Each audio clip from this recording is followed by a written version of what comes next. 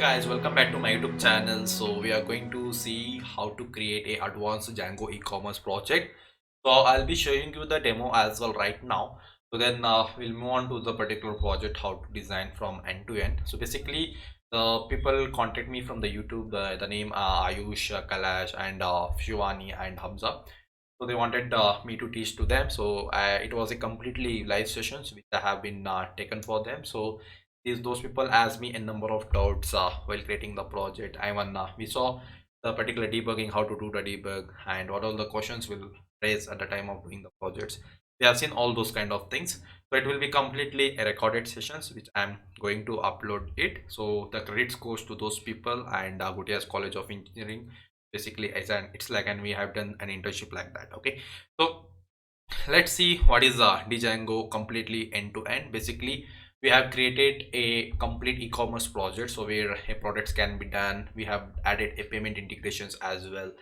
So we have seen how to complete 100% authentications, like how to send the particular emails, request emails, and how to reset the particular passwords.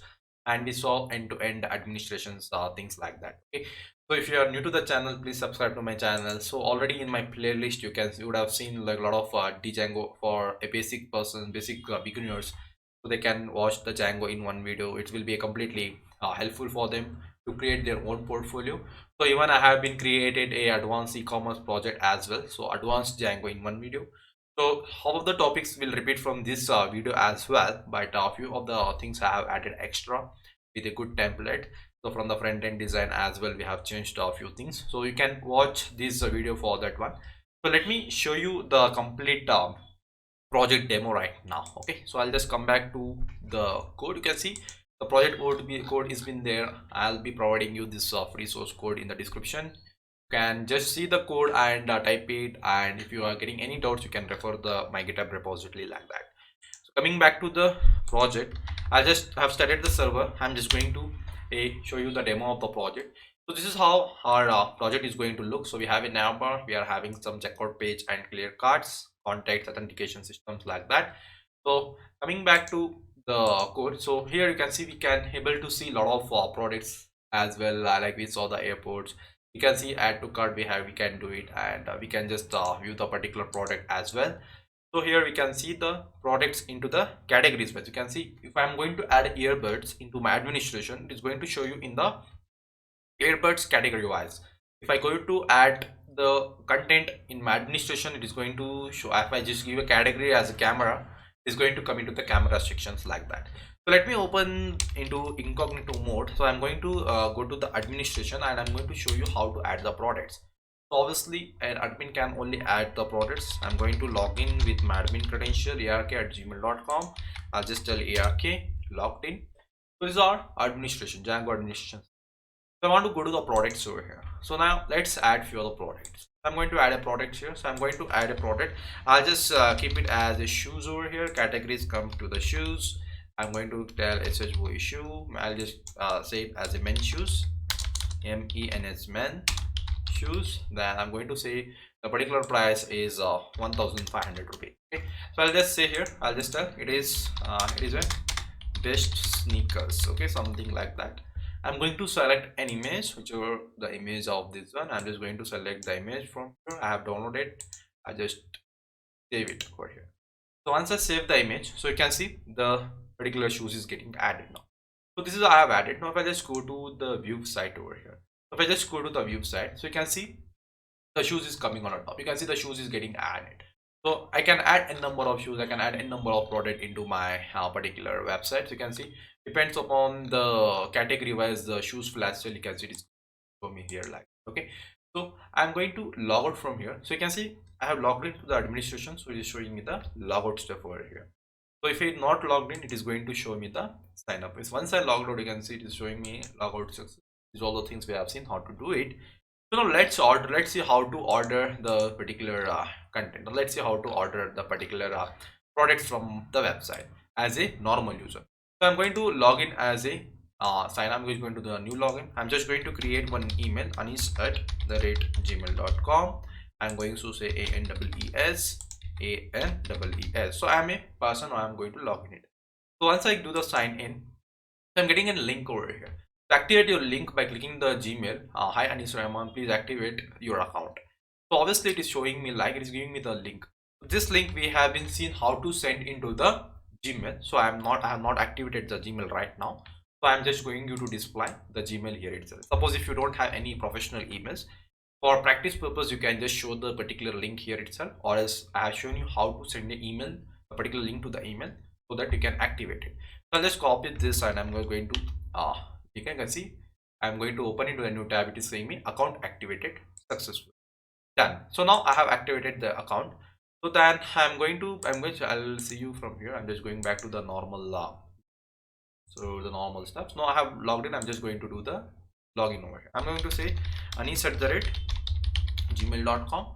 So I'm going to log in with the credential whichever I have given. Once I click on to the login, you can see I have been logged in. Login has been successful. Okay. Same way, I am going to show you the how to reset a password. So I'm going to reset a password by the name anis@gmail.com. I'm just going to click on the submit. You can see we have same thing. I have added same thing. So basically this content should go to the email, but I'm just displaying here itself. Just copy this link, entire link, and just paste it into the new tab. I'll be getting a new link to activate it. So you can see this is going to say me the set your new password. I'm just going to say here 1 2 3 4 5 6 7 8 9. Well, I'm going to say 1 2 3 4 5 6 7 8 9. I'm going to submit it. Once I submit, you can see password reset is success. It is logged in. So now I can log in with the resetted link, resetted password stuff 1 2 3 4 5 6 7 8 9. Login. Once I log in, you can see I'm a login success. This is a complete authentications I have added it over here. So I have shown you how to do that thing into emails, like how to send the particular message to the emails, activate from the particular email. Okay. Now let's do the shopping over here. Going to show me a login success. So I'm going to add this cart. So I wanted to add the shoes. Then I wanted to, you can see as I click onto it, you can see my shopping cart is been updated over. So I want to add shoes. I want to add a camera. Then I want to add this one more. I'm just going to add this one camera. So basically, I want to purchase 3 orders. I want to make it this as a 2, the particular earbuds. Then I'm going to make it as well as a 2. Okay. So now coming back to the cart, you can see it has been updated. Now let's go to the checkout page. Once I go to the checkout, it's going to show me. You can see saying me you have added a shoes of 4,500, earbuds at 500, and this one. The total amount it is going to show me 9,198. Obviously, the shoes quantity was something was to have added, so because of that, the exact price it is going to show. Okay. So it's asking me to enter the address and save it. So I'm going to go provide me the details. So just tell Anis, I'm going to Rahman. I'm just going to say Khan. The email will be the one. You have to not change the email. I'm going to say the address. I'm just going to say Bangalore. Okay, so I'm just going to keep everything as same city as it as the same. I'm just going to keep the Karnataka. Then I'm just Karnataka. Then I'm just going to say pin code 560032. I'm going to provide one random number 1 2 3 4 5 6 7 8 9 10. I'm just going to click on the place order. So once I click on the place order, you can able to see it is going to the Paytm merchant. Okay, so we have seen how to add the Paytm integrations over here. So I'm going to click on a net banking. I'm just going to pay for the demo purpose. Once I say for the successful, if I click on a success, you can see it has been saying payment status is success. It is giving me the payment status regarding your order ID 13 ID is 3 shopping cart is order success. Right? Payment has been success. So now I have ordered. So these are we can order the content. Now if I just go to the my profile page, you can able to see here it's showing me like yeah, your order ID is this, name, order, the order products, and amount paid, status, address, and delivery status is you can see the order has been placed and delivered is not delivered, and you can see I've ordered on December 11 2020. So this is all about the content. So even I can contact the person. I can just say my name is Anis. I will say I need a I need I'll just tell I need a urgent delivery. Okay, so I'll just give the phone number 1 2 3 4 5 6 7 8 9 10. I'm just going to submit. Even I can contact the particular site. We'll get back to you soon. When I can do that, this like that. Okay, so now coming back to my incognito mode, I'm just going back to the incognito. I'm going to see the administration now. So now I'm going to log in as an admin. So basically whoever have product, whoever have ordered, I need to see the order details of him. I'm going to this page. So you can see if I just go to the order, you can see Anis Rahman Khan right now which I ordered. You can see all the data I'm getting able to see the backend. and I can just able to see here. Now I'm can able to update the products as well. I'm going to say whatever the order 83 was there, I'm just going to say your, I'll just tell your, suppose your order is delivered. Suppose I have sent the order and a delivery success. I'm going to mark it as a delivered and I'm going to update. Okay, so once I click onto the update, so if I just come back to a normal user who have ordered, if I see here, you can see it is going to show me your order is delivered and it is showing me the tick mark, that is nothing but I have delivered the particular product. So it is unique for the unique user. So these are all the things we have seen into our project, like how can, even if I just click on a clear cart, all the cart is going to get cleared. So a best project which we have created using Django with a lot of efforts. So if you're interested to do these kind of projects, lengthy e-commerce projects, you can do it. You'll be getting to learn so many things with these upcoming videos. So special thanks for Ayush, because of him I able to create this project, else I would have not created again the same content and with a lot of functionalities. Okay, so let's move on to the coding part. So before moving on to the coding part, the pre-requirement is you need to know little bit basics of Python basics. Then please install Visual Studio Code and install the Python. Then you can watch this entire video for developing this kind of project. You can access the code in the description below as well. So let's move on to the coding part.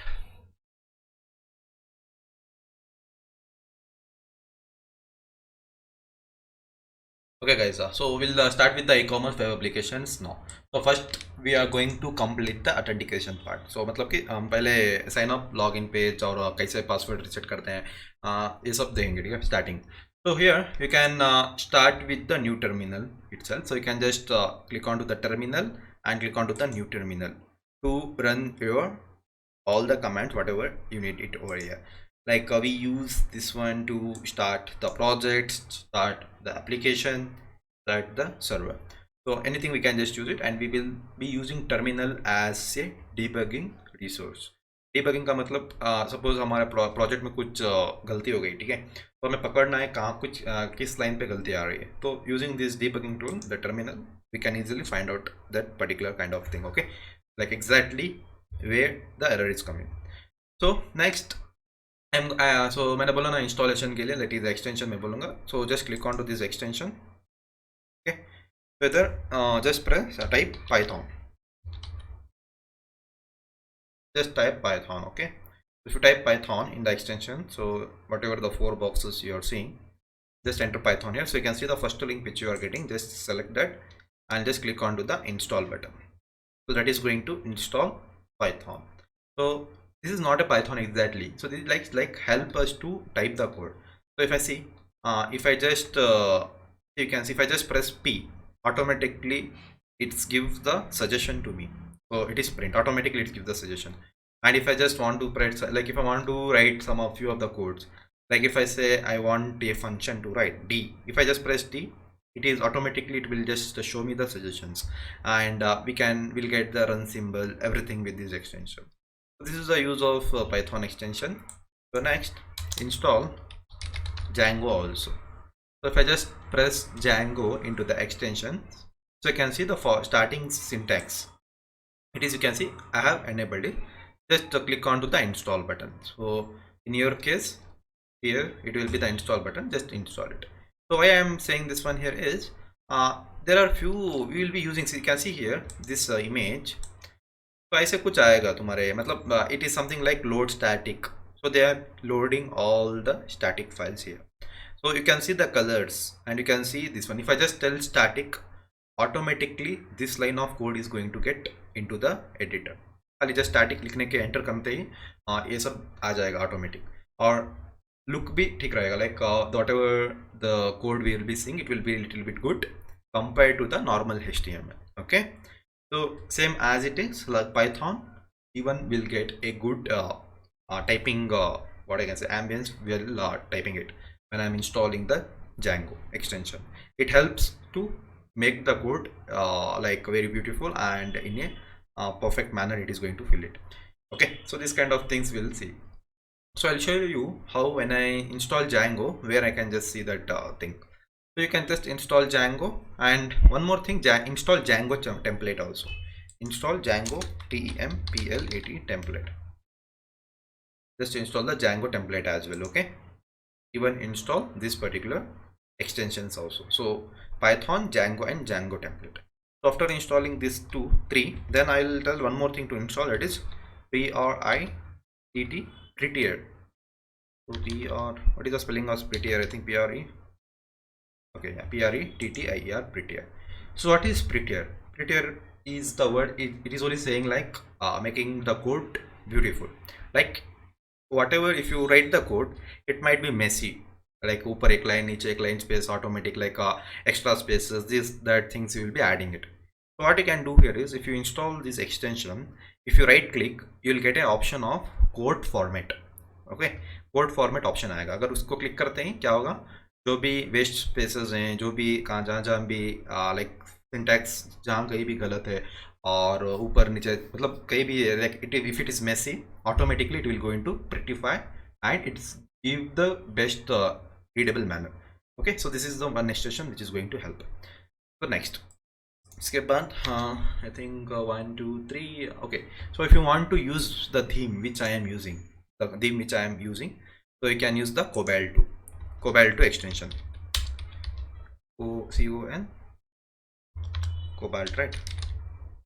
So cobalt 2 theme, you can official theme, you can use it if you want the theme which I am using it. Okay, it is completely your choice. So these are important extensions which I wanted to say.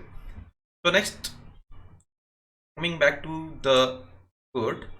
So as we have to install what? First I need to install the Django. After installing the Django, I need to create a Django project. To create a Django project, the command is Django admin start the Django project. So I'll just give the project name as e-commerce. Okay, anything you can go, I'm just giving as a e-commerce. So once I run this command, so you can see the e-commerce project is going to create it. So you can see the e-commerce project is created with all the Python files. So next, as I create e-commerce project, now the second thing is I need to create a application. So I'll go inside the e-commerce folder. First I need to go inside, so I'll give cd e-commerce. Okay, if I just enter cd e-commerce, just press CD, okay, then enter E, then press tab. If you press tab, automatically it is going to take like this. Okay, Excuse me. Yes. Actually, it's still showing me this same error. Okay, I'll resolve you after some time. Okay, after Okay, that. Okay. So cd / e-commerce. So I'll go inside the e-commerce folder now. So after going into the e-commerce folder, next what I need to do, next I need to create the application. So I want to create the application now. So I have created the project. Next I need to create the application. So now creating the application, I have a command that is python manage.py start the application, and I need to give the app name. So basically what I am going to do here is I am going to create a app only for the authentication now. So I'll just make it a home app. Okay, so e-commerce, so I'll just create a e-commerce app first. Let's see, e-commerce app. So now I'm going to create a e-commerce application over here. Okay, so you can see once I run this, enter the command, you can see e-commerce app has been created. So we have created one project and we have created the another project by the name e-commerce app. So next what we are going to do here is, so later on we will be creating few other apps as well. Like it is a e-commerce app, I'll just keep here home page, contact page, contact page, about page, like this kind of things. For the sign up page, for the login page, and for the authentication part, like we call it as authentication, right? For sign up, log in, and resetting the password, these all things comes under authentication. So I'll create another app only for authentication purpose. Okay, so that, like you can say here, I am just dividing my entire project into chunks. So one chunk is for home page, about page, services page, like that. One more is for only authentication, and one more page I am going to create, that is blog application I am going to create into the same project. So like this we'll create at least 2 to 3 applications into a Django project. Okay, that will do later. So now let's focus on this part. Okay, I created an e-commerce project and e-commerce application. So next I need to just run the server, that is Python manage.py run server. So I need to run the server for it. So that is basically to start the manage.python file. Okay, just I am running this manage.python. So I am giving python manage.py run server like that. This is the official documentation how it is written. So once I write this one, I'll be getting an database, then I'll be getting some migrations folder automatic. Now I'll just press Ctrl and click onto this link. Okay, you can see the Django is worked successfully. I am getting the successful page. Okay, so just what we did, we created an e-commerce project and e-commerce application and just run the server. That's all we have done till now. So any doubts still here, guys? No. I want everyone to reply whenever No I ask. doubt. Okay, sure. Done. So now let's we'll do the same thing what we did in the previous class right now. What we did, as I said, settings.python file is a folder of your Django project. Whatever we do with this application or a project, I need to first inform the settings.python file. So here I'll go to the installed apps. Here I need to tell I have created a Django application. So just please look onto this. I am just saying here. Okay, so I'll just tell what is the project name is here. What is the application name? This is the application name and this is the project name. Okay, whenever I speak about the project, you have to understand I am speaking about this folder. That is nothing but where your settings.python file exists. So next, e-commerce application is our app. I need to say I have created an app, please install into my Django project. I'll just tell e-comm and just to give to the same name whatever I have given there, e-commerce app, and just put the comma and just save it. Okay, just give the same name whatever you have been written. That's it. So whenever you press Ctrl S, you can see the server is going to restart automatic. This is how the thing goes here. Done. So now I have created a settings I have added now. So next, go to the e-commerce project urls.python file. Here I need to say the same thing. I want to say whenever I get this localhost URL, I want to land it to some HTML page. I want to land it to the index.html page. I want to land. For that, I need to write a new path. I'll just write the new path here. I'll just do slash. I'll just do in this fashion, that is single quotes with nothing. That means it is redirecting to this particular page. This I'm defining it. So whenever I get this URL, that is nothing but localhost URL at the port number 8000. So you need to follow this path. Okay, so here I need to include it. I want to import a module from Django.urls, that is include include. I want to import this include. So then I'll say I want to include in the double quotes. I need to give something like this. I need to include this application e-commerce app here now. So in the Django project URLs, I am importing this e-commerce app URLs. So there is no urls.python file. You can see there is no urls.python file inside your e-commerce application. It is only giving me this many files. If you want to create another files, you can just take it from here. So yeah, what I'll do here is I'll just select it. See, if you want to create a new file, make sure first you are selecting this folder. So now I want to create urls.python file into this folder. So first I am selecting here. I'm just clicking onto the e-commerce app. Then I'm clicking onto this first file, that is new file. If I click, you can see the file is taking in this particular folder itself. You cannot simply type somewhere. You cannot simply right click here and click onto the new file. If you click here, that means it is going to store the file into e-commerce application folder. So but I don't want the URLs file into that particular folder. I want the URLs file to get into the e-commerce app. For that purpose, I'll just select in which folder you want to get the file. I'll just select like this, then click on to here new file, then I'll just name the file, that is urls.python file.py file. You can see the urls.python file is been coming into my e-commerce application. So this is how I can create the new file. So now after creating, I just say whenever you get the localhost URL, just include my e-commerce app URL. So I'll just include, I'll just include this one. I'll just tell what is the application name. So I'll just tell the application name is what? e-commerce app dot urls. So if I tell e-commerce app dot urls, it is going to select the e-commerce app folder and it is going to select the urls.python file from here, from this particular line of code. So I'll just save this much. So once I save, so you can see I got the errors here. So I got the errors in the down. You can see does not appear to have any patterns into it. Obviously you can see I don't have any pattern into my e-commerce app URLs I have created newly right now. So for that I need to import this from django.app.urls. I need to import this path. I'll just copy this line of code and I'll go to my e-commerce app and I'm just importing this line of code.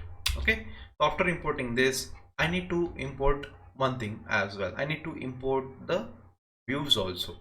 So I need to import this views file. I need to import this views.python file. So I'll just tell into the URLs. I want to just tell from e-commerce application. I want to import the views. I want to import the particular view. That is nothing but whatever the code you are writing into this Python file, everything you can access from this line of code. Like from e-commerce dot, I can import it. So if you create any function, suppose now I want to create a function now. What is the function I want to create? I want to create a function index. Okay, I want to just create a function name that is index. So index is going to take a request. Index is going to take the request and it is going to return something. This function is going to return something. I'll just tell return render. First argument is going to take the request and second argument it is going to take the HTML file name. So in the second argument I'm just going to write that is index.html. Okay, so I'm just writing this index.html file. So index.html file अभी मैंने बनाया नहीं है, अभी बनाऊंगा. ठीक है, so just I am writing one function. So Python basics you know already, so you know how to create a function. So we will use a keyword that is def and a function name. It is going to take one parameter request as default, and even here when returning request it is going to take, and it is just returning one HTML file. That is what the thing is happening here. Next, come back to this URLs now. So we have created we have imported the path and we have imported the views. Now I need to write the URLs pattern now. So how? Same as it is, whatever they have been given. So what is the URL pattern? I need to give it here. So I'll just copy this URL pattern. I'll just copy this URL pattern. I'll just close like this. Okay, so inside all my URL pattern I'm going to do. So I am using list here. Okay, it is list. Whenever I use square brackets, that is going to be treated as list. So I'll write to a new path now. I'll write the path now. So what is the path? I'll say Django is returning me this URL. Django is returning me this URL for the local host.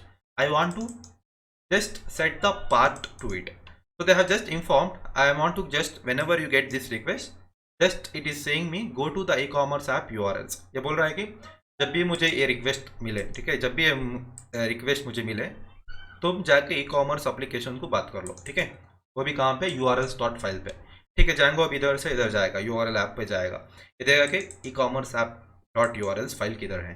तो इधर है, इधर आएगा वो. ठीक है, फिर इधर देखेगा कि मुझे क्या करना है. तो अगेन मैं अभी इधर कोड लिखूंगा. Again I am saying whenever you get this request, मैं बोलूँगा अगर तुम्हें ये पर्टिकुलर लोकल होस्ट का रिक्वेस्ट आए तो तुम क्या करना, इस फाइल का जो फंक्शन इंडेक्स है उसको रन कर देना. ठीक है, वही मैं लिखूंगा इधर. कल से go to these views whichever I have imported, views dot I want to run the index function where the particular function name is index itself. Exact index ही रहेगा. कभी क्या होता है ना, कभी कभी फंक्शंस मिसमैच हो जाते हैं, मतलब it might run some other function, so that thing should not happen. So we are passing one more argument, name is equal to index. It will just check whether the function name is index or not. Exact whatever the name I am passing, It's just going to run that exact name of the particular function itself. It's not going to mismatch with any other functions. That is what I have sent. I just save it here. Okay. So you can see now server has been started properly. Okay. So now let's go to back here. If I refresh it, you can see I'm getting one error. क्या error दे रहा है? index.html file नहीं मिला मुझे. ये बोल रहा है कि यहाँ पे देखो, यहाँ पे लिखा है it is going to this function itself.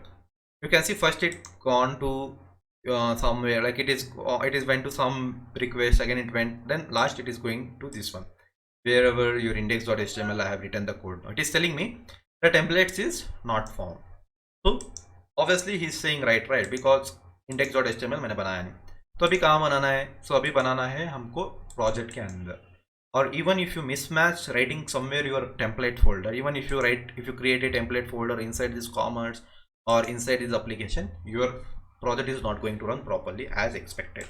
Okay, because of that, make sure you are creating a template folder inside this e-commerce project itself, that is into the main project. When you are closing all the files, it should look into the same format. If it is not looking, then it is wrong. Okay, first click on to this project, then click on to this again I'm saying, see, first click on to this main project, then click on to this second logo, that is new folder, then name the folder as templates. Okay, it should look into the same format, and make sure you are giving the same name itself, that is templates. Don't mismatch with this name. Okay, you can mismatch with other names, just make it templates itself. It is a standard name we have been using. So inside the templates, I need to just create the new file. I'll just give it as index.html file. Enter. So you see, when I just enter index.html, you can see I got the DJ symbol. If you have not installed the extension, that is Django, you people would have not got this DJ symbol. And you can see, if I just go to here into the dj.index.html file, you can see it is selected as a Django template. So or else normally in your case it might be selected as HTML itself. So just you can use this Django template to write the code. If I just tell static, you can see automatic I'm getting this kind of code. Just I'm writing this much. So these all the things will come over. If I just enter if, you can see automatically I'm getting if else condition, automatically our Django template is going to provide. Because of that I have installed these extensions. So here I just tell exclamatory shift plus click onto the shift and exclamatory, you will get this symbol, just enter, automatic your bylaw template is coming here. So I'll give the title name here. I'll give the title name as e-commerce. I'm just giving, so I'll just give it as e-c-o-m-m-e-r-c, e-commerce. Just save it like that. So I'll just tell in the h1 tag, I'll just tell welcome to Django something. Okay, this is what I have been taught last class. So welcome to Django I have been added now. So if I save the program, if I just save, always have a habit of saving it. Whenever you type something, just press Ctrl S. So then your project is going to be running properly. If you have not saved, some of the functions might not run. Okay, so let's come back here again. If I refresh it, you can see again I'm having the error, template does not exist. Why I'm getting this error? Because I have not set my further, what that is settings.python file. I have not set my e-commerce further, that is nothing but our settings.python file that I have created a template folder. You have to look onto it for directories. So here if you scroll down, you can see I'm having a 58th line, that is dirs. So here I need to specify the folder name. What is the folder name? Is template. So I'll just give it as templates templates. Just save it, Ctrl S. So after saving here, if I come and refresh, you can see your project is going to run successfully. There will be no glitch to it. So I'll say one more thing. If I say, you can see here, if I right click and close all the files from the right hand side, so now you can see in the, which is the e-commerce or views, if I just press Ctrl and scroll, it is, you can see I can zoom in, zoom out. How it is done? You need to go to this manage, then go to these settings, just search for zoom. You can see you'll be getting this editor, that is mouse wheel zoom. Just enable this one. Defaultly it will be disabled. Just enable this one. Okay, just enable this one. So if you just enable and close it, then you can see if you just press Ctrl scroll and Ctrl scroll down, It's going to zoom in and zoom out. So now see here, if I press Ctrl D, automatically the same line code is copying, it is just copying down. If I press Ctrl D, it is getting copied down. So if I just press Ctrl Z, it is going go back. So if you want to copy the same line of code again and again, if I want to copy the same line of code down, I need to just press Ctrl D. So you can see all the same thing is going to come over here.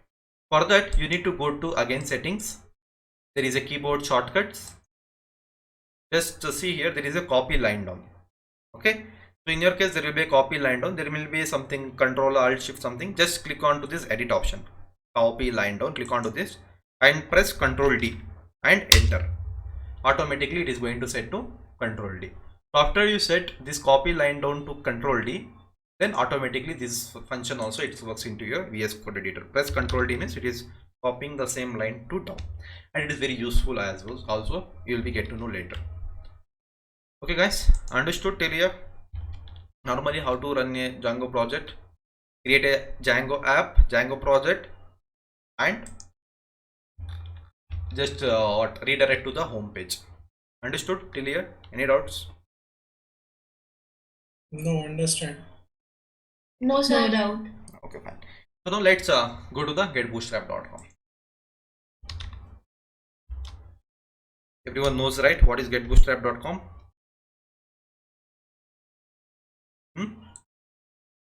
Everyone knows, right, what is getbootstrap.com? Yes, sir. Okay. Yes, sir. So I'll go to the documentation of the getbootstrap.com. Getbootstrap.com/documentations.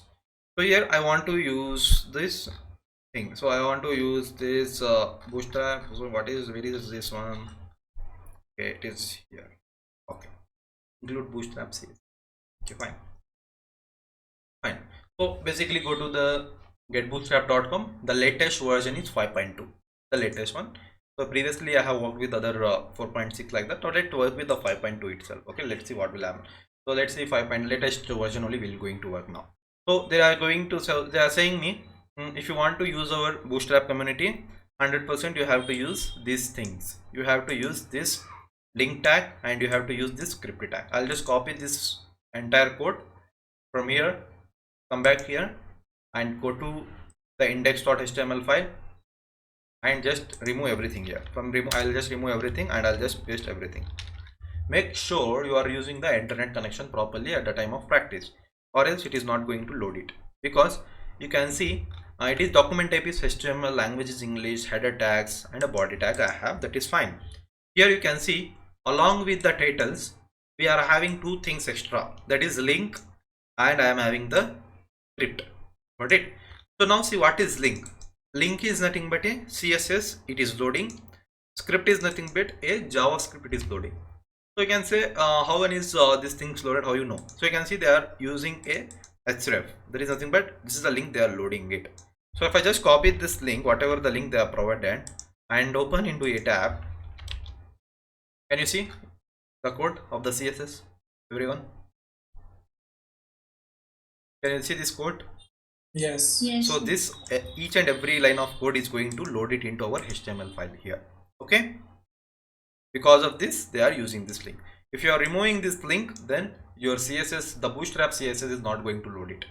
Same way for the scripts as well. If I just copy this script tag and if I just open into the new folder, new file, you can see the Bootstrap licensed script they have written here. They have written n number of JavaScript here. Okay, so this is the script they are using for entire Bootstrap, and this is the CSS they are using for this entire thing. Okay, so this is what I wanted to show you. This is the one thing is fine. So now fine, we are using the Bootstrap now. If I just save it, come back to the file, and if I refresh now, hello world, nothing else is there. Hello world is been comment. Got it? Understood? Now let's do a few modifications over here. So what is the title? I want to change the title name. I want to change the title name to what? E-commerce. E-C-O-M-M-E-R-C, e-commerce. I want to just change the title to e-commerce over here. Okay. So then I am removing this h1 tag. No, I don't want h1 tag. So just I am doing this much. What else I did? Nothing I did. Just I changed the title name and I have removed the h1 tags. So now I want to put the navbar here. I want to add the home page, contact page, about page, something I want to add like a navbar. So each and every website you can see will have a navbar like this, right? You can see I have the navbar here. Same thing, I want to add it here as well to my website. If I refresh, you can see the title name is been changed to e-commerce. So now let's come here down. Here if I say where is our components, or components are here, right? Or components are here. There are few things, so much things I have never seen this one till now. So let's move on to the components, basically where it is here. So in the components I want to get the navbar. So you can see I'll select the navbar here. If I scroll, you can see I have a navbar here. I want to get the same navbar into my website. Okay, I want to get the same navbar into my website. So I'm going to copy down this navbar, coming to my index.html page and paste it. I'll just save the code. I am not doing anything. Come back.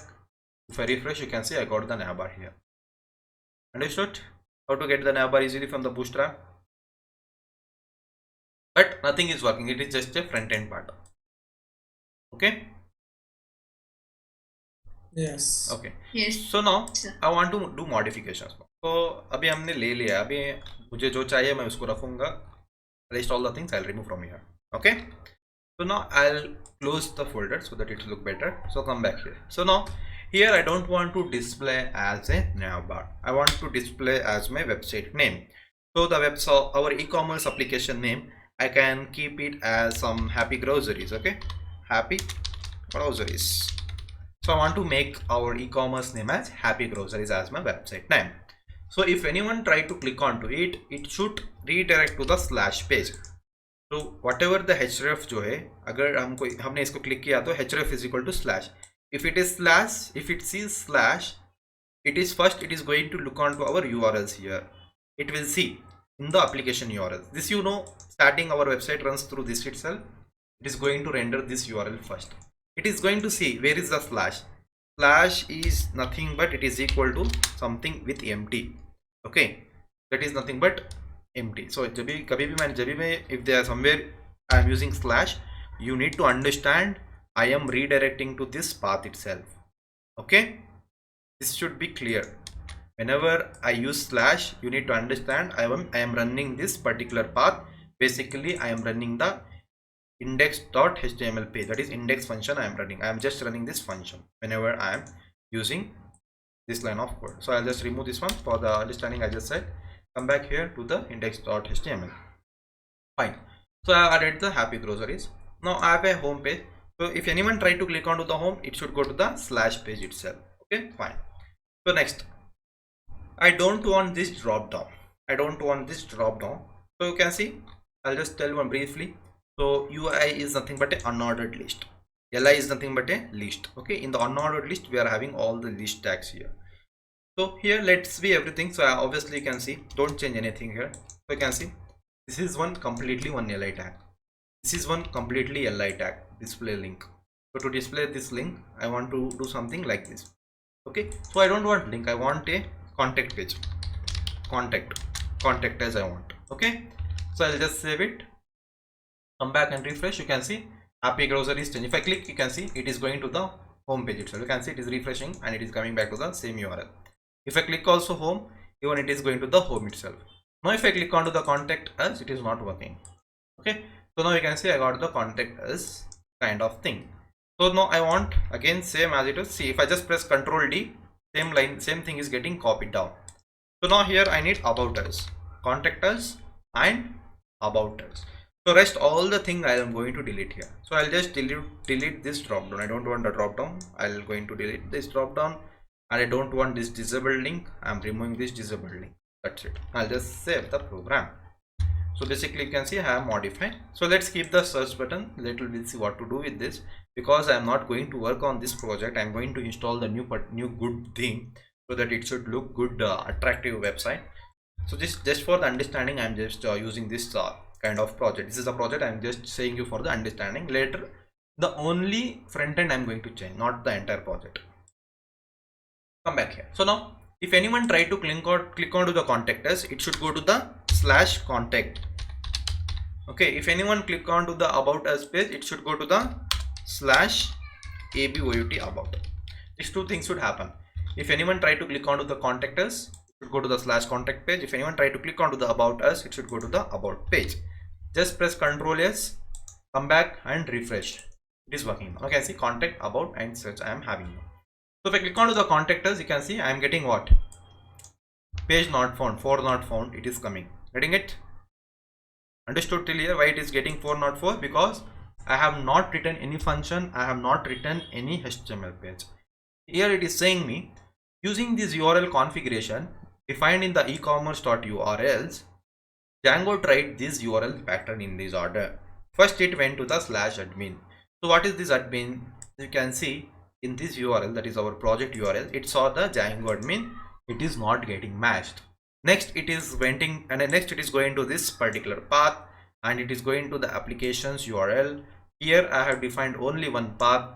It is saying me even I went to the name is equal to index function. Even here also I cannot find any path whichever you are searching for. So it is saying me you are seeing this error because I have debugged it. So if I want to see the current content, I need to add the pattern now. So I'll just add the pattern here. So what is the pattern? I'll say contact. If I get a request for the contact URL, I need to run the contact function where the function name is contact. Okay, now if I save the program, you can see the error. What is the error? You can see I am getting a invalid syntax. You have forgot the comma. I need to write the comma here, and I need to write the comma here as well. So I can just write the comma here as well. Okay, if I save, you can see again I am getting one more error after saving the file. What is the error? Module e-commerce application.views has no attribute contact. Obviously it is saying me e-commerce view. The view is coming from where? It is just loading this views.python file. This particular file does not have a function that is contact. It is saying me there is no contact function here. So I need to write the contact function. So I am going to copy down this function as it is. Now I will define the contact function. I'll just tell contact. So whenever I get a request for the contact, I need to return what? Contact.html file. Okay, I'll just save it now. If I save, you can see I'm getting the server link now. That all the things works fine. So now one more thing I need to do. What I need to do? Let's see who will tell. We have to make a file contact.html file in a e-commerce correct project folder. Project folder that is inside only the templates folder itself. Okay. Same good. Okay. So I need to just click onto the templates. Now I'll just click onto the new file. I'm just telling contact.html. Okay, fine. So here I'll just tell h1 contact us. That's it. I'm just telling h1 contact us. Now I want to do it for the about as well. Same, I need to go to my applications URLs. Same, just copy down. Here I'll say path is equal to about. I'll tell you have to go to the views.about function where the function name is about. Save it. Again you'll get an error. What is the error? E-commerce application view is not having the function name that is about. So I need to go to the views. I need to write one more function by the name what? About. Same name I need to write it, and it will going to return the about.html file. Then I need to create one about.html about.html file. So I'll just tell here as h1 about us. Save it. Okay, now come back to your file. Now if I refresh this content, you can see I'm getting a contact us. Happy groceries, home, contact us. You can see slash contact, it is going to take the URL. Again, if I go to the about us, it is going to the slash about, and it is loading the about.html page. Got it? Understood how the URLs works, URLs and functions? Any doubts with this, guys? No, sir. Okay, fine. No, sir. So now one thing I'll tell you. Now I'll explain you about the Jinja techniques. After explaining about the Jinja techniques, we can go ahead later. Now one thing I'll tell you here. So if I want to make this file something, I want to make the background color to dark. So I can just choose bg what? Dark. Okay. If I use bg dark, if I come back and refresh, you can see background color is coming as a dark color. It is just changing to the dark color. Again, I have to use one more. So that is LG is there, fine. Then bg dark, and let's try this text white, whether this works. So basically they have changed the bootstrap, this latest bootstrap now. So there are one more argument there. So dark it was, it is not coming. bg dark, and I'll just tell now bar expand lg. So here I'll just somewhere it was. Let's try here bg dark, and if I just tell white, if I refresh, it is not coming. Okay, we'll see later what is that. So I'll just tell bg dark, I'll just use some other color, I'll just tell bg info. Okay, I'll just use bg info color. Info, if I use, it will be something like this particular color. So you know how many colors are there into the bootstrap, right? What all the colors you can see here. If I just go to the colors and background, you can see these many colors we are having. So primary color we have, secondary, success, danger, warning, info, light, and dark colors we are having it. Okay, so I can use, okay, I can just use text bg primary, text bg secondary, text bg success, text bg danger, like this I can use it. Okay, so if I want to use this dark with contrasting color, I need to use what? Text bg dark, it seems. Let's try this one, whether that works or not. I'll just tell here what? Text to bg dark and padding to 3. If I come back and refresh, okay, it is not working. It's not working in these things. Okay, let's make it as what? Just make it as info itself, or primary, or anything. I'll just use it as info right now, because I'm not going to use anyways. Just I wanted to show you the colors. So these colors you need to understand. Primary means blue, secondary means this dark color, success is green, danger is red, warning is yellow, info is this, red is this, dark is this. This is a what you can say standard colors of the bootstrap. Okay, this is the one thing. So I can just give the paddings here. I can just tell padding 3, or I can just give it as a 5 also. If I give padding is equal to 5, you can see the height is getting increased over here. So in this way you can just see like that. So next, so I want to say something. Now I want to see, if I go to the contact us, again I want this navbar also. Again I need navbar. I want to get here in the down, that is contact us.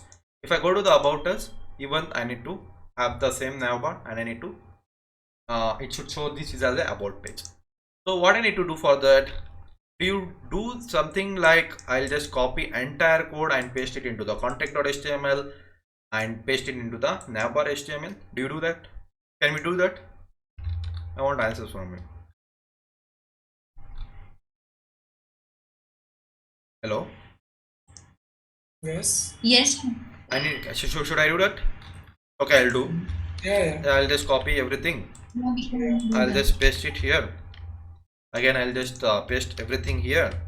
So what I need to do next, just changing the titles, right? It is a e-commerce Yes. about, and for the contact also I'm just only changing the title. It is a e-commerce contact. Okay, save it now. I'll just save everything, save all, come back, refresh. Okay, now if I just click onto the home, it is same page. Contact also I'm getting slash contact, I'm getting the navbar. Even in the about also I'm getting the navbar. That is fine now. So think, I want to add one more navbar here. I want to add one more thing at my navbar. Okay, I want to add one more thing in my navbar. I want to add one more link. That is, I'll just add the link name as sign in. SIGN IN, sign in. I'm just adding something like sign in. Okay, now if I go to the home page, you can say I'm having a sign in. Now if I go to the contacted, it is not there. Even if I go to the about us, it is not there. So what is this? This is like bad, bro. It is like, you think like it is not good way to do like this, because now it is fine. In future, if it is a big application, if I do any changes into one HTML file, then I need to go each and every HTML file and I need to change it. Correct? Getting my point? Yes. What I'm saying to say? Yes. Everyone? Yes. Okay, so because of that, what we can do here is, I'll say, see, navbar will be constant in each and every page. You go to any page, your navbar will be same. Getting it? Yes. Right? Yeah. Navbar will be same, and whatever the footer section will be, that will be 100%, it will be same. If you go to the any website, so the two things will be constant itself. This navbar and content everywhere, if you go to the any page, the navbar will be constant and footer will be constant, and few of the things will be constant. So what I can do here is, I will create one HTML file. Okay, I'll just paste the code whichever it is constant in all the files. Getting it? So then what I'll do, I'll just load that particular file wherever I need it. So just see, that is nothing but we call it as a Jinja technique. Now see, I'll just tell you what is the thing. So I'll just click on to the new file. I'll just make this as a base.html. Okay, I'm creating one base.html file. So what all the things are constant, I'm just going to keep it here. Okay, so I'll say base.html file, I'm just creating it. I'll just copy entire code from the index.html and paste it into the base.html. Okay, I'll just save it. Now I will remove everything from about. I will remove everything from the contact. I will remove everything from the index. Okay, I'll just save the project. Now if I come here, you can see it will be an empty page. Okay, I don't have anything now. So what I'll do in the base.html which I created right now, I'll say in my files I will be changing what? I will be changing the titles, that is 100%, right? I will be changing the titles for each and every page. So what I'll do here is I'll remove that e-commerce. So I'll keep the e-commerce. Okay, I'll just keep the e-commerce. Here I'll just write after e-commerce it should print something hyphen. It should be like e-commerce hyphen home, e-commerce hyphen contact, e-commerce hyphen about, something like that. For that I am just going to define one block. I'll just enter block. You can say I'm getting a block. So whatever the block is there, it starts from here and this particular block is ending. So what I'll do, I'll just keep this as an empty. I'll just name the block name as title, T-I-T-L-E, title. I'm just going to, so again I'll just click on to the BLOCK block. I'll just name it as T-I-T-L-E, title. Okay, you can see I am just creating one block title and this is the ending this particular block title. So whenever I want to change the title name, just I will copy same this thing into other files, then I'll just name the content into the between. I'll just append it over here. That is what I am going to do it. You'll understand when you see the output. So just to see, I'm just creating a block title and ending this block title here. So then what else I need to do? My navbar will be same in each and every file. So I'm just keeping as it is. Here I'll just keep it as /signin. Okay, so now everything will be there. So after the navbar, the things is going to change, right? After the navbar, the things is going to change. So whatever the changes things I want to put it, I want to just put that is into the block body, keyword dy body. So I want to put all the changes into the block body. I'll just save it here. Okay, only two things I did. I created a base.html file. I created a block title inside a title tag, and I created a body tag, that is body block, after exactly my navbar ends. That's all I did. Now coming back to my index.html page, I'll just write one line here. I'll just tell extends. So if I just tell extend, it will be giving this syntax. I want to extend my base.html file here, base.html file. I'll just write one line of code into my HTML page. If I come here and go to the home page, you can see I got the navbar. Understood? Just I'm saying I want to use this base.html file into my index.html file. I've just said in one line I can able to load all the code from the base.html file. After loading, you can see I'm getting only e-commerce dash. Okay, I'm not getting anything else. Now I'll say again, I'll say wherever there is a block title, wherever this block title is there, I'll copy, I'll go to the index.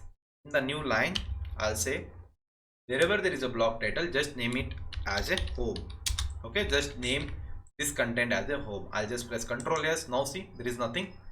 If I refresh, you can see I got the e-commerce home. It is nothing but this text is loading into the base.html file wherever there is a block title. That's it. Now I want to load some content into the block body as well. I'll just copy this block body. I want to load something here. I'll say I want inside the block body I need to create one what I can say, I want to just create one card. I'll just tell div dot jumbotron, jumbo div dot jumbotron is spelling, I don't know what is the spelling. I'll just create one normal card. Okay, card, set a card.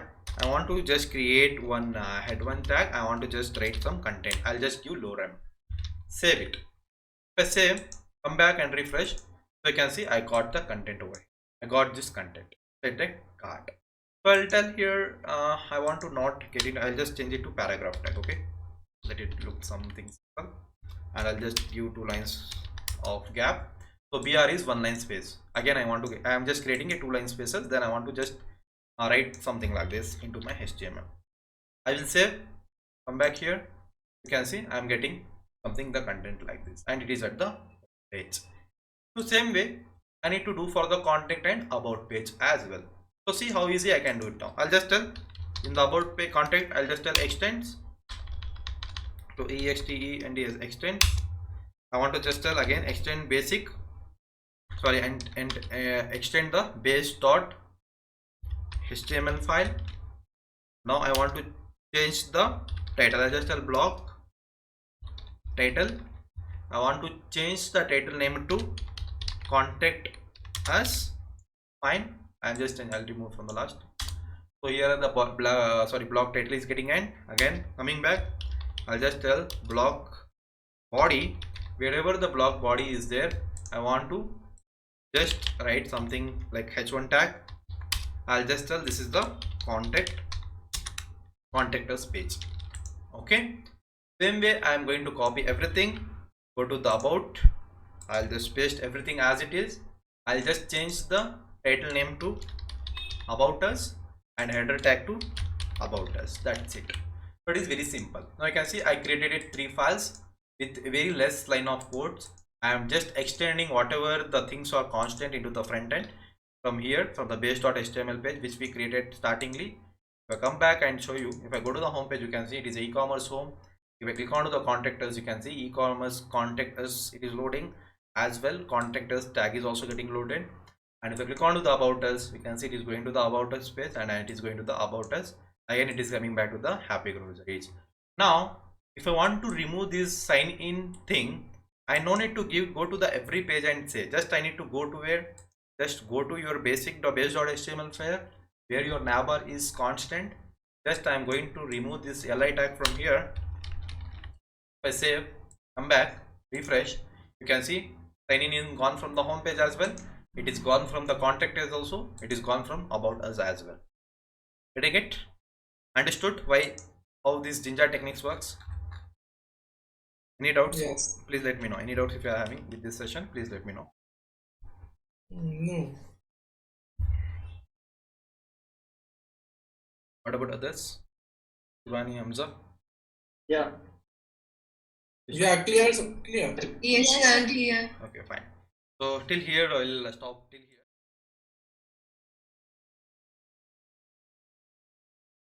Okay, guys. So I'll just select this template for our website for the e-commerce one. So I'll just click on to the free download. You have to go to this website, that is bootstrapmate.com/demo/tempo. So just click on to the free download. So you can see it is asking me. They have given like if you want to use it in the personal projects, I can use it. No need of paying. I can just freely download it. If you want to use it in your professional emails, or if you want to host it, then they are saying to pay $14, which you are not going to pay. So I'll just click on to the free download. So you can see it is going to install it. Okay, so it is of 6.7 MB. So now let's integrate this front end into our HTML part. So we want to integrate that particular the front end into our HTML pages. Okay, so now what I'm going to do here is, so whatever the index.html page is there, so we'll keep like as it is. I'm not going to do any changes. So I'll just close all the files from right hand side.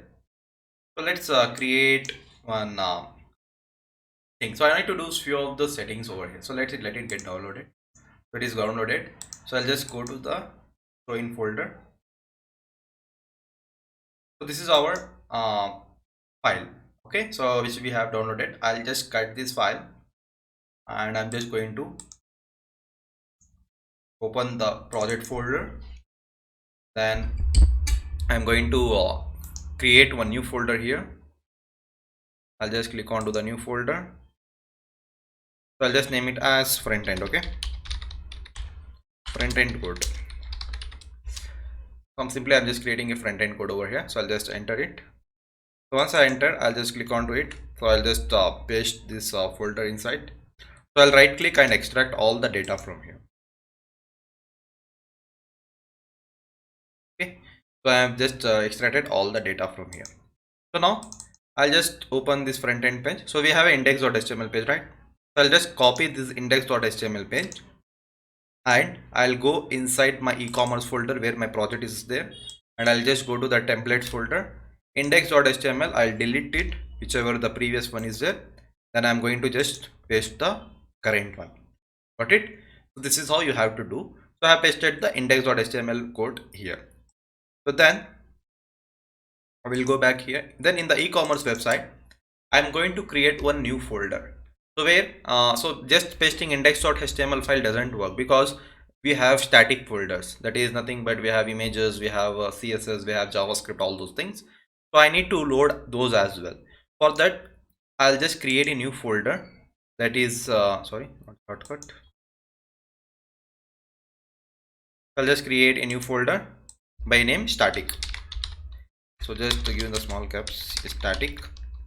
Okay, so this is a folder where our CSS files, images, and JavaScript, jQuery, everything it is going to handle it. Okay, so what I'll do, I'll go to the again front end code tempo folder. So you can see there is a assets, right?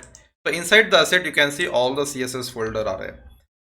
So CSS file is here, style.css, images, all the images of the website is coming from this particular website, this particular folder, JS and CSS and vendor. So I'll just copy everything as it is, the asset folder. I'll just copy this assets folder, copy the asset folder, go to your web wherever the folder is there, and static folder, just paste this static folder here. I'll just paste the data. So all the things is going to come into it. Okay, so now come back to the code. So this is only one thing you have to do. So just extract all the code folders and just create a new static folder and paste it. So now come back to the code. So you can see all the data, it is reflected here. Automatically our VS code is updated. You can see I got the static folder and I got the front end code as well.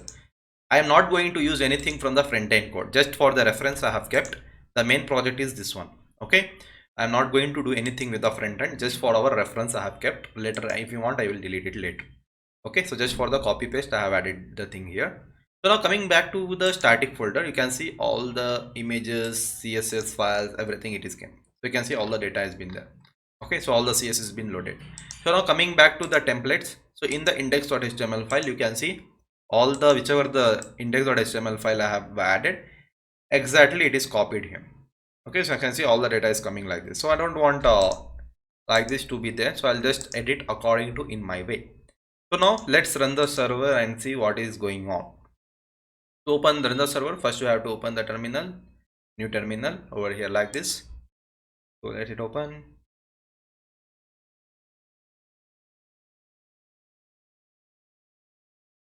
So what is the command to run the server? So that is nothing but a python manage.py run server. So I need to run that particular command to run the particular server.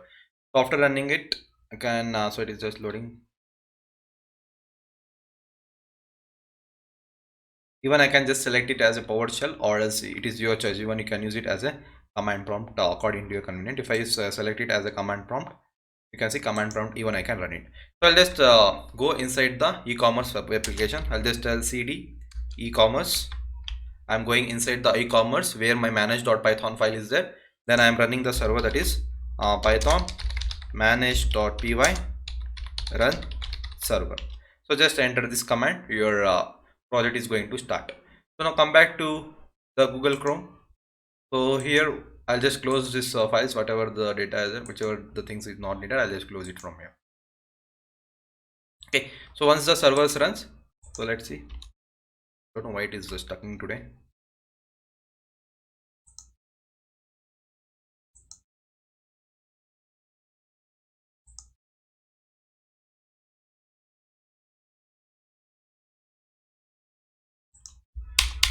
So why? So I'll just run 127 at the port number So 8000. does it because of heavy load of front end? No, nothing like that. I think I have just recorded one video for YouTube, so that the background is running. I have kept in the editing. I see this logo, right? Windows Filmora. Sorry. So here it is editing. So I think because of that it is edited. Last 2 minutes it is going to get finished. So I think after that it Okay. works. Okay. And You are uploading the Java lectures, no? yeah, Java lectures. So now you can see here you can see it is not loading as expected, right? Okay, it is not loading because as the CSS expected. is not CSS is loading. not loading, exactly. Because of CSS is not loading, because of that is not loading properly. Because of that I need to load everything statically over here. So in Django, all the images, all the CSS, all the JavaScript things, we need to load it in the static manner. Okay, for that just go to your settings.python file. So I need to go to the settings.python file. What is it here? In the e-commerce settings.python file.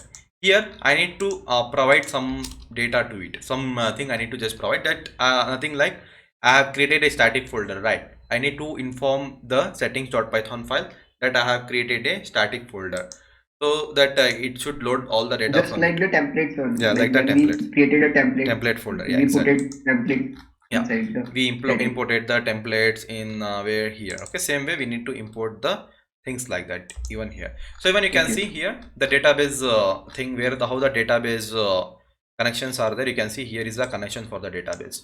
You can see default it is using the django.db.backend.sqlite3 database. Later we will migrate everything into the PostgreSQL. So at that time I need to just add the settings here itself. Okay, for the database settings I need to add that. I'll add it at the end. So now let's keep the default database itself, whichever it is Django is providing. So now coming back to the static data. So I need to enter the command. So that is I need to just tell whatever the static. So I'll just tell static. So whatever the static files directories are there. Okay, I'll just give it as static file files and dirs dice. So whatever the static files directories are there, I want to use this command. That is nothing but not the static URL. I need to use something like this. So I'll just use one command, that is I'll just tell import. So I'll just use the import operating system. I'm importing the OS. Okay, so importing the OS, then I'll just tell static file directories. For the static file directories I want to load the static folders. How? I'll just tell os dot operating system dot path path dot join. So I want to join the static folder. Now I want to join the static folder for the static files directories for this operating system. So like I'll just tell os.path.join. So as a base directory I need to import it, and as a base directory I need to import it. That is what the static folder which I have been created here. So that's just I need to give the folder name as static. So that's it. So this is the one thing we have to do before doing anything. So this is the static files configuration. I have added it.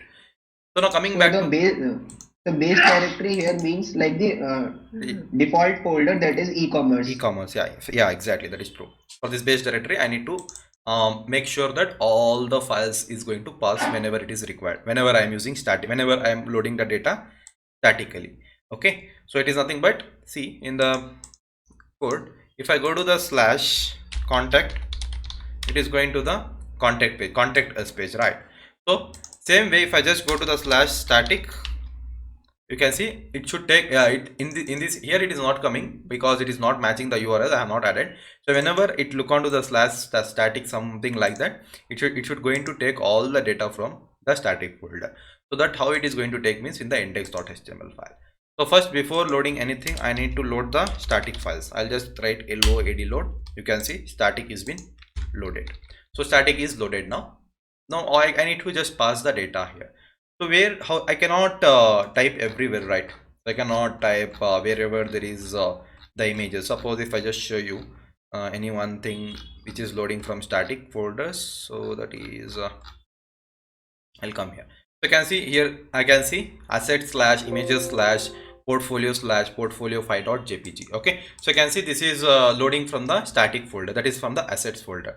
So what I do here is, so wherever there is asset, so I'll use control H. See, control H I'm using it.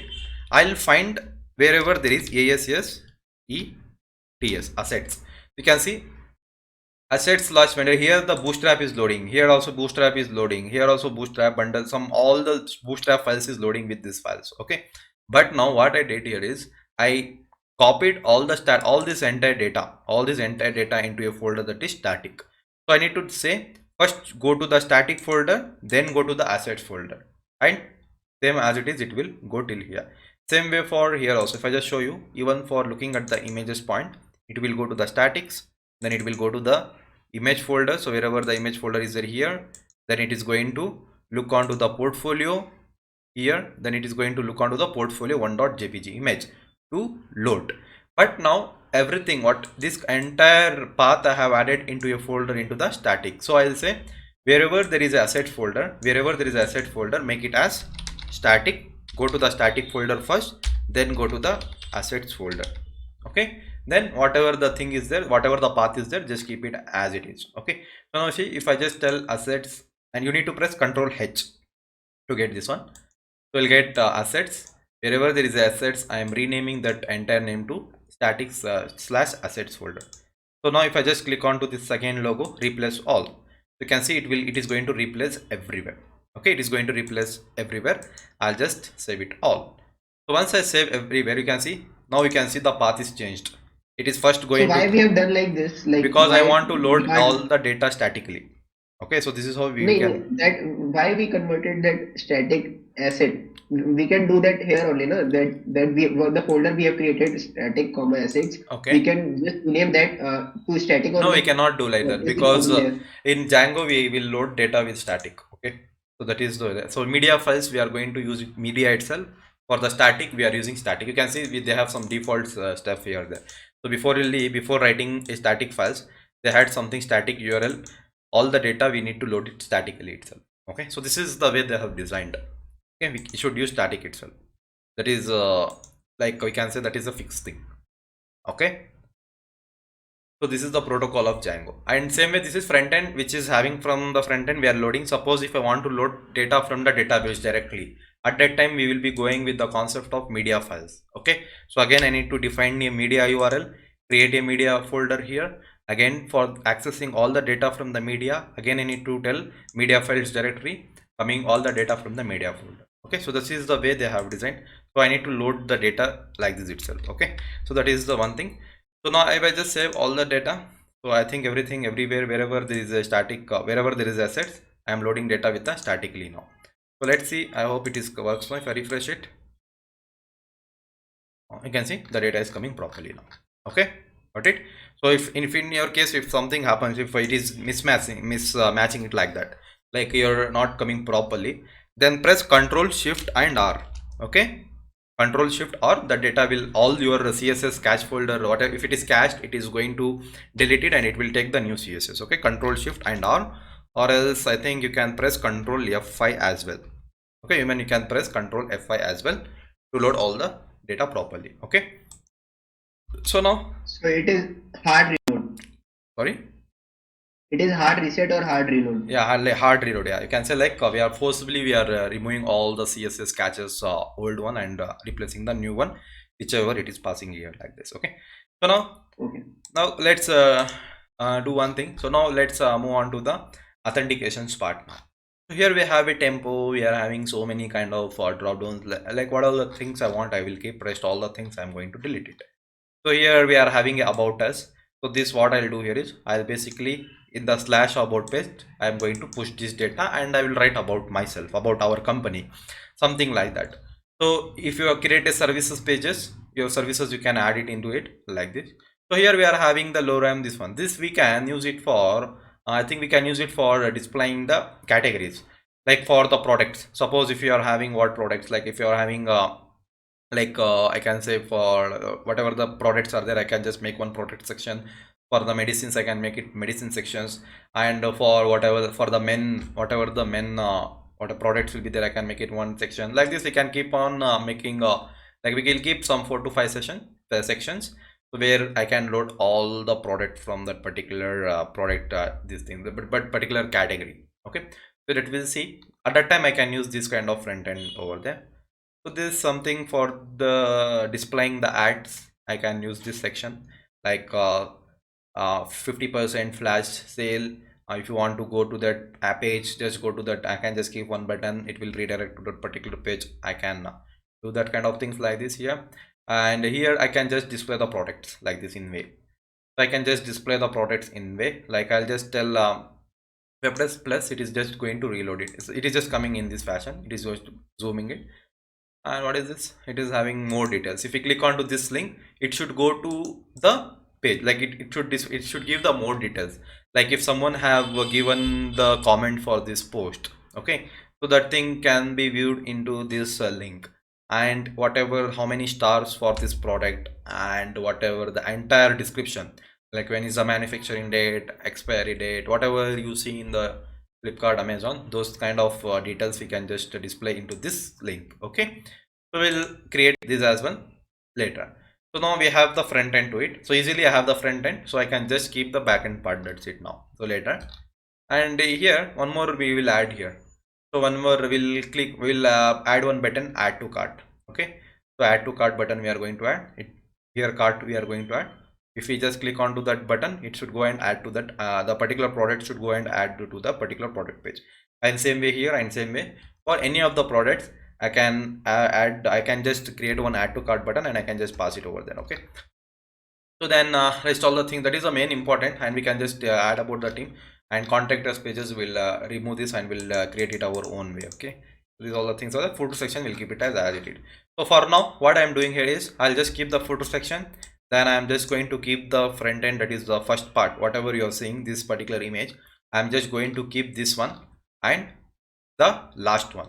Rest middle part I am just going to delete entire thing right now. So whenever it is needed, I am going to use it, not all the time. Then I am going to recreate all the whatever the things are coming here. I am just going to rename it these two, and whichever I don't need, I'll just remove from the front end part. So come back to the front end now. So let's play with the front end now. So you guys are familiar with front end, right? Not much difficulty you feel. Do you guys know what is div tag? And you guys do you know what is this href? And do you guys know what is this src? So what can we go is, like, can we go through this whole front end and like revise us what every tag is? Okay, so I'll revise whenever I suppose when I'm working on this, I'll explain you whatever this image tag, what is p, what is href, what is this class, I'll tell you. Okay, so now let's remove the content from here first. Okay, so I'll copy this entire thing. I don't want to lose this data, so I'll just keep it into one file that I'll just tell it as copy. Okay, I'll just make a copy.html. okay, so I'm just pasting all the data in my copy.html file because I don't want to lose it. So now coming into my index, I'm going to remove entire part from here. Understood? So I'm just making my file clean now. I am not adding anything. So now let's if I refresh it, you can see I'm not having anything now. So now let's add the data. So coming back to my base.html file, right? So from it, our index is loading, or our index should load from this base.html file itself. So even here I'm going to remove everything. Okay, I'm just going to remove everything from the base.html page, and I'll go to the copy.html page. I'll just copy everything and I'll just paste it into the base.html file. Okay, so now I'll tell you the flow, whatever the things are there here. So basically we are having a front end, that is HTML. So in the header parts, what all meta tags we are having, and a title having. So title, I want to basically, I'll be changing the title. Yesterday in the last session I said you the Jinja techniques. So basically in all the pages, title names is going to get changed, right? In the content it should take content, in the about, in the shop, something like that. So title is going to change. So I am going to keep the title. I'll just create one block. I'll just create one block. I'll just name it at title title. Okay, fine. So I am name it as a title. No, yes. Can you repeat what meta does? Which one meta does is for SEO. Okay, for the viewports and SEO things. You can see we can add that content over here like that, and keywords for like suppose if you want to rank your website in Google like that. So this meta tags is going to help. Even it helps for the meta, like for the viewing, like what should be the size for the desktop and mobile view like that. Okay, there it is going to help. It is about the meta tags. Okay, so meta tag is basically for SEOs. For scaling the website and for SEO purpose. Yeah, for SEO purpose. Okay, so you can see here itself they have added description and keywords. So I can add the description here. This website, I'll just tell description is e-commerce website, e-commerce websites. We deliver products in 1 hour, something like that. Okay, so it is a fastest delivery. Something we can add some content description. Keywords, what is keyword? If suppose a new person wants to purchase a mobile, okay, I want to purchase a mobile. If you search in the Google, it will go directly in the Google is going to rank like in this manner, like it is going to search with the particular e-commerce website itself. So I can just give it as e-commerce, as e-commerce as one keyword. That is one particular keyword. And what is next? I can just give it as e-commerce as a content. Okay, so whatever the content you want, you can just add it. Keywords, I can add it. I'll just add for something like Amazon. So I can just like it is something like Amazon, it is like something like Flipkart, and it is something like selling. Okay, it is something like sellings. So when people are searching for Flipkart, Amazon, it will recommend our website. Yeah, that kind of thing it is going to recommend, but that is not easy. Okay, so it should take very the things happen, but it is it will support. Okay, like one small thing it will like support, but we need to add one unique keyword. If we add, so only they are hiring for the content creators, so that they will give some content that is unique, that is not copyright, something like that. If they add, definitely it is going to rank it. Okay, that is one thing I can just tell it. So this is for fav icons. So now fav icons, let's keep it normally. Whatever the fav icons they are providing from the assets, I'll keep fav icon something like you can see here. You will get here something like you can see here. You are getting as in our meeting. Can you see this logo, small one? So that is something like fav icons. Okay. So we need to pass that particular image here, then it will load. So later we will create at the last whatever the images we want.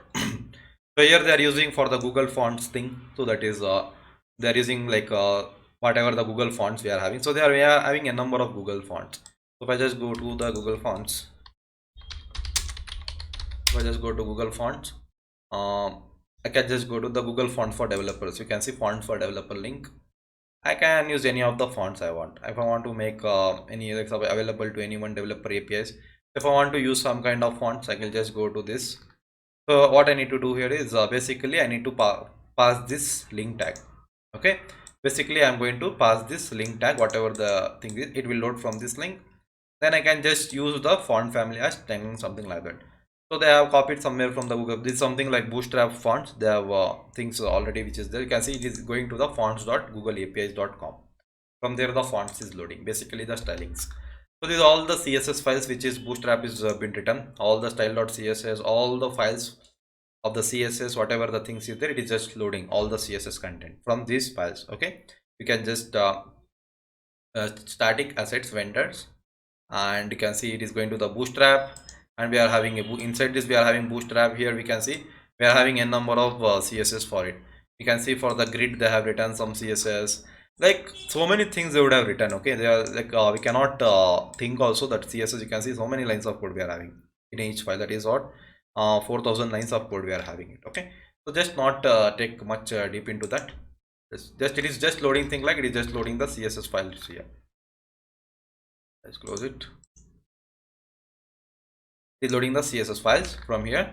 So then coming back to here, these are template they have given. I'll just remove this one. So what they are given here is they have given like they are saying we have designed the website, that is from the Bootstrap, and license they have provided here. So I'll just remove this license. I don't want. Fine. Now coming back to the body. So body is something whatever we are seeing in the front end, that is nothing but a body. So now what are the things I want? I'll just so you can see they have said in the header part they have declared one section for the header. For coming for the navbar they have declared one header section, so where our header is getting loaded. So we have a images as well. So here we have images. Even we can load the image, or else simply you can load the particular h1 tag. So I'll just tell here in the h1 I want to what is the website name. So any name can you give for the website? I'll give the website name as what I can give. Any names? Think. What is a website? Zombie. Sorry? Zombie. Zombie. Spell it. ZOMBII. Okay. zombies. So it's something like Anyone can also suggest. no, zombie is something like that. Dead bodies, right? It will, if it touch even that person will become zombie, something like that. I don't know exactly what. Okay, fine. No need The to. zombies are said, like the ghost. No, no, no. What we are doing? Not selling ghost here. Okay, I'll just So give we some. have we have one website that is Bewakoof, things like that. No, no, no, no. Like depends. Like Idiot. Idiot. idiot. No, you like that. So this is like Yes, something silly. like. Silly. Maybe it can be also silly. Okay, I'll just. I think wait. I'll connect one thing. So I'll just tell. Morning I thought that name of the website. I'm not. It is not getting into my mind. So I'll just give something like what again? Inficart. Okay. Inficart. Something I'm giving Inficart. Okay. So where or else we can just tell shopping cart. Better, right? This is something shopping cart, right? Where the people Shop are cart. yeah, Shop cart can be also good. shop cart. Shop cart. Okay. We are giving as a shop cart. So we'll create a logo for the shop cart later. If anyone's can do the logo and send it to me, I will use as the here itself. Okay. Now let's display the name itself. So what all the things we need to keep it in the navbar. So basically first we are going to, this is our navbar where all it will display homes, about, services, portfolio, teams and all those things. So here you can see what is UI is nothing but a unordered list. What is this ID? ID is a navbar, class is a navbar. So class is used to load the CSS. Okay. So whatever we have loading all the data. So when I use say whenever I give the class name navbar, so for this navbar there will be a class. So if I just copy this class is equal to navbar, if I go to style.css file, search for the navbar. If I just press Ctrl F and search for the navbar, you can see they have a CSS written for it. Okay, you can see they have said for the navbar just give the padding 0, and wherever you are using navbar unordered list, just use this kind of CSS. For the li, make the position relative, and you can see for the navbar items, whatever the anchor tags are there, just make the colors, use font family, padding, white space, transitions, position, all the CSS is written to it. So that is nothing but the class.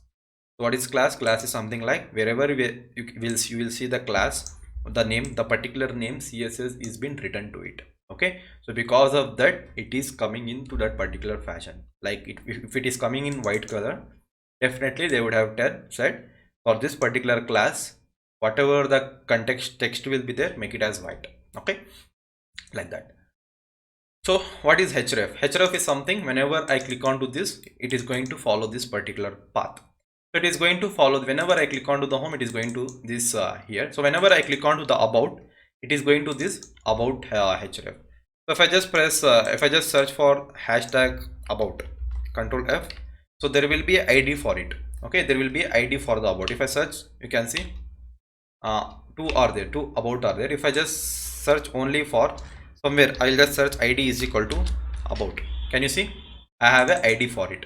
So that means whenever I click on to where is that? Whenever I click on to this about, whenever I click on to this about, it is going to search ID is equal to about, and it is going to populate into the HTML page. Okay, so I'm not going much deeper with the concept for the front end. So I'm just saying you because he asked me. So this is the one thing is going to happen. So next, basically in Django, what is the use of href? So as you know, yesterday I said when I want to go to the about, it should go to the /about page. It should follow the URL that is /about. Okay, whenever I click on to this about, it should follow the URL pattern about, and it should run the about function. That is the thing. It is been that is the one thing I need to add it. So this one thing is Or we can go to any other websites like your Airbotica. yeah, we can go anything like that. You can just something like this. I can just tell slash .google.com. yeah, you can give like that www. You can directly even you can assign the direct HTTP link also. Okay, So, yeah. fine. So that is the one thing we can just do like this. So now coming back here, so home page, let it be shopping cart is there. Whenever I click onto the home page, it should be onto the same page itself. Whenever after this, I'll just create about. Whenever they click onto the about, it should go to the about page. Okay, whenever they click onto the services, it should go to the /services page. I don't want services page, I'll remove it. Okay, let's keep the about page. So portfolios are there. So portfolio, if you want to keep portfolio, even I don't want portfolio, I want to make the website simple as much. I only will focus on to the core concept which we want to do it, and I don't want any team. Okay, I will keep the blog page. Okay, I'll keep the blog things. So what happens here is, so whenever so if I just I want a blog thing, so in the blog I want to go, whenever anyone try to click onto the blog, it should go to the /blog blog page. Okay, and I want to give this link to it. I want to give the class for it. I don't know why the class is not there. I want to give the class to it. Same, however, it's there for the others. So I have a home page, about page, blog page. So I'll keep this line above. Okay, I want to keep this line above. First home, blog, about. It should come like that. Then there will be a one more page. I'll just keep the last page, contact page is here. So I'll just keep /contact. If anyone want to contact us, they can go to the /contact page. Okay. For next, here we are having the few other things. So drop down is there. So I'll make this drop down as SIGN sign in. So I'm just keeping this as a sign in. So anyone, later I'll add the URLs to it. By after adding the, first I need to add URLs like this, then only I can decide what is the URL for the sign in. Okay, that will do it later. So now let's keep normal sign in itself. So we are having some drop downs here. I'll just save it. I'll just save this page. Let me load entirely. I'll just tell extends. I want to load the base.html file. Save it. Come back to the code. You can see I have got like this. Shop code you can say I got, and home is there, blog is there, about is there, drop down is there, and contact is there. So I want to rename drop down first. So what I have done in the base. So where is the drop down is here, right? So I want to rename this one as this one. I'll just copy. I'll just rename this as a sign in. Save it. So here.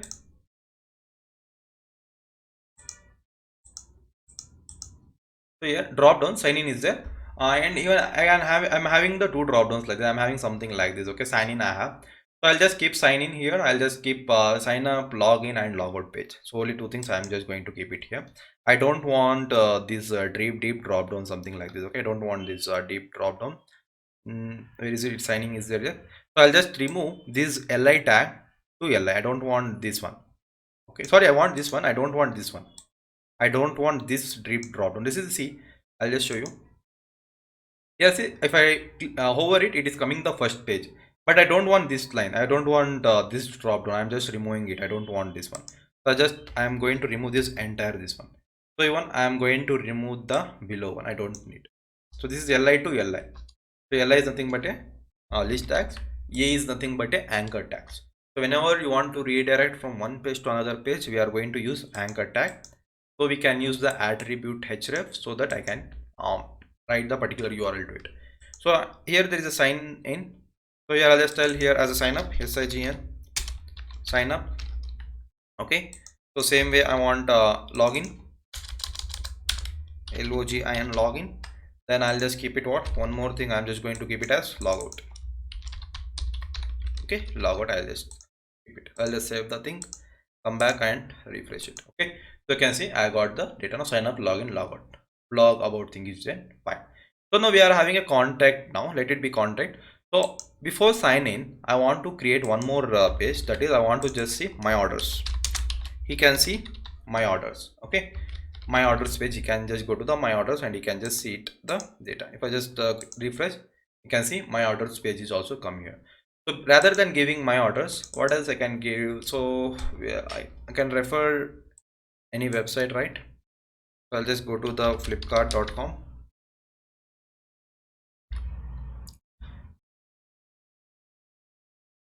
So let's see what they have given to. Okay, they have given just a cart over here.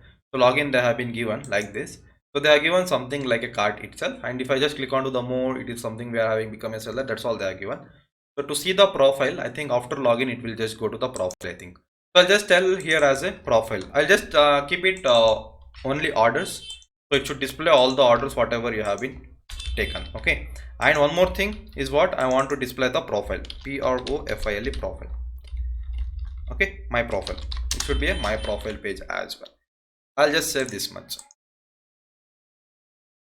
Refresh it. So So can you see I got the my profile, so they can see the profile and they can see the orders. And I'll add one condition: only when the user have logged in, then only it should show this page, what my profile, or else this should not see. Okay, and even if the person is logged in, he should not see the sign up and login page again. He should see only logout button. Okay, and it should be a welcome, something like that, that we will add later after we connect with the the login and sign up page. After we create one user and we save the data, then we can deal with that. So let's keep simple like this. So now we have a blog page about order and my profile and we are having a contact. So last I want to make one more thing, that is I want to just tell cart. Okay, this is cart, and I can just tell this is as something like primary. If I give primary for refresh, you can see I have a cart options. Now I have a cart option. So this, what I'll do here is I'll just make it as BG primary. I can just make the background to primary. Whether that works or not, let's see. So you can see I got the blue color over here. Okay, so now I have a cart over here. So what is the color of this? This is red color, so I'll just keep this one as reddish. Okay, BG what the danger, red for color, red danger, and give the padding to P-2 means the padding is 2. It will be a little bit big. So you can see I got the padding, that is 2. Okay, so like this I can just create. So later we'll add the logos also. What is the logo mean? That icons, you saw the icons for cart, right? We'll have some icons that even we are going to add when we do later. So now I have created a front end. So now I have to work on to the each pages to make sure that things is going to work. Okay, so for the contact I'll just make that is BG to what I'll just make it SUCCE success and padding 3 and margin 3.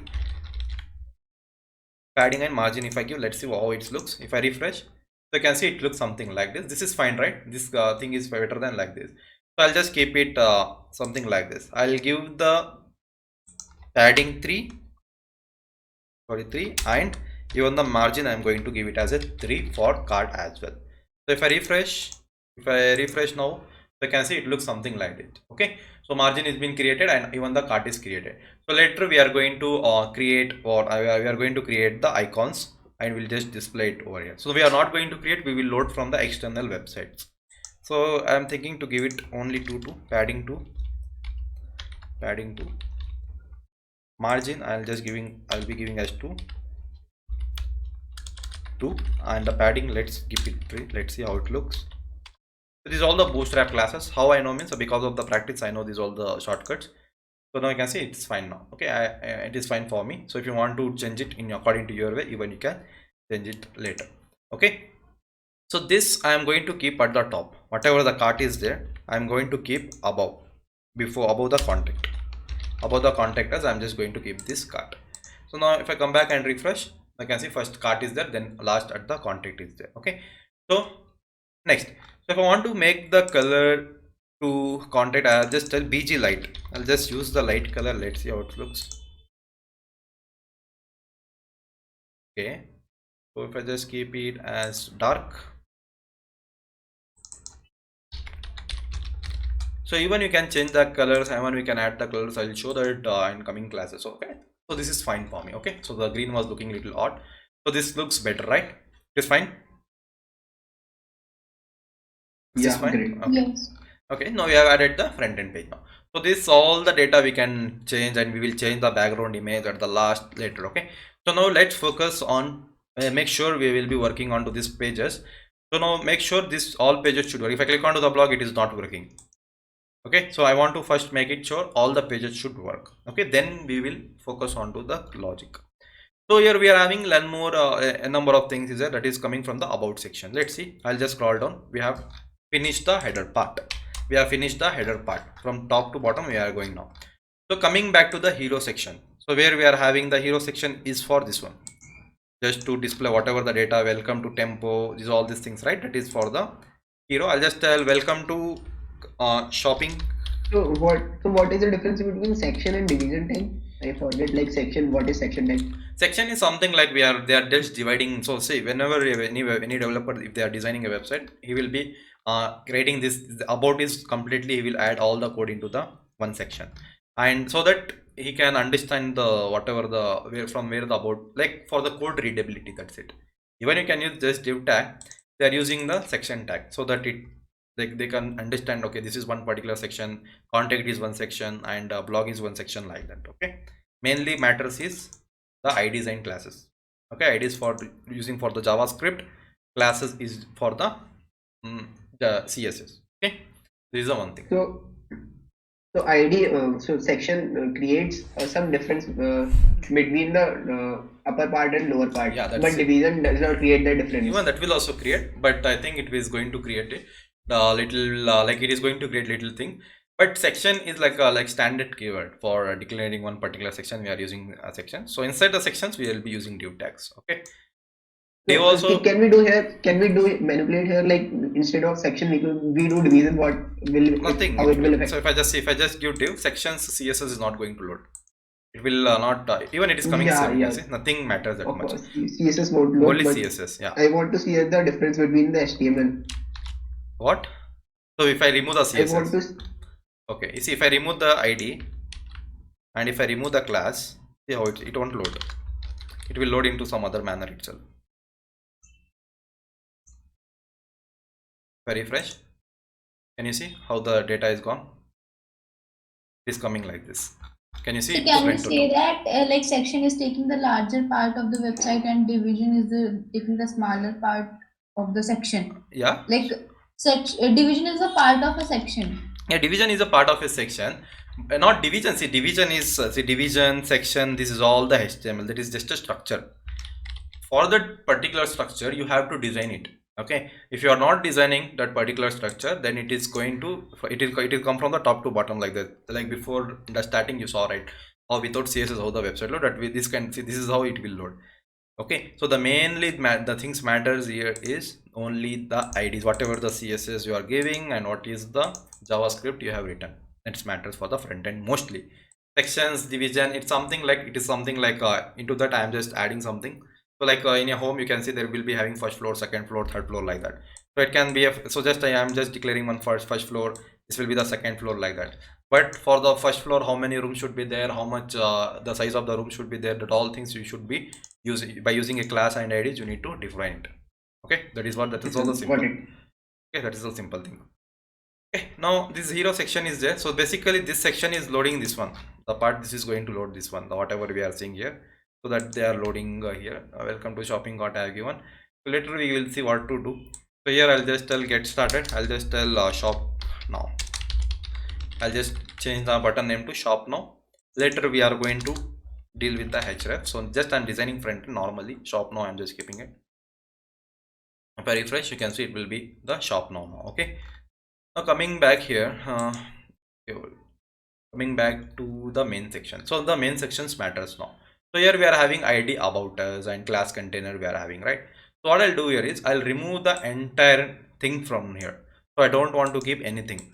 I don't want to keep anything right now. So I want to keep it simple. Later I will use whenever it is required, because already all the data is in there in my copy.html. So whenever I want, I can use the data from here. So I'll just go to the base. Okay, so in the base, yeah. So I'm going to remove everything. So I'll keep the only footer part. I'm just going to remove entire part from the website. Okay, so I think the footer start from here. Team section, I don't want team section. By the name only we can understand what are the things. We have the contact section as well. So I don't want the contact as well, because I'll define it into my own way.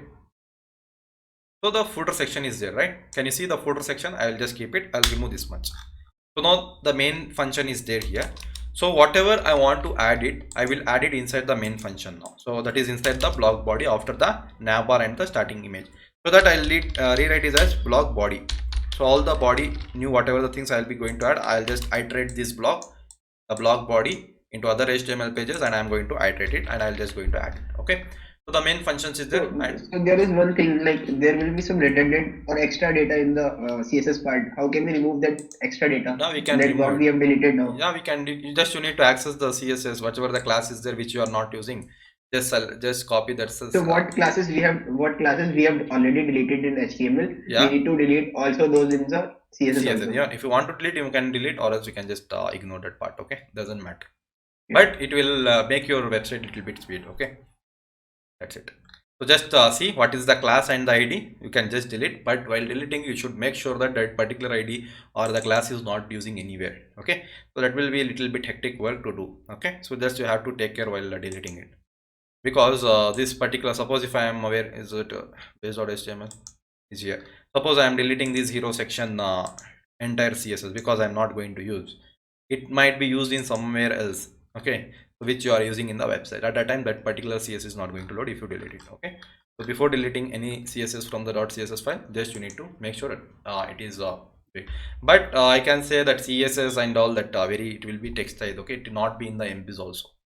Okay, it will be in the very KBs. If you say where is that e-commerce is here, right? Static assets CSS. If I load, see 34 KB is there only. What CSS file? Okay, 4000 lines of code, only the 34 KB, not even 100 KB as well. Doesn't matter that much. Okay, that's it. So now where is it in the base? Okay, I have created a block body so that I can write whatever the things I want. I will just access this block and I will just write the code later. So footer sections are there. So later we are going to deal with the footer sections. So now I'll just remove this thing which is commented. So here there is something designed by Bootstrap made. Even you can write your name and add your link over here later after at the last. So at the last we are going to work on this footer section. Okay. So because this is front end, we can do it whenever, whatever you want. You need to just change it here.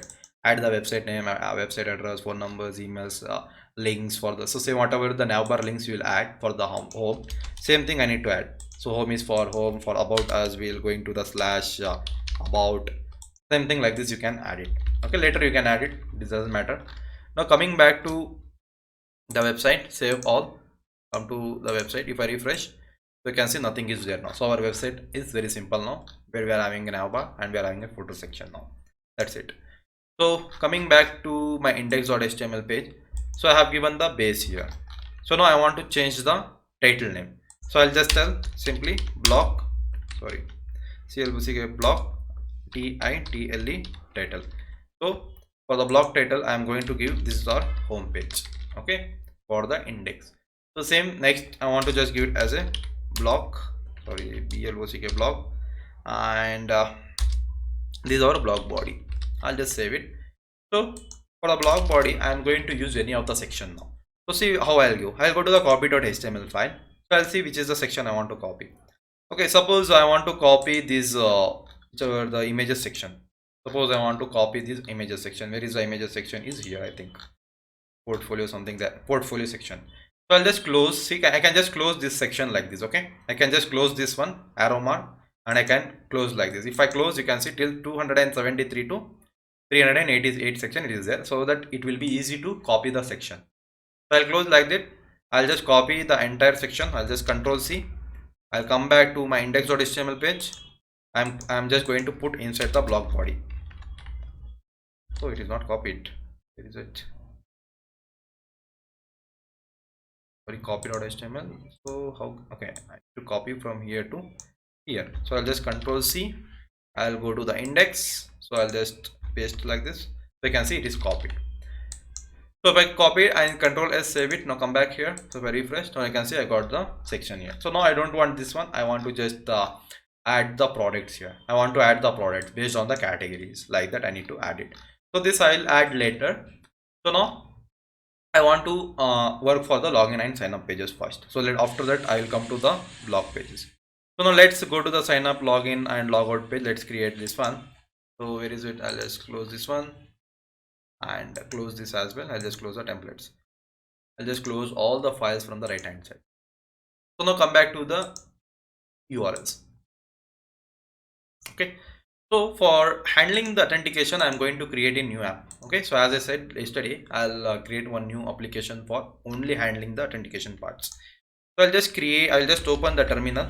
I'll just stop the server, press Ctrl C to stop the server and create one new application. So I'll just tell Python manage.py,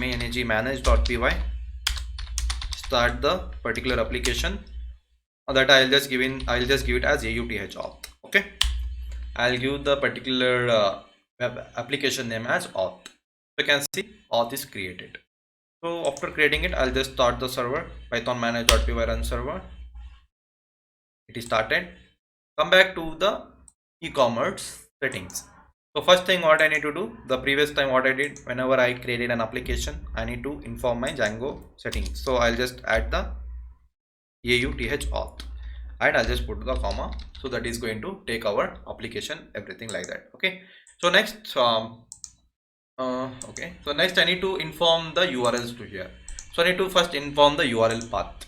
Come back to the URLs, which project URLs, not your applications. So I'll say, and I'll just keep all the things like this. I'll just explain you here. See, I want to keep all my authentication part something like this. For the sign in, I'll just keep /auth auth /sign sign in. So it should, for the sign in URL, it should be something like this. Okay. For login, it should be /login, and auth is included one. For logout, it should be /logout. Okay. So this is So the auth will be another application like the e-commerce, e-commerce. the homepage of e-commerce. Yeah, basic. That is only okay. So that is what the thing I'm just telling you. So that is why I'm just I wanted to keep the code clean, and I want to keep the, so if I want to do any changes with authentication directly, I can just only look onto the application. So if I just keep everything into one application, it will be little bit difficult to debug and all those things. So because of that, I'm just creating a new application. Coming back to the URLs here. So I'll say what is the path you are going to define it. So I'll just I'll just create one path here. So I'll just put the comma. I'll just say path path. I'll say whenever you are having a path auth, whenever you are getting something like auth. Okay. So I need to follow up this particular application. So I'll just tell whenever you are getting a normal with the nothing means it is localhost. That is nothing but this is a local host. Whenever I am having a local host URL, you need to follow up the e-commerce app. So whenever there is a auth URL, you have to follow up this auth app. So that is what I'm just saying. I'll just tell include the auth auth dot urls. Okay. So auth dot urls. So I'll just create a URLs files here. The auth application. Click onto the new file. Just tell urls dot python file. That's it. Okay, I'll just save all. So every time we need to put by explicitly we need to write url.py file for every application. For every application, yeah, definitely you have to create a URL for it. Okay. Even you can just rename the test wherever, whichever. Not only URLs you have to give, anything you can give it. Okay. Not only URLs, you can give any name, but we have to make connection here also. Yeah, whatever the name you will give, you have to use that name Python file name here. Okay. If you are giving something like controllers, you need to tell auth.controllers and controllers.py like that. Okay. So that is the one thing. So coming back to the auth. So now I want to create the 3 URLs. Okay. So I'll just import few things here. So I'll just tell from Django.urls. So I need to just import the path. So after importing the path, I want to import the views as well. From I'll just tell from auth auth, I want to import all the views functions. Okay, I want to import all the functions from the views. So I need to create a path now. I want to just create a URL patterns. I'll just tell URL patterns. So I'll just copy paste from few things. So first I want to add this one path. Okay. So I'm just creating a new files here. I'm just creating a new the URLs, that is a sign up, login and logout. So whenever there is a sign up, it is going to run the function sign up function name. For the login URL, it is going to go to the handle login function and it is going to run the handle login function. For the logout, it is going to run this handle logout function. So from where? In the views. So views is coming from the auth. So I'll come back to the views. So basically, however the previous one is there, I'll just copy paste. So the functions of auth we will create in the view of auth. Views of auth itself, not in the views of e-commerce app. Okay. That is why we are using this one. Okay. So coming back here, I'll just click onto this function. So what was the first function name? It was something sign up, right? I'll just copy this I'll just paste the sign up and I'll just tell sign up.html. Okay, so now what I'll do here is, so this sign up.html page, I'll just keep it into one new folder. Okay, so I'll just create one new folder. So the folder name I'll just give it as auth. Okay, fine. Or else I'll give it as authentication slash sign up.html. So I'll just create this folder into the templates again. So in the templates, I'm going to create a new folder. I'll just give it as a authentications. So all my sign up, login, reset, everything, whatever the files I'm creating for the auth, I'll just keep it into this authentication folder. Okay, so I'm just going to create signup sign up.html. That's it. I'm going to open the sign up.html page here. Same way, I'll create 3 more functions. What was the next URL was for handle login. So whenever there is a request for handle login, it is going to request for the login, it is going to for the handle login function. And I'll go to the views and I'm just creating a function name that is a handle login. I'll just create a login.html page. So again, I'll just click here, click onto the new file, recreate the login.html file. That's it. So next, come back here. So next function for the logout, I'll just click onto the logout. So the function name is handle logout. I'll just click onto the views. Basically, it is not going to return any HTML file. Okay, sorry, it is not going to. We don't need to create any logout HTML file. Basically, whenever it is logout, it should redirect to the. I'll just choose something return. I can directly tell here. So whenever there is a request for logout, so let me check. Whenever there is a request for the logout, I'll import one thing, that is redirect. Okay, so what redirect does means, it is just going to take the URL. So basically, whenever anyone try to log out, he should redirect to the login page. Okay, I'll just tell return redirect, where he should go. I'll just tell you want to go to the slash auth URL slash login. What was the last? This is the slash login page. Okay, I'm defining the URL just. Whenever I click onto the logout, he should go to the login page. So here we need to write a logic still. I need to write inside. I will be writing n number of logic inside it. Okay, even here. So just I'm declaring the functions. Just I'm just declaring the functions. We have to write a logic. There is n number of logic to add it here. To take a data, to evaluate the data, and to connect with the Django backend, all those things we are going to write inside this particular function. That's all. So what I'm doing here is, you can think like I am creating one building. Just I am designing it. Here there should be a kitchen, here there should be a hall, here there should be a bathroom, like that. But in kitchen, whatever fridge and whatever the things we kept, all those things we need to manipulate here. Okay, we need to just write the logic for it, so that we are going to write later. Just I'm designing a structure for our URLs. That's it. So now we have created a sign up, handle login and handle logout functions. Okay, so this is done. So now I'll just save all. URLs is there. For all the URLs, I have declared all the functions. So if I just see my server is running or not, you can see it is not running. What is the error it is giving me? Application labels aren't unique. Duplicate auth.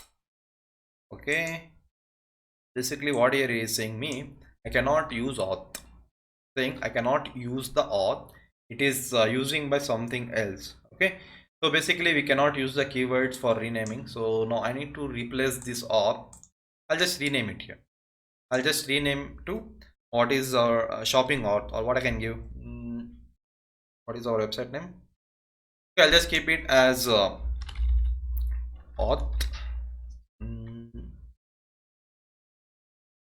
Just keep it as. So Sid is suggesting check. Yeah, it is just saying me auth is used somewhere in the Python program. I cannot use the application name as auth. Okay, what I can use, I'll just tell auth auth cart. Shop cart or auth. Okay, auth cart I'll use. Okay, fine.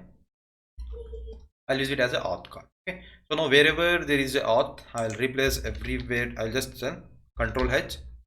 Wherever there is a auth auth, I'm just replacing with auth auth cart.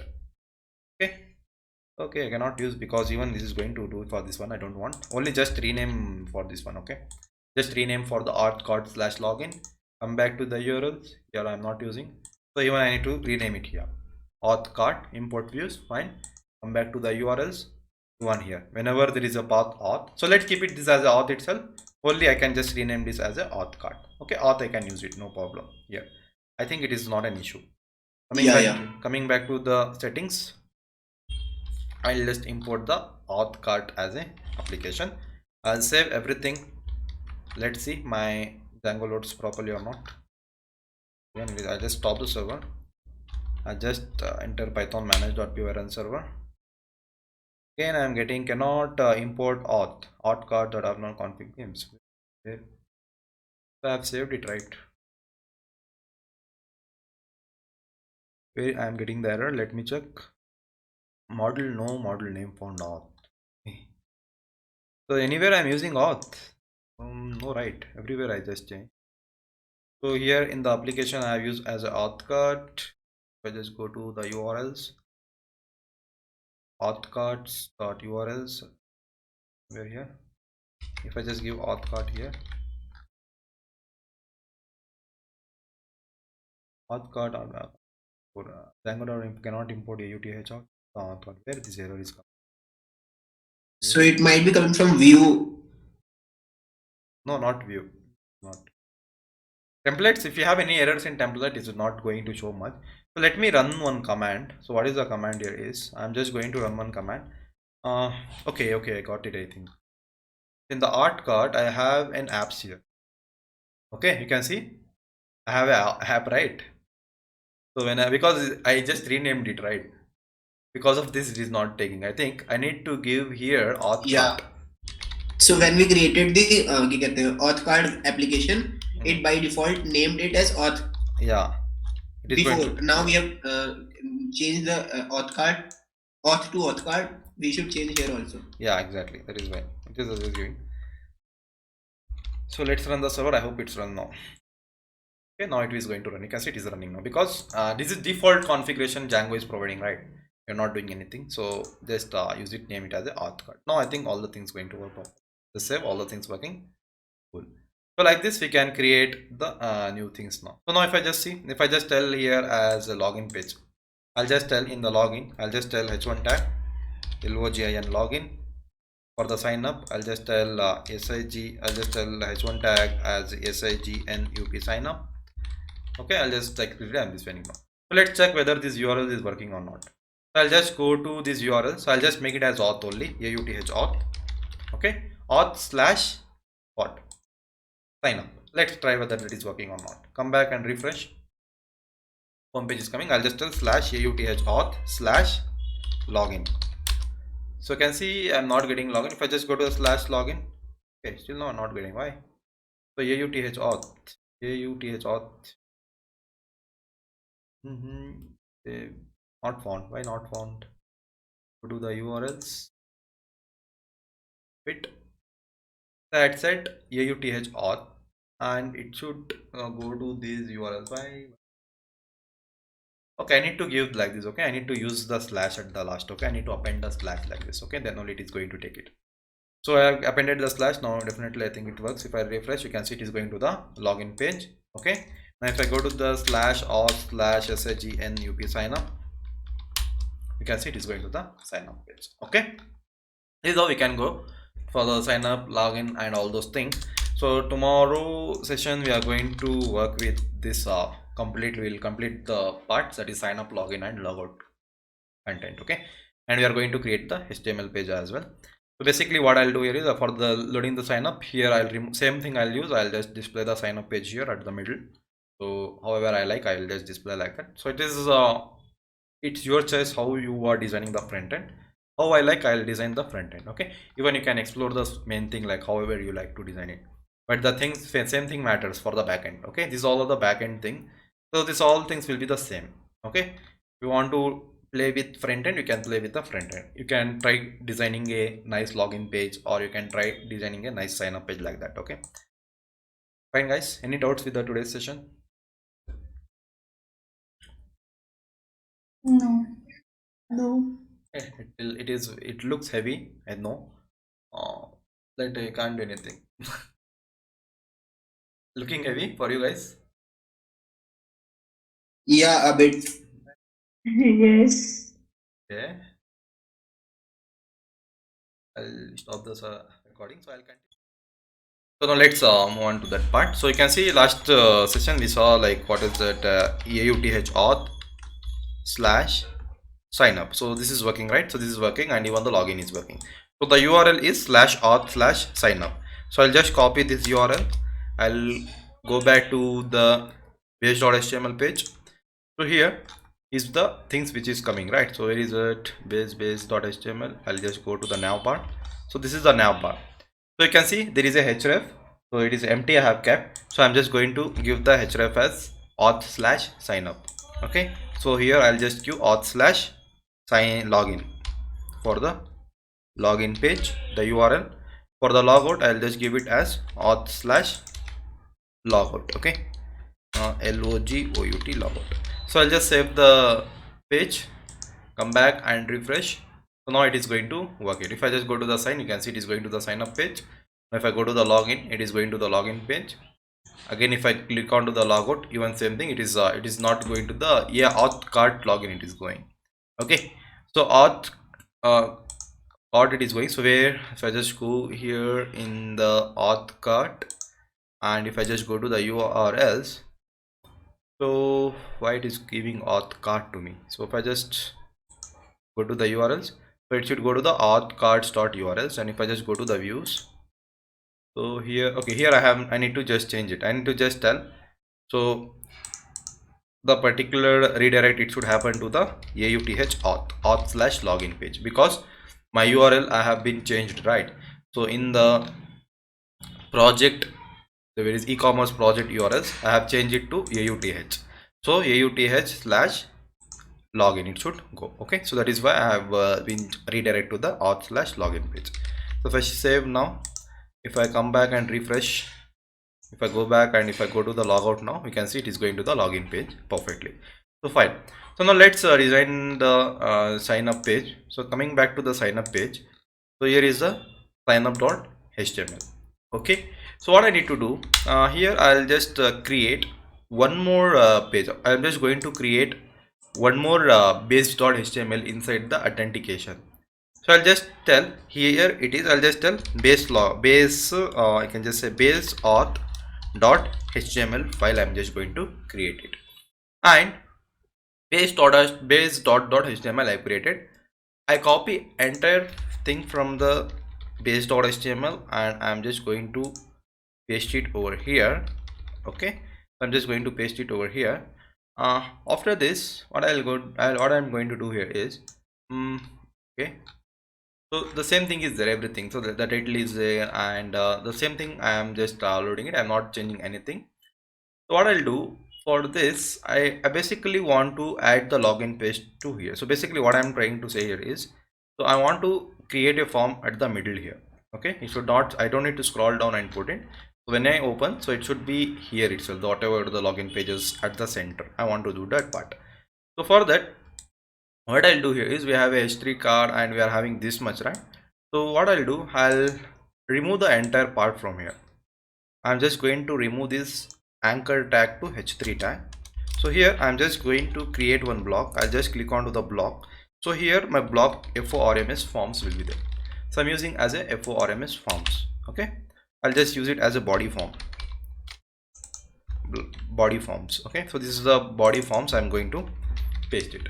So by using this tag, I can use the body form. So whatever the names, it doesn't matter what you are giving. It is your choice. It is like something like variable names. Okay, so it will be here. And coming back to the main function, I don't want any main function. I'm going to remove it. Okay, so same way, footer section you can keep it, or else you can remove. It is your choice. Okay, so I'm going to remove the footer section part as well. I don't want the footer section as well. So I'm going to remove the footer section from base.html file. So basically I have just kept the navbar and the section, that's it. So here, coming back to the sign up, first I'll just tell extends the base auth.html. so I'm just extending the base auth.html. If I come back now, if I go to the sign up page, so you can see I'm getting an error, that is a base auth.html is not found. Why? It is saying me base auth is not found. If I just go search it into a same directory, /base.html, whether it works. Okay, it is working, but you can see the CSS is not loading, right? So this is one thing happens. So it is the CSS is not loading here. So what I can do for this here is, shall I put this hue here itself? So I'll just let me try that. Yes, I'm just moving the base auth dot to here itself.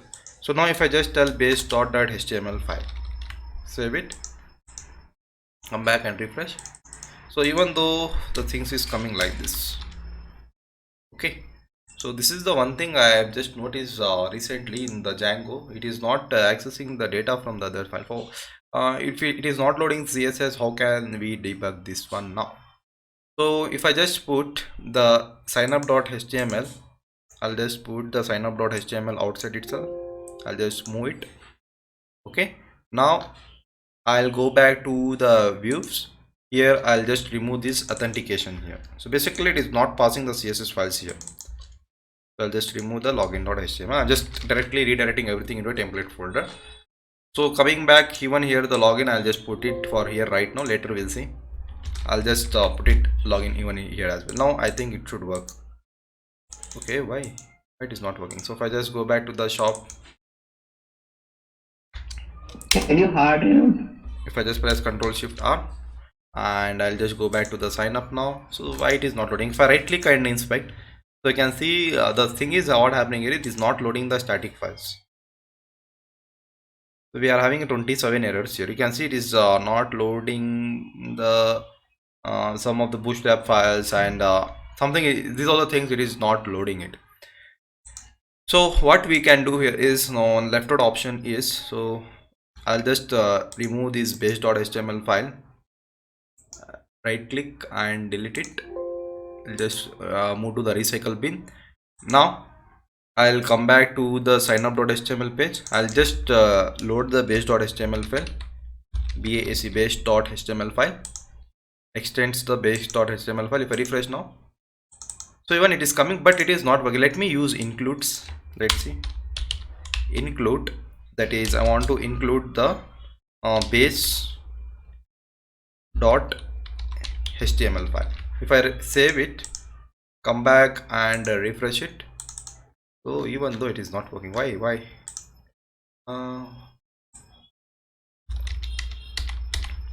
so let's extends, it should work. Why it is not working, I don't know.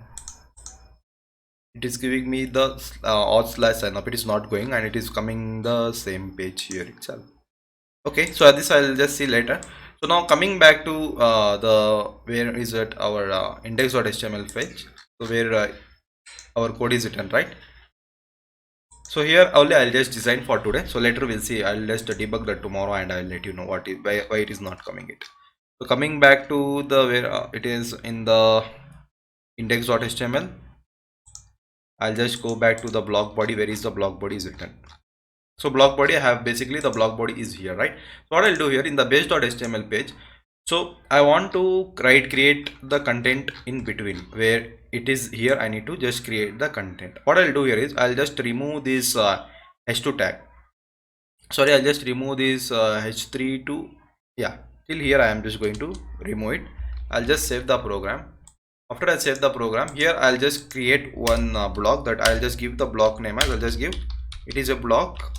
I'll just tell block I can just tell block what I can do, carousel, okay, or else I can just tell block content. So I'm just giving a name as block content in my base.html page. So I'll just copy this block content and I'll go to the sign up, sorry, in the where in the index.html page. So I'll just write here. So before the block body, I have a block content here. So let me check whether it is working or not. I'll just give one h1 tag. I'll just tell welcome. I'll just save it. I'll just go back. Sorry. So whenever I click onto the logo, even it should redirect me to the home page. You can see welcome is coming. Okay, fine. So even the thing should come as like that. So what I'll do here is in my base.html page, I'll just see the navbar. Wherever there is a shortcut, if anyone try to click onto it, it should go to the slash. So can you go a bit slow? Okay. So whenever we are going to click onto the shortcut, it should go to the slash page itself. I'll just save, come back, and if I click here, you can see it is loading like that. So basically I'll repeat once again.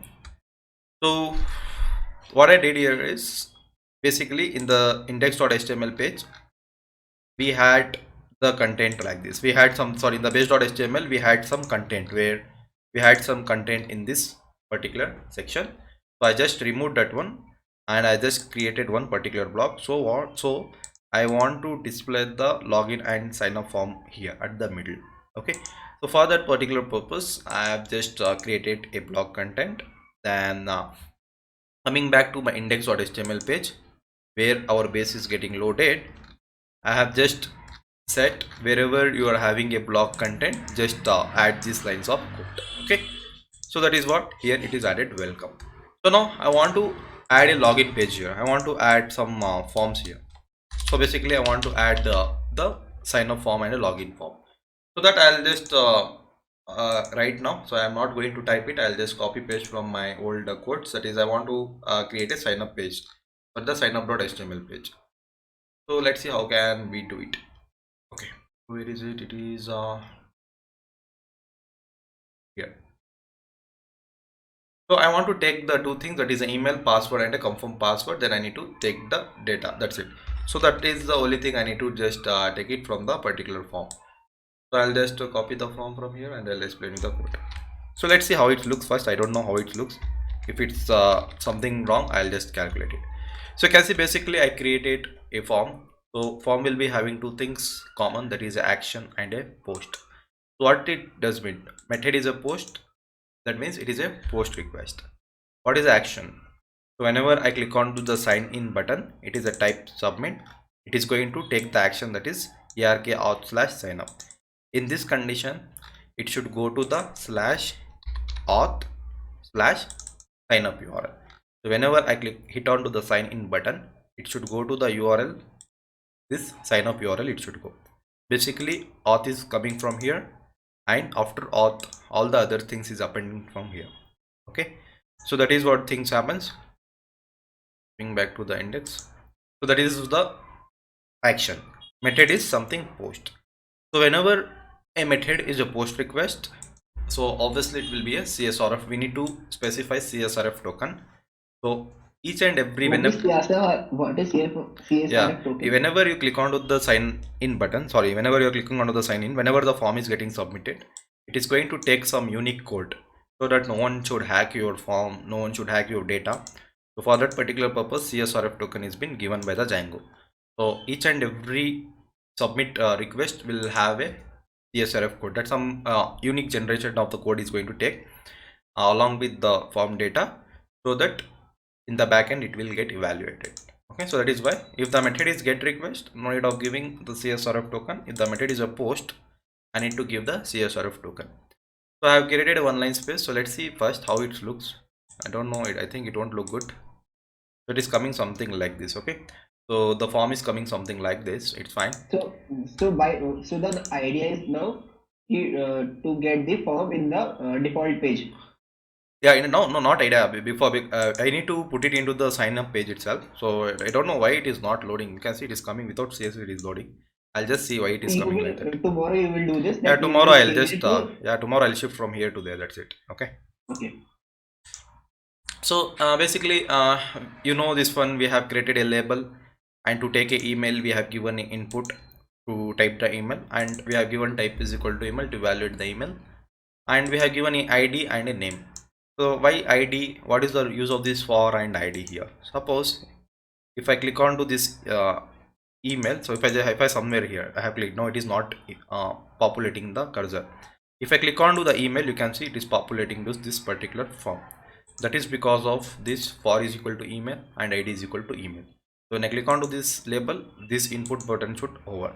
When I click on to this password input button should get hovered. Because of that, I think this shouldn't happen now. Like in normal scenario, it is not like we have to click on email. No, you cannot click. Suppose I'm saying if you want to click, even not clicking also it's fine. Directly you can click here. Okay. If I click email, it is show. So if that means if I click on to the, if suppose you want, no, you won't be, if you will not understand which is the box for the confirm password. So at that time, if you click here, you will understand this is for the confirm password, like that. Okay. That means when we will click on, then also you can go. Yeah. Otherwise, we can Directly, yeah, we can go like this as well. So this is one thing. So one thing you can notice here is we cannot able to see the things properly. It is email, it is coming in the black color, and this one. So what I'll do here is I'll just do the particular form. I'll just say, I'll just give it, so everything I'll just put it into one card. So I'll just cut this one, and I'm just going to put it into one particular card. Okay, so let's try how to do that one. Okay, I'll just say div dot card. Okay, so I have created a card. I'll just paste it inside the card. So in the card I'll just give background color, that is a light color, and okay, I'll just give it a background color to dark, and I'll just give the paddings for that is 3. So if I just save it, let's see how it looks. I come back and refresh, so you can see it looks something like this. The background color is been taken. Then along with that, I want to give let's give it as a LIG light, background color to light, and I'll just give little bit more padding, that is I'll just give it as padding to 5. If I refresh, you can see the form will look something like this. So we are having an email, password, and confirm password. So this is fine for me. So later we can do the more styling. So this is fine for right now. So now I want to make something like I want to display some tag over here. So I'll just use some tag, something like I'll just use this h1 tag. Let's see how it looks.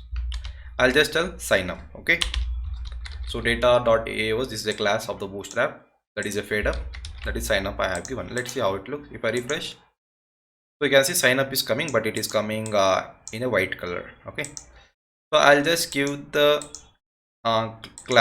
text as, I'll just give it here, the text color should be dark. If I give text to dark, it will be not came. If I refresh, oh, it is not coming. Text to dark color is not working. Why? It should work. Okay, let's see like this. I'll just tell I'll just remove this thing.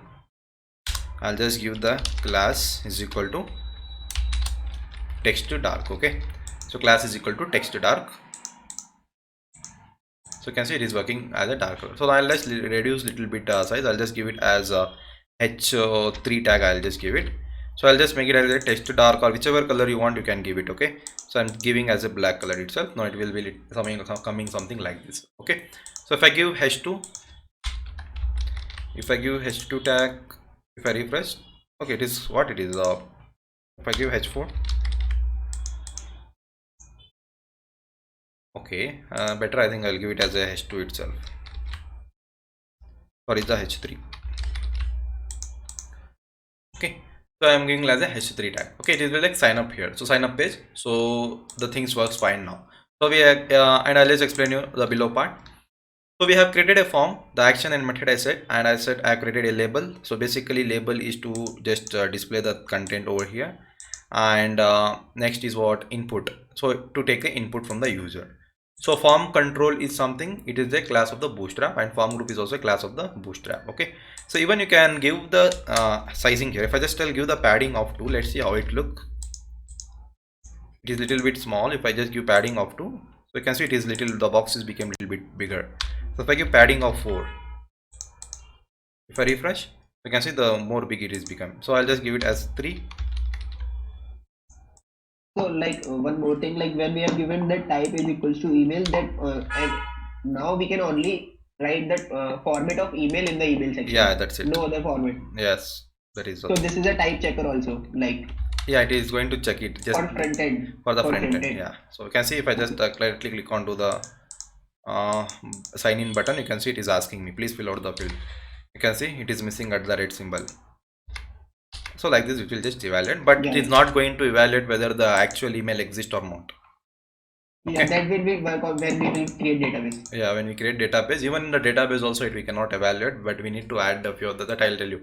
So we need to send the email. So basically we cannot buy the servers of the emails and all those things. So like basically you have seen if you log in with any of the email, first they will give you the activation link. So if the particular activation links or a particular OTP comes to your email, then you validate the OTP, then only your email will get verified. Okay, so that kind of concept we need to add it. Okay, that is the one thing is in order to verify email is the yeah, right. yeah, exactly. Okay, so now fine, so padding I have added, so fine. So now the sign in button is like looking, it is not looking it, so I'll just give the btn. So I'll just tell btn dark, btn dark. If I refresh, you can see now I am getting in the this color button. Okay, now it's fine. So we got the email. Now we can so basically to iterate the value from the front end to pass the data from the front end to back end. So I am using a name is equal to email. So whatever, suppose if I just tell here anes at gmail.com.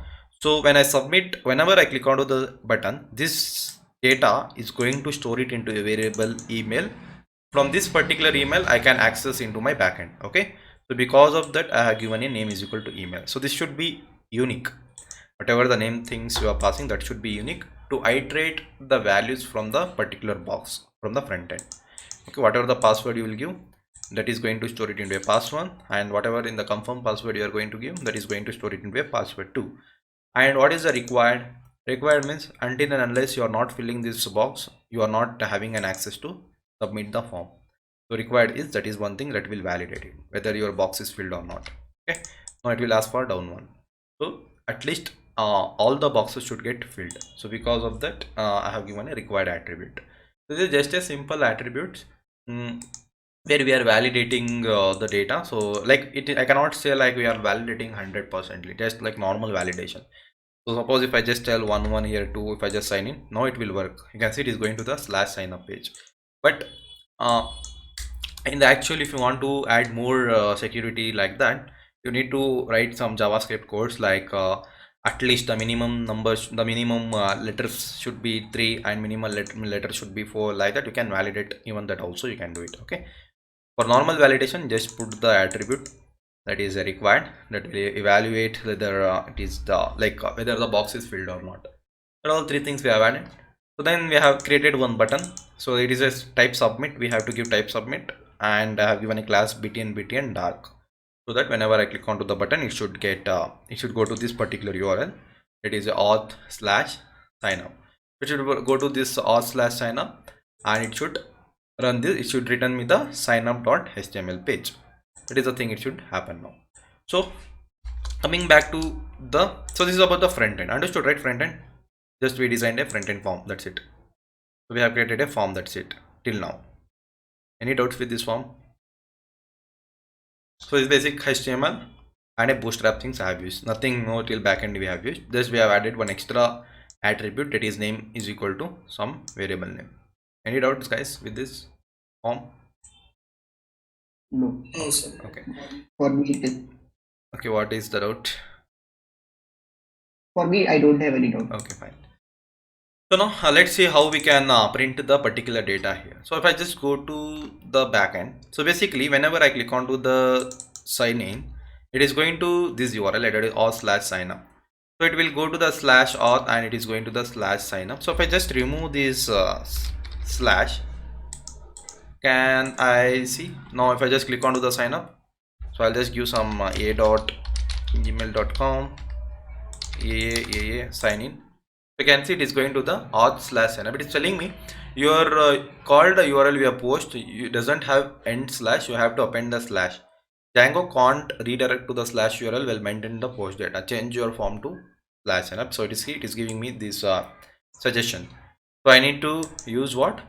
The slash at the end whenever I am redirecting from one page to another page. So I given as a slash now.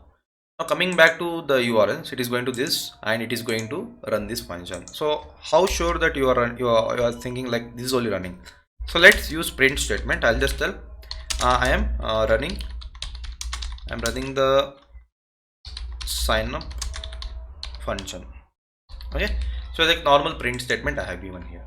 So let's see how it works. So now go back, go to the shopping cart. Now if I try to click on to, so I need to fill, right? I need to just fill some data.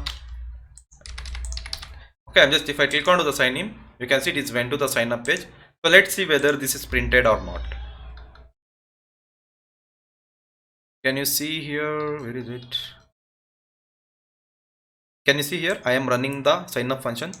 Can you see this went to this particular functions and it is printing it? Getting this? So why in actual programming, why we have print statement means because to debug things like that into the backend. Okay, I can just check whether whether this line is getting executed or not, whether this function is executing or not. Okay, so that way I can or I can just evaluate the particular function by using print statement, but we don't need it. Just for your understanding, I just print it. Okay, so now my function is going here. I'll just comment it out. So now I'll check one condition. I'll just check if whatever the method, if the request, whatever the request I'm getting, request dot method, request dot method, whatever the request I'm getting, if the request dot method is equal to post request. Okay, if the request is post request, I want to print something like, I'll just tell it is post request. Okay, if the method is not post request or something else, I'll just tell it is what, it is just something, I'll just tell print, I'll just tell it is get method. Okay, so now let's see which statement is going to get executed. Okay, I'll just print this as well. So let's see which is going to get executed. So I'll just go back here, I'll just copy this URL. Okay, I'll just copy this URL and coming back here, so you can see the server is running. I don't have any things right now. So it is saying me you have 18 unapplied migration. Your project may not work properly until you migrations are applied for the admin auth content and types and session. So first I will run the migrations. Okay, so this is one thing we need to do. So migrations and migrate is something like if whatever the default database it is giving us, default DB SQLite 3 it is giving us. So in this they will be providing default user table here. So to store a data, suppose I am creating one user, so that is sign up. Basically whenever I am doing sign up, one user is going to create it. So we have a default user table in the Django. I'll be using that to store the values of the user. For that I need to run the migrations first. So what is the migration command? Python manage.py migrate. I need to run this command migrate. So when I run this command, you can see all the migrations is going to get applied. Okay, so all the migrations is applied, that is admin and auth, everything it is applied. So now after applying, I'll just run the server, python manage.py run server. So I'll see coming back here, if I just go to this /admin, so you can see we have a default Django administration login page. This is our admin. Okay, so in the admin I'll be having the user table as well, that I'll show you later. So let's come back here first. Here let's see this. I said when Anish, so what we did is we write some command that is migrate by something, yes, and the admin get like it got automatically created. Yeah, that's it. Yeah, correct. That's it. Okay, so because you can see here in the URLs already we have admin part defaultly. So whenever I go to the admin, it is going to the admin sites.url, automatically it is taking the default administration system. Even if you are not migrating, that will work, but you cannot create the users until you migrate it. So I will see now itself. So what is that? I'll just clear with that. So now let's see this fun thing. So now I want to, coming back to this URL, I want to run this function now. So normally if I run the server, I'll just copy this URL, I'll go to the new terminal and I'll just enter. You can see the function is running. So if I go to the terminal, which is working now, which function might print now, whether it is a get request or a post request. Tell me whether it is going to print it is a post request or whether it is going to print me it is a get request, it is a get method. When I just open the URL, when I am just opening the URL, which method is going to get printed? You can see it is going to print me I am running a sign up function. The sign up function is running and it is going to tell you it is a get request, it is a get method. You can see it is a get method, it is returning. Why? Because I am not only this particular if condition works when the request dot method is a post request. That means whenever I fill the particular form and click on to the sign up button, then only the method is going to a post request. At that time the if logic is going to get executed. So now let's try that one. a@gmail.com and AA and AA. If I just click on to the sign in, you can see it went to the sign up page, but this time it is a, you can see this time this is a get sorry, this time this will be a post request. So you can see there is it. So I don't know what is the errors. First I need to resolve with these errors, whatever the things we are showing here. Not found, the things are there, right? So you can see I am running a sign up function and it is a post request. You can see it is the first line is going to print obviously. Then after evaluating the condition, it is coming here. You can see it's telling me it is a post request. So this condition is working now. So now I need to write the entire logic over here. So let's see what is the logic here. This is for your explanation I just created. So I'm just going to remove this entire part. So now let's write the actual logic. I'll just copy from here. First I'll just show you normal how to create a user, how to log in later. So then we'll see about the activations of the link, how we can make it a more powerful authentication system, because last time when I was teaching for the previous batch for the advanced level, so there actually what I can say, the Google was working it, so less secure app, I can able to send the emails. Okay, so now what Google has done here is it has disabled the third-party applications emails, but I have one professional email, so I can use it. I don't know how you people will use it for that particular concept, but I'll teach you that. So if you can buy the professional emails later on, or any other what I can say, any other option if it's there, I'll tell you. So because we cannot run through the normal Gmails. So normal Gmail in the sense I have the email address arkprocoder@gmail.com. Even you people have. With those emails I cannot send the emails with the third-party application like Django or any other application. That particular thing has been blocked by the Google. So recently, from the past 2 to 3 months. So for the professional emails it is going to work. So I have the professional emails for the AI Robotica, you know, HR@AI Robotica emails I know the credentials of that. So I can use it, and I can just see. First I need to check before teaching you whether it is working or not. The server is stopped, so that I'll tell you later. So now let's see about the just normal how to do the sign up page. Okay, so coming back to the if condition, I'll just copy from if to yeah, that's it.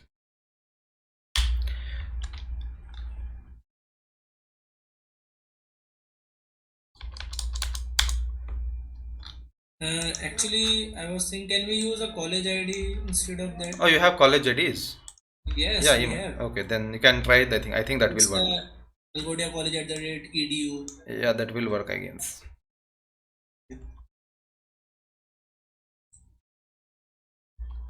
Okay, now let's see what is the thing I have done here. So just see what I have done here is same thing. If the request.method is post, what if the form is submitting, if we are submitting the form, what I need to do? I need to take the email address, I need to take the password, and I need to take the confirm password. That means I'm taking in this way. I'm saying request.post. From the request.post, whatever the email you are getting, take the email and store it into a variable that is email. That is, if I go to the base or in the index, so we are providing email, right? As I said before itself, name is equal to email, name is equal to pass1, name is equal to pass2. I'm passing the data here. Name is equal to email, name is equal to pass1, pass2. So whenever I am submitting, obviously all three input will be filled with some values. So that values is going to store it into these variables. So I'm accessing these variables into the backend here. So that is request.post email. I'm accessing the email value. I'm accessing the password 1 value. I'm accessing the password 2 value. Then I am storing into one new variable, that is email, password, and confirm password. These are the variables newly created. So whatever the email will be there, it will store it into an email. Whatever the password value will be there, it will store it into a password. Whatever the password value 2 will be there, it will going to be stored into the password 2. So what I'll say here is, if the password 1, if the both the thing, whatever the input given by the client, password and the confirm password, if it is not matching, it is something like not equals, it is something like not, sorry, it is something like not and equal. Okay, So it will be something like not equals. So in my system it is coming in this format. You should understand it is not equals. If you type not equals, it is fine. Okay, like this. If it is not equal to confirm password, I'll simply return one HTTP response right now. I'll just import the HTTP response. So right now I don't want to return anything. I'm just returning one HTTP response. I'll return one HTTP response, that is password incorrect. It should tell me the passwords are incorrect. Okay, so later we'll do this itself along with the messages, like we'll pop up the messages here, like password is not matching the messages kind of thing, that we'll do later. So for your understanding, first I am doing like this.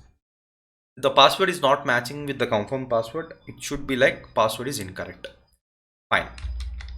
Now if the things is done, now I need to do some condition. I will use try and except condition, because what happens in the Django means, suppose Hamza is signed in with his email address, finish, suppose like hamza@gmail.com, and Shivani is trying to create a new user with the same email ID, hamza@gmail.com. So that will be something like a error, that we call it as some logical error, that will be. So what we call that, something like, you know, the zero division error, and like something 10 divided by 0 means that error you cannot handle with the if else condition. You need to use try and except condition itself. If you are getting something, those kind of errors which is not handled in the if else, at that time you will be using try and except condition. So because of that I am using try except conditions here. So first what I will do here is, as I said, in our admin there will be a user table, that is a default user table. It is providing the administration of the Django, where I can store the details of all the users for sign up and login. So what I'll do, I'll just import this django.contrib.auth.models. I'm importing the user. After importing it, I'm just checking whether, so there will be a 5 attributes in that user table. That is something like, we'll be having a username, we'll be having a email, we'll be having first name, we'll be having a last name, then we'll be having a password field. So these all the default field is been provided by the user table. So in your engineering, you would have created in DBMS create table name user, and attributes are name, that is varchar 10 primary key, and email is a varchar, and password is a varchar, something like that you would have created. Same way, even in the user is already defaultly it is created, so we need to create explicitly, like I don't need to create table name and all those things. So we'll create for other tables, but this table is provided by defaultly Django. So where we have a username, so username I can store it as an email, so this will be the unique key. So if one email is used, again I cannot use the same email. So you know primary key, what is meant by primary key, you know it will be something like unique values. So I'm storing whatever the email I am getting it, I'm just passing that particular value for the username. I'm keeping the username as my email. Okay, what I'm doing here is, if the user.objects.get username, what is its mean? It's mean if the email already exists in my database table user, I will say, I'll just tell, I'll just comment out this, I'll just return one thing, same thing I'll just return. I'll say, if the user already exists with the same email ID, I'll just tell something like email exists. I'll just tell email already exists. Okay, email already exists, should return like this. If it is not there, if it will return something like error. So here try except will get handled, so I won't be getting any error into my web page. So it will return something. If the email is not present, if it is newly, obviously someone is giving authenticate email, like it is not present in our database, so it will go to the accept condition. It will just pass the errors. So there will be no error, means pass is something like just passing it. We are not executing anything inside the accept block, but I need to use the accept because I'm using try. This, you know, this is the syntax of try and except condition, like this. If it is true, it will evaluate this. If it is false, it will evaluate this condition. That's it. Okay, so when the email not exist, I'll say, okay, fine, the email is not exist. Now I want to create that particular email, the particular user. So I'll say user.objects.create user, and I'll just pass 3 attributes. What I'm just going to pass. So it will be in this fashion. First one, it is going to be a username Obviously for the username I am storing same as whatever the email is there. I am just storing the email for the username, that is unique. And second one, there will be an email attribute inside this user table. So I'm just passing the email for the second argument. Third argument, obviously it will be going to take the password. So I'm just passing the password as a third argument. So when I run this one, it is going to pass all the attributes. Then I'll say user.save. That means I'm just saving this particular user into the database. Then I'll just return something. I'll just return the HTTP response. I'll just tell user created. I'll just pass something like user is created. So I'll just pass the user created and I'll just pass the email ID over here. Whatever the email is being created, email ID is there. I'll just pass the email ID like this. So this is how it works. Understood this one, the logic? Any doubts with the logic? This is the logic for storing the new user into our database. And then I'll show you in the backend as well where the values is getting stored. Any doubts? No. Okay. So now let's save all these things. So now let's try here. Coming back to my home page. Now I'll try with the new user. I'll just tell Ayush at gmail.com. First I'll give wrong password. I'll just give something wrong password which is not passing, matching these two. If I click onto the sign up, you can see, okay, you can see user is created. That means that is not validated. This is not valid. The password incorrect, it is not going here, right? So you can see I'm just returning HTTP response. I need to use return. I didn't return it. So because of that it is created. RETURN return. Okay. So sorry, I need to return the HTTP response like here how I have been returned. So I'm just created HTTP response. So it went here, then again it came out and it is created. So when I'm returning it, our function is going to stop here itself. It is not going to execute the rest of the lines. So now coming back, I'll just go back. So if I try to create again, okay, what happens? I'll just go to the home page. I'll try to create again ayush@gmail.com. I'll give the wrong password. If I click onto the sign up, you can see I'm getting as a password incorrect. So that means this is working. This condition is working. Password is incorrect. It is working. So next I'll go back. Now I'll give the correct password 123 123. So you saw before itself Ayush is created. So Ayush is before is only the Ayush is created. If I try to create with the same email ID, you can see it is telling me email already exists because already the previous line it was saved, right? So that time it got created. It is telling me it went to the try block. It is saying already email is exist. So if I tell something which is not there, if I just tell Anish here, I'll just tell something like anish@gmail.com. If I try to sign in, now you can see user is created. Okay, so we saw how to create the user now. So now let's see where this should be like when we go to any website, user created is the like it pops out on the same same like, page. Yeah. This is only for the understanding. I'll display the messages. Okay. So in the same page it should go and it will be in the pop-ups. Okay, this is just for the understanding. Okay. So for the displaying the messages, I need to add a few extra things. I'll add that later. So that's for the understanding, whether like just we'll understand later, we can design it however we like. Okay, so now let's go to the admin part. So now we saw here, I said you before itself we have a default administration system. So I went to the administration system. Now what is the credential you need to pass here? So if I just pass ayush@gmail.com and I'll just tell something, you can see it is not going to take these emails because these are all the normal users. Whoever doing the sign up and login from the website, they're all the normal users. They are not the admins, so that they can access to over here. To create an administration user, I need to go to my terminal. I'll just create a new terminal.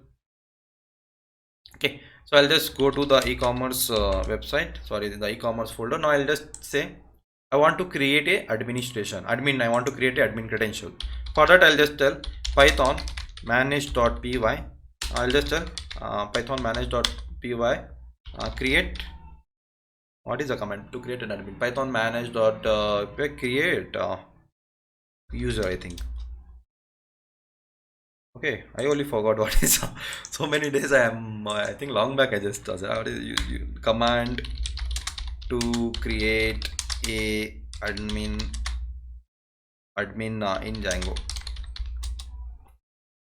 and I create super user. Okay, so this is the command. So I just left super. Okay, so create super user. So this is the command you need to run. Python manage.py create super user. Enter the line of code. You can see it is asking me the username. I'll give the username as erk@gmail.com. Okay, same email address I'll give ark@gmail.com. Password it is asking, so I'll just tell ark. Same again, I'll give ark. It is not visible.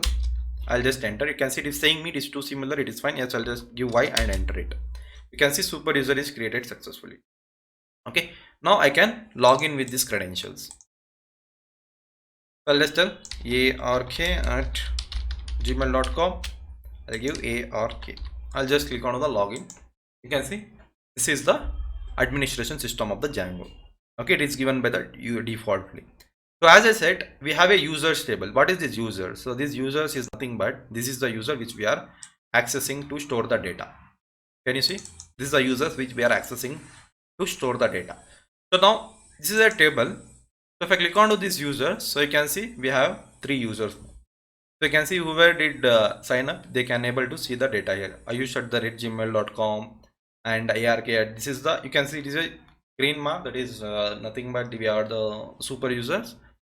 These are the 2 users which they have been logged in from the website. So if I click onto the ayush@gmail.com, so you can see I can see his username, I can see his email, but password is hashed. I cannot see it. Okay, so they have used some hashing algorithm salt, so we cannot see the password, but I can reset his password. I can reset his password that I have access, like, but I cannot see what is the password he added. Okay, so we have so many things in the administration system. This I'll tell How can you later. reset my password, yaar? This from the front end.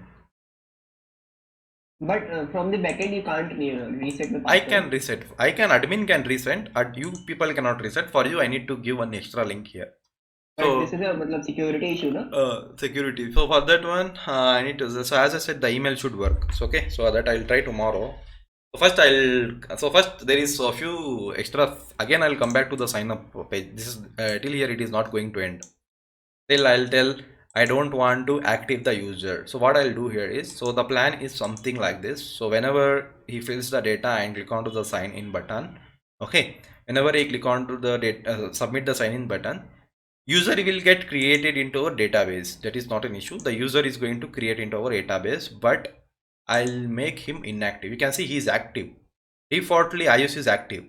Active in the sense he can log in now. He can log in with those credentials in our login page. He can log in our login page. He can log in into our website with this, with our whatever the credentials he provided. But what I do here is, what is the plan here is, whenever anyone, let it be anyone, whenever they do the sign up, I'll just make them inactive. I'll just make them inactive like this. It will be not selected whenever I will see the data. So I'll just make it inactive. So when I make the user as inactive, that is when he is not active, then he will be not able to log in into our website. He cannot log in into our website. It will show like something is wrong. It will just show something like that. He cannot active into our website. Okay, so then what I'll do, we will be sending one email to him. Whatever the email he is providing in the input, whether if it is valid, then he will be getting the email.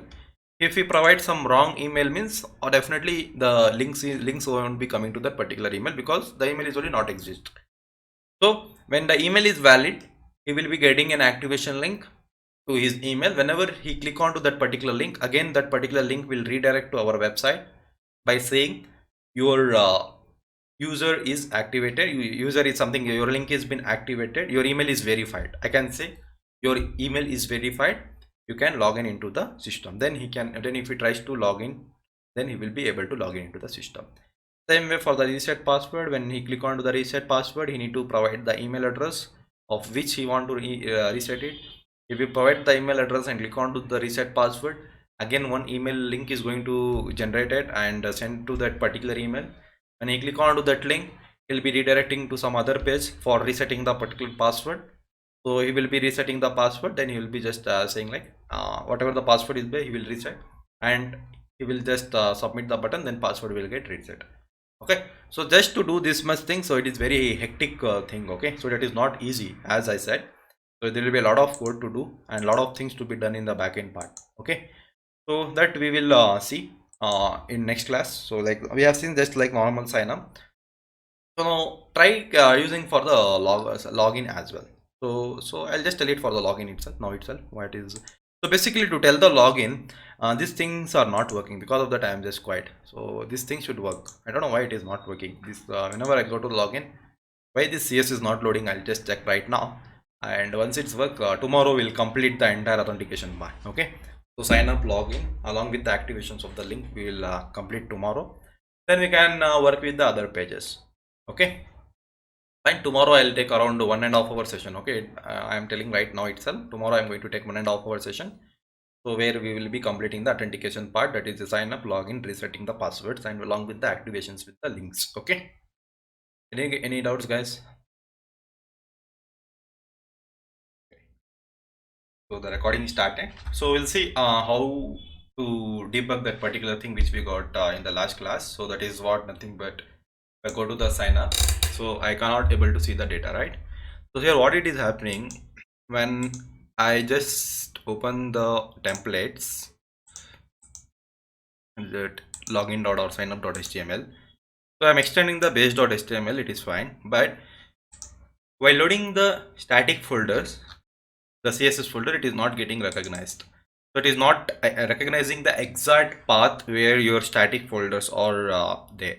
So because of that, the particular errors are I'm getting here. If I right click and inspect, you can see here they are giving the error. So these the 14 errors are there. Basically the static files are not loading. That is the only problem. Because of that it is not getting it. So for debugging that one, I'll just open the server. So I've started my server already. So you can just see here the server is started. So what I need to do here is I need to load in this fashion. So where is it? If I just go to the static folder, I'll just copy this path, so which is our main path, or else I'll just give here itself. I'll just tell I want to load in this fashion. By Jinja techniques, I'm going to load it. I'll just put the flower brackets and percentage symbol with the space here, put the single quotes and even the single quotes, and close the particular flower brackets. That is, so when I give like this, then it is going to find the exact static folder within this project itself. Okay, it will just check where is the static folder, then it is going to access in this fashion. So when I just save like this, save all, just I am loading the style.css. If I just save this one, if I go back to the sign up page now, so I can see the thing is coming. Something happened, the changes I can see it here because of that this line of code. So same way I need to do it for everything. So I'll just do control Z to whatever the things have been done, I will just undo it. I'll just click onto the starting, press Ctrl H. So I'll just say what I need to do here is wherever I can just wherever the static is there, I'll just tell wherever the static is there, just replace with this one, flower bracket, percentage symbol, then make it as static, then give the space, then put the small quotes, the single quotes. Okay, so just type like this. There are at the 17 places I want to change it. I'll just replace with everything with all. So replace with all, done. So now I want to change wherever .css is there. Okay, I want to change it, same thing now. So I'm just using shortcuts. Here I'll just select wherever there is a .css, I want to replace with .css itself. Then I want to close that with the single quotes, then give the space, give the percentage symbol, and put the close the flowering bracket which you have open at the starting. So again I'll just replace everything over here. So it is replaced. Okay, so this fav icons are there, right? So the fav icons I don't need it. I'll just remove this entire fav icons. I'll remove it. So now here you can see here the things happened here. So what I'll do here is at the starting line also it has been changed. I'll just remove. I'll just give it as static. Sorry, not static. I need to give it as load. So load static. Whatever the previous thing was there, I just kept like that. Okay. So now I'll just save it. So you can see all the places the changes has been occurred. So you can see wherever the things have been there, that is going to change here itself. You can see. Okay. Rather than using at the single line, this is the shortcuts we can use. But the last line still there is some of the error, that is it is not loading the JavaScript file. Again, I'll just press Ctrl H. Wherever there is .js JavaScript files is there, I want to replace with the .js and close the things whatever it is like as it is. I'll just do it like this. You can see all the places the changes occur.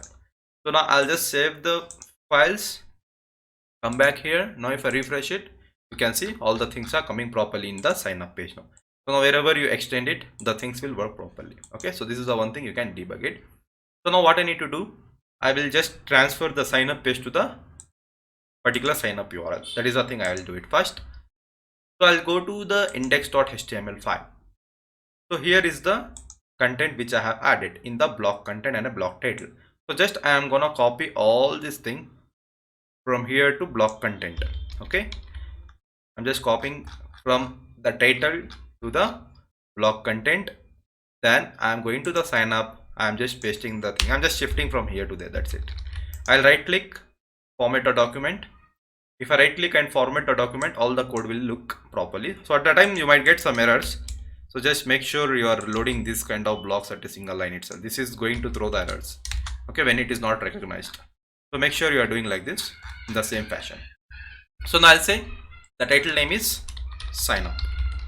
Okay, so in the last session we saw we have created a card, we created a sign up tag, and we have just created a form. It is going to take email, password and confirm password, sign up and login thing. It is going to just take this one. If I just save, if I just go back to the shopping cart, now if I go to the sign up page, you can see I am getting the sign up page. So now what I am going to do here is I am going to remove the entire path from here. I'll go to the index.html, which I have just copied. Now I don't want the sign up page. I'll just close this one, and I'm going to remove the entire part from here. Okay, now I'm just removing the entire part. So then I'll just give it into the header tag. I'll just tell welcome to Dhamaka sale. Okay, something like this. Something I'm just displaying at my home page. If I come back to the home page, you can see welcome to Dhamaka sale. I'm getting something like this. So let's let's change the background image from this one. So and put the logo. I'll try to put the logo as well. So I have downloaded, I think I have downloaded the images that day. I'll just open the download folder. So here are the two images. I'll just cut these images. I'll go to the project folder. I'll go to the e-commerce. So I'll go to the static folder, and I'll just create one folder here. Okay, I'll just create a folder. I'll just name it as images. So inside the images folder, I'm going to put the new images which I have copied. So this is something I'll just rename this as logo. Then I'll just rename this as BG. Okay, BGG. Okay, so the bg.jpg and a logo.jpg. I have a logo and I have a background image here. I have downloaded it. So I'm going to replace that particular point now. So I'll go to the base. Queries here. I think this is the one thing they are saying. If you want to uncomment the below code, if you want to prepare an image of the logo, so I'll just remove this comment line, and after removing this comment line, I'm saying here go to the static folder. Then I'm just changing the path now. So where is the path now? What is the path? I'll just give the path here. Okay, so I need to close as well. I'll just close like this. Okay, yeah, I need to close it in this fashion. Okay, now it is fine. So I'll tell go to the static folder, then go to the folder that is images. I'll just put into the single quotes, that is I'll go to the images folder. Then I'm going to the image name, that is logo.png. I'll just tell logo.png. I'll just save it. Once I save, let's see whether I can reload the logo or not. If I refresh, you can see I'm getting logo here. Okay, which is coming in this position. I want to shift it at back. So for that, if I remove this shop cart, if I just remove that header tag and refresh, so you can see I'm getting the logo here. Okay, so I'm getting the particular logo here. So that is fine for me. I just added the logo. So if you want whichever the logo you like it, you just use that particular logo. Okay, so after here, can I put like this shopping cart, and that is a shop cart. Can I see how it looks? If I refresh, you can see it looks something like this. So I want something, it should take here, it should go till here, so that we can do it. For that, I think I need to give, if I just give it as a h2 tag, how it looks, let me check. Okay, the same thing. If I give it as paragraph tag, if I refresh, you can see just reducing the size, but I want to remove these spaces. This we can do it. So I'll just say here in the anchor tag, can I give? I'll just tell here shop cart. So shop cart. Save this one. If I refresh, you can see I'm getting like this. Okay, so I think this looks fine for me. I don't have any problem with this. So I got the logo and I'm just pasting whatever the things is there. I'm just putting over there.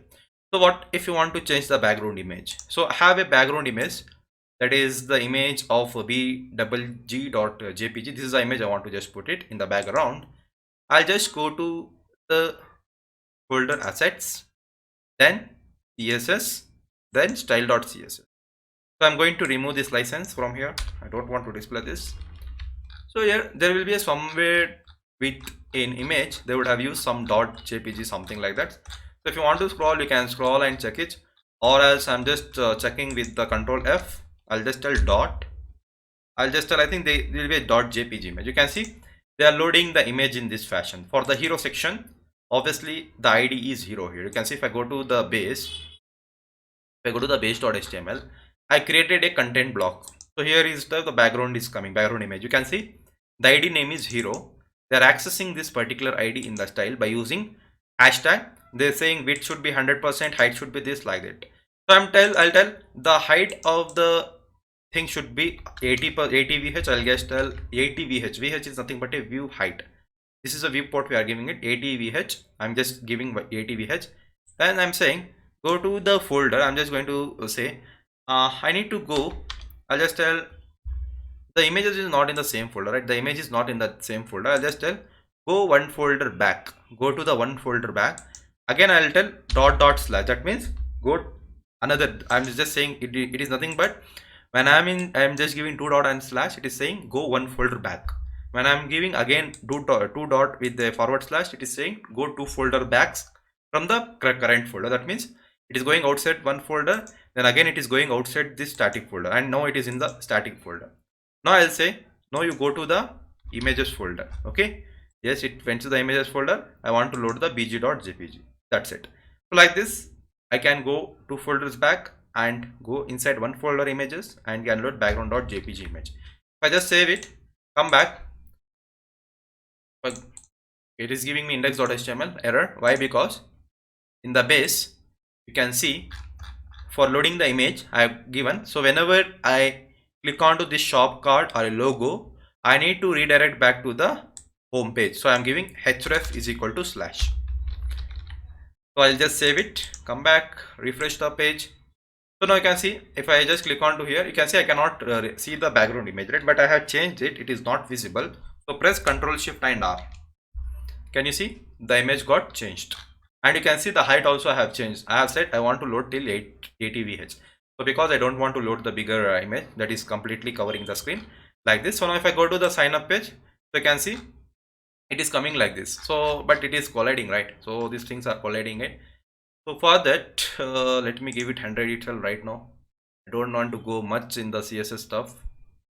Later we can see at the last to design it. So I'll just give it as, if I just give 90 vh, and if I just tell Ctrl Shift R, so it is something looks like this. So I think it is fine for me now. Okay, so I'm giving 90 vh as the viewport and the background image is also getting changed.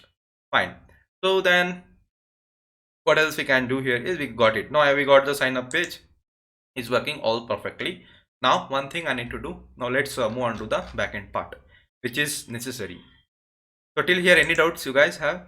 So I have just debugged the things and I have shifted from there to here and changed the background and logo. That's it. Any doubts? No. Okay, fine. So now, as we saw in the last class, I was able to log in it. I was able to put the email, password and confirm password. And if I do the sign up, I was able to store the data into the database. But I don't want to store in that particular fashion. I'll close all the files, go to the views here. So now I'm going to import few of the important things. So now the code will get larger. So I don't want this to happen. I don't want this thing should run. it is going to take email, password, confirm password is fine. I want something to say like whenever a person does the sign up, I want to get one particular email to a person whoever, suppose I am user signing up, I should get the email like please activate your account. Because why I'm doing here is, if a person does a sign up, like I don't want some dummy emails, a dummy person should log in into our website and do unnecessary things. So for that we need to make it our website secure. So we are going with the concept of email authentication. Suppose if a person wants to sign up, he is going to give or his or her ID, email ID. So they, after clicking on to the sign in, the people will get the notification like please activate your account. If we have given a perfect email ID, then only he will be getting the links, or else it is not going to get, and he cannot activate the account and he cannot do the login into our website. Because of that, we are going with that email authentication concept. For that, first what I need to do here is, so I'll just open the code here. So okay, fine. So what I'll do here is I want to get the data. So obviously all the things will be same. Getting the email password, confirm password. If the password is not matching with the confirm password, basically I want to display in the messages. So let's see how to display the messages first, then we can go ahead with the other concept. So I have set last class HTTP response, that is going to redirect with the new page, and it will just show with the normal HTML page. That is not a valid thing. So I'll be using this one, that is messages.warning, and I will just take the current request and I will display the error in the pop-up, that is password is not getting matched, passwords is not matching. Okay, I can show something like this by using messages. So after passing it, then I'll just tell return redirect. Then I am just tell, after passing this one, I'll just tell return redirect. So I'll just tell just go to the signup.html. Okay, with this error, just display the error into the signup.html. Okay, in the same page, that is in the signup.html. Now what is this messages? So messages is nothing but we need to load it from the Django.contrib. So I load the messages from the Django.contrib. I'm going to import it. I'm saying from Django.contrib I need to import the messages. So I have just imported the messages. So what is this warning? So basically in the Bootstrap, you know, there are 7 colors. I think primary is for blue, info is for light blue, warning is for yellow color, danger is for red color, and dark is for black color, like that. So I'm just passing one argument, that is warning. So it is going to take the request and it is going to this particular page by saying password is not getting matched. For that one, so it is fine. I'm just passing a data, it is fine. But how the Django is going to take this argument to the HTML page and it is going to display? How that will happen? For that, I need to write one particular code. So here I need to take the data. If suppose I am getting a warning message in my signup.html page, I need to display the warning to that particular person. Okay, so for that I need to write one code. Basically I'm going to take a block content here. Basically, where is the block content is coming? It is coming from my base.html, where here I have just declared one empty block, right? You can see here. So I have declared one empty block into my hero section. So where whatever I put it there, that is going to load it here, right? So I want to load some data so that I don't need to suppose wherever I'm getting a messages. Suppose if I'm getting a messages anywhere into my page, suppose in the login or a logout or somewhere else, so I need to display the particular message into this particular card. So that is nothing but into that particular section. So I'll say here into my signup.html, I'll say one code here. I'll just use that code, that is very small line of code, that is to load the particular for loop. So I'll just apply one for loop and explain you how the for loop works. So then I think I have given into my auth and login. So this is the code I need to just do it. So say I'm just going to paste this code. So basically what I'm saying here, I'm saying whenever you get a message in the messages, basically you can see here I'm just passing messages, right? Messages dot warning, and I'm passing the particular content to it. So I'm just passing 2 arguments. One is the color of the message, second is the argument. Those two things I am passing to the HTML page. So basically our HTML page is loading the block content. The block content is coming from here. So I'm just using here itself. Even if you use here as well below this one, it is not going to harm anything. So I don't want to put it into the login page and every page as well. Because of that, I am putting into the base.html. So at a one time, if I just use it, I can use it anywhere because of only that one purpose. So I say how many messages you are getting. Suppose not only one message, if you are having 1000 messages as well, our for loop is going to run 1000 times and it is going to return one instance. 1000 instance this is going to return. Suppose there is a one error or a warning. One time our for loop is going to run and it is taking the instance, I can display it. So these things I am taking from where I'll just show you that as well. So if I go to the getbootstrap.com, so if I go to the documentation, and if I just go to the, you can see here carousel navbar, what we call that one, panning progress, spinners and buttons, bad alerts. So we call it as alerts. So you can see I'm going to use this alert. So if I just scroll a little bit down, so can you see here holy glucomal error. So something, if I use this same code I have used, you can just go and check it out. You can see alert warning. You can see alert. I am using the messages tags here. But means I'll tell you this. Basically, you need to understand I'm using this code, the entire code like this over here. Then I'm doing the modification so that if I have any error, it will show in this fashion and I can just close the error like that. So that is why I'm using that code. So open this one. So if I just say here, you can see alert message.tags. So what is this message.tags? So basically this message, whatever the message is there, in that the dot warning is nothing but a dot tags. Okay, the dot tags, whatever the tags is there, I'm just displaying. So if I use alert warning, it will be yellow color. Alert primary, it will be blue color. Alert dark, it will be a black color. So whatever the argument you are passing here, dot warning or dot info or dot primary, like that is going to pass here. Basically I am passing the colors dynamically into our HTML page. So by using a for loop Jinja techniques. So this is one thing is done. So next thing, I need to pass the message as well. So whatever the second argument password is not matching is there, that is the message. So I'm just going to pass that entire message over here. Okay, even you can just pass into a strongly. So I want to just display in the strong, means you can just put it into a strong tag. So it is also fine. Then whatever the button dismissible alerts are there, that is going to handle by our Bootstrap. So that's it. So after saving this, I have declared it. So for some reason, our Bootstrap, our Django is not going to take the color for danger color. So it is not going to take the danger color. So because it is a keyword, I guess. So sorry, dot error it is not going to take. So I need to use one extra inbuilt extra things. I need to add it into the settings. I want to inform one thing to my settings, that for the messages tags. So I'll just say whatever the messages tags are there. Okay, whatever the messages tags are there, if you get, whenever I am using dot error, so that means if I use like this, if I just use dot error, okay, if I use this dot error, so you have to take, I need to import this as well into the settings. So whenever I use messages dot error, so you need to take the color it as danger. Just I'm saying, whenever I give this argument in the message tags, just make sure that you are using danger color. You are just utilizing the danger color. So for that, I need to import the messages here. I'll just tell from django.contrib import the messages. So now that particular error is gone. So now if I just save the entire file, if I just see the console here, I don't have any error. You can see I don't have any error. I will come back to my code.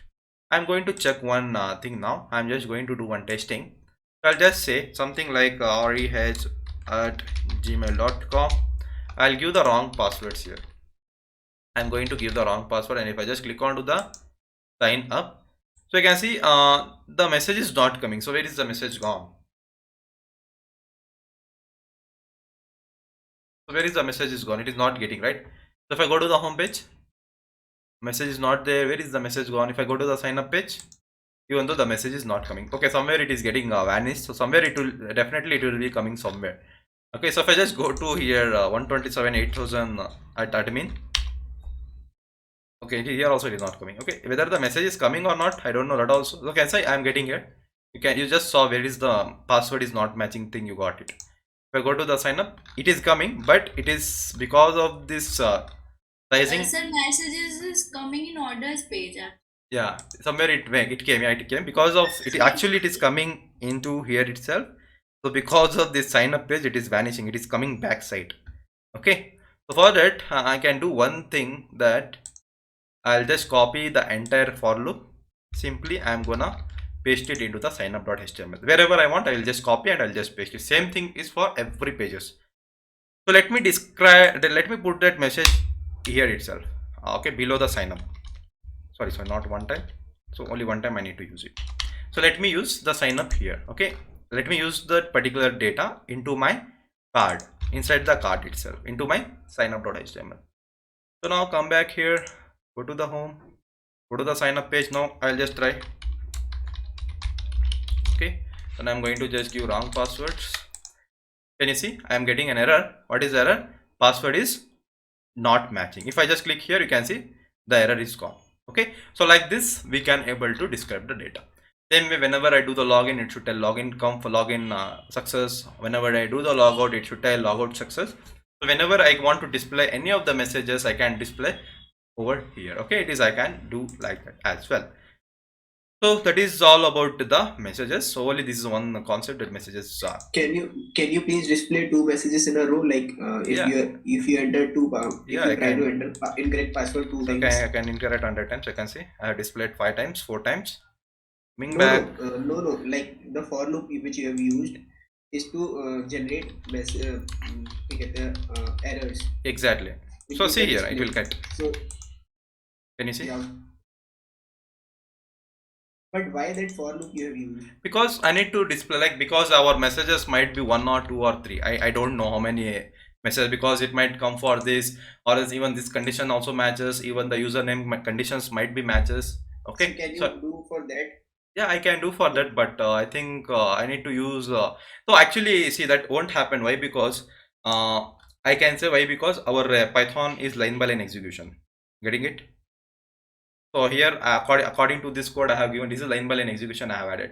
So if I want to According use this that code, one, we only get one error. here I am going, yeah, I am displaying only one error. If you want to use that one also, even we can display. We cannot do. It is nothing we cannot not do.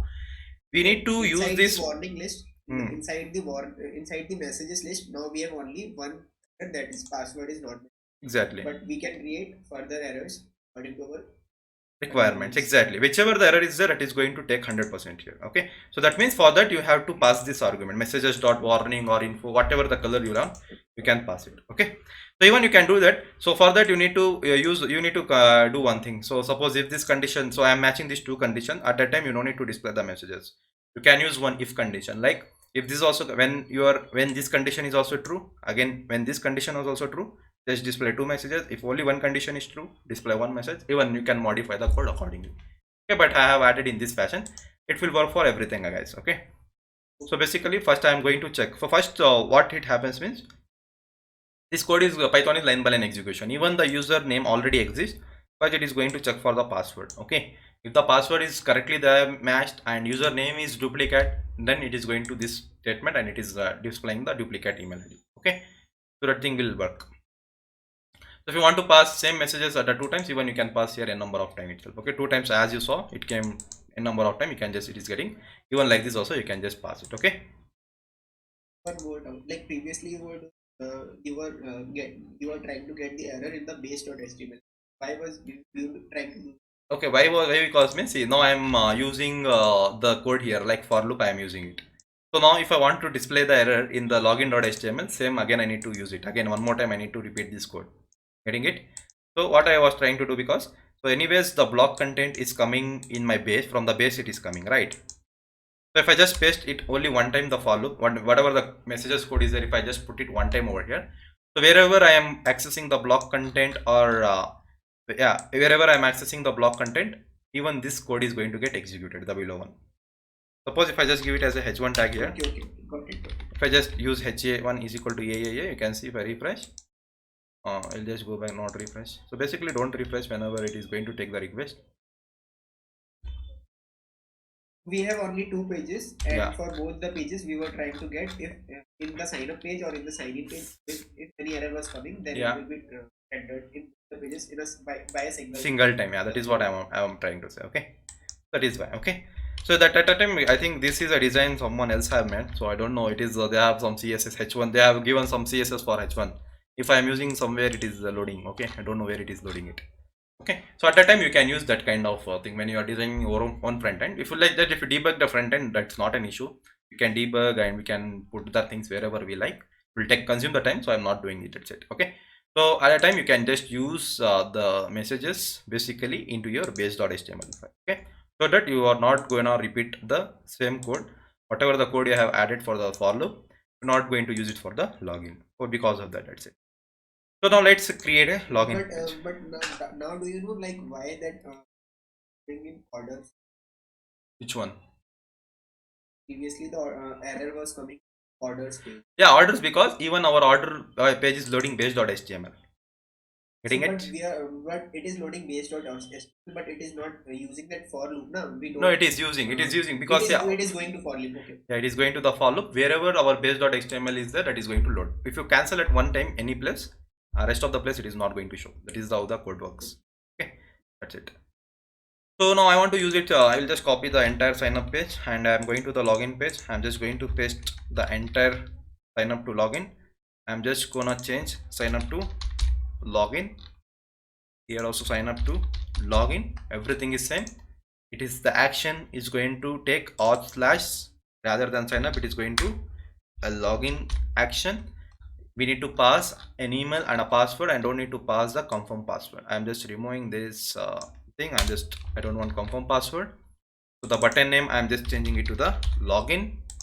Then already a user, I don't want already a user. I'll just tell okay, so already user, he should know. I'll just tell new user here. Okay, I'll just display whether if he is new user, he wants to go to the slash sign up page, and I'm going to display him SIGNUP sign up. That's it. So that's all. Very simple. Once code, use wherever you like. Just copy. If I just come back here, if I go to the login page here, so login is not defined. Okay, it is going to some other part. I will go to the login here. So now the login page is coming. If I click onto the sign up, it is taking ARK auth. So basically it is not ARK auth, it is just AUTH auth.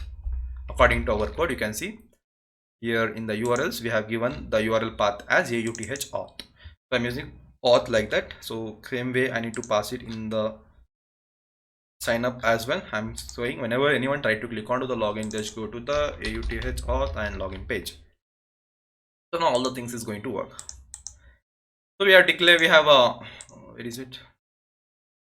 So now we have added the front end code, almost 100% the front end part is done. Now the one thing is there is we need to handle backend very carefully, and whatever the thing I said, I need to get the email for verification.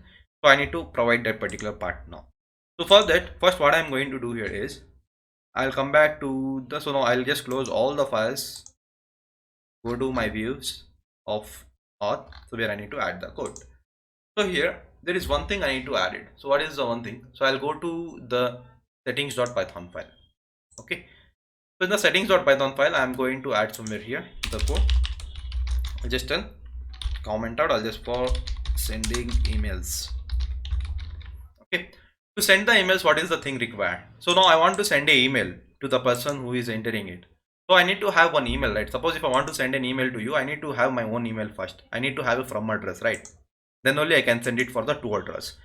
So if I am using a email, automated email in our website or a project, so I need to give one email here. So something if you have seen, if I just open here, they would have somewhere like no reply.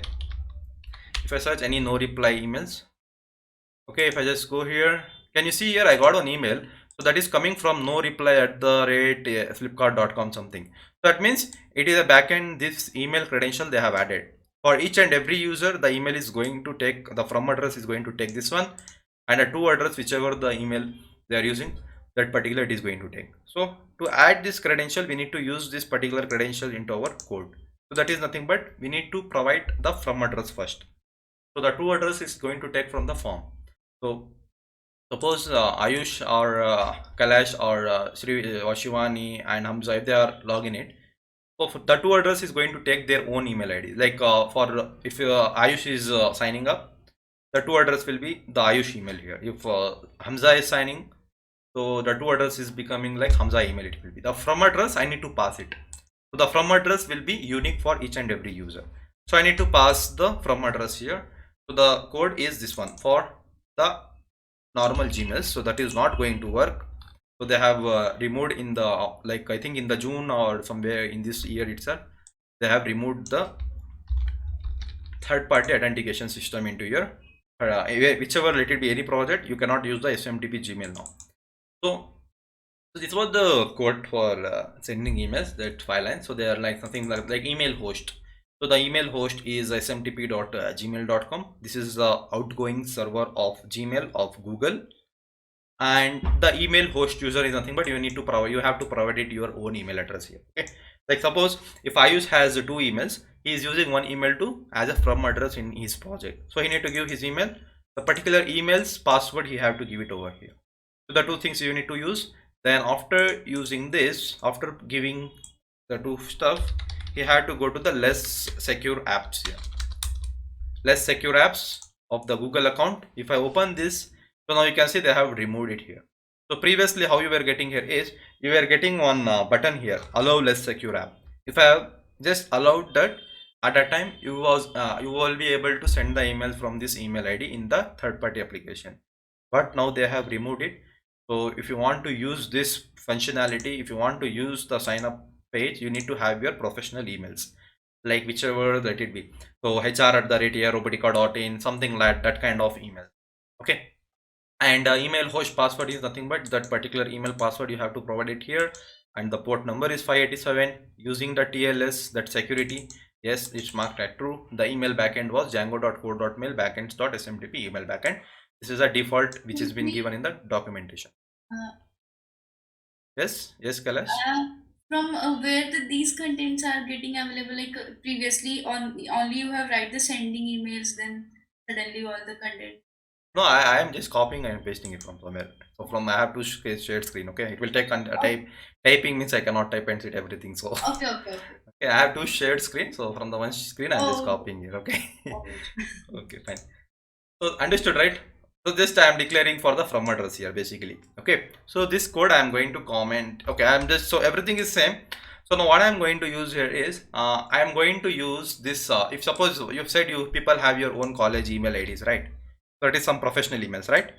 So what you guys do here is, I don't know it will work or not for you guys, you have to check it. So use the email host as smtp out dot secureserver.net. Okay, use this as the host. I hope it is going to work for you as well.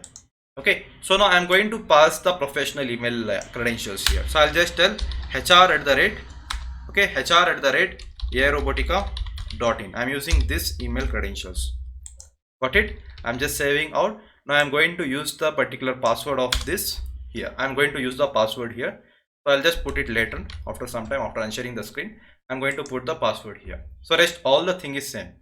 So just even what you guys have to do, you have to use your college emails here and the particular email password here. That's it. Only the thing you have to change it. Now come back to the views.python file.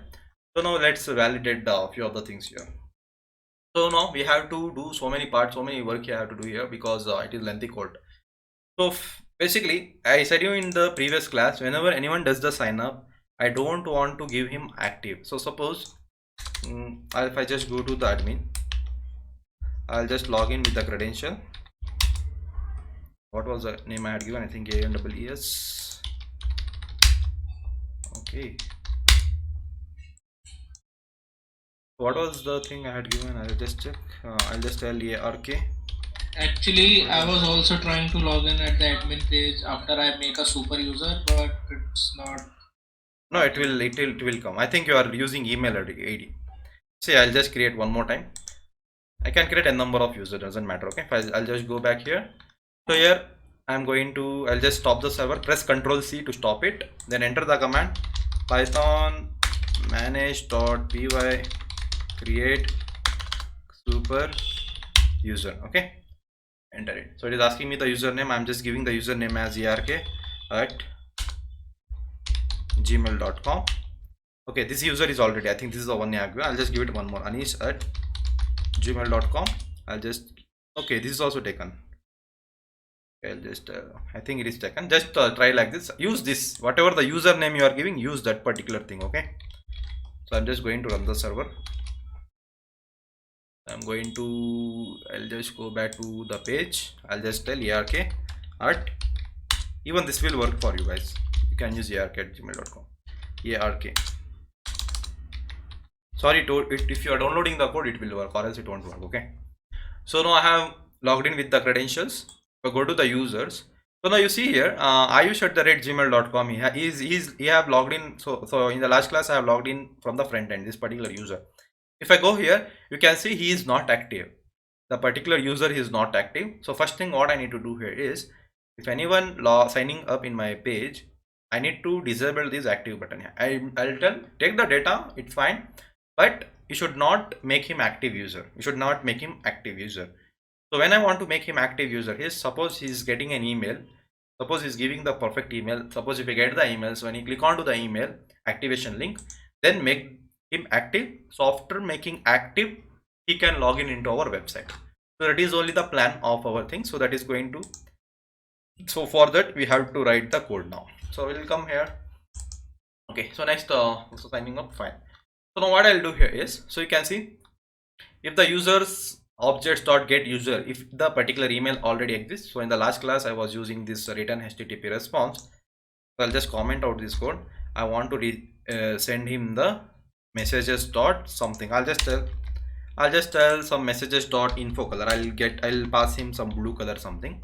Messages dot info. I'll just tell what? I'll just tell user name is taken. Okay, so you can just tell username or email. You can just pass both, or else you can just tell email is taken, because they are passing email, right? If the user does the sign up, is passing the email address here. So I'll just tell email already taken, email is taken. So then after passing this, I'm gonna send him back to the same page. That is, I'm going to send it back to the signup.html page itself. So if there is an error, if it throws the error, at the time I am going to use the except condition. I'm just going to pass it. So after getting passed, so what I'm doing here is, I'm going to save the email. First I'm going to save the user, taking the, I'm just passing the email address for the username, same email address for the email ID, and the password for the third argument. I'm passing these three data from the front end for the user table. So this user table is nothing but in the admin I have shown you before. Then I'm just saving the user. After the saving user, I'm going to make it as a false. So first I need to make the user as false. I'll tell whatever the user table you have, there is a one attribute is active, just make it as a false. False is a, so basically tick mark and untick mark comes from the boolean values, that is a true or false. True means tick mark, false means it is not tick mark. So I'm just saving the user. After saving the user, I'm going to first give some this. I'll just copy this content. So what is this 2 line of code?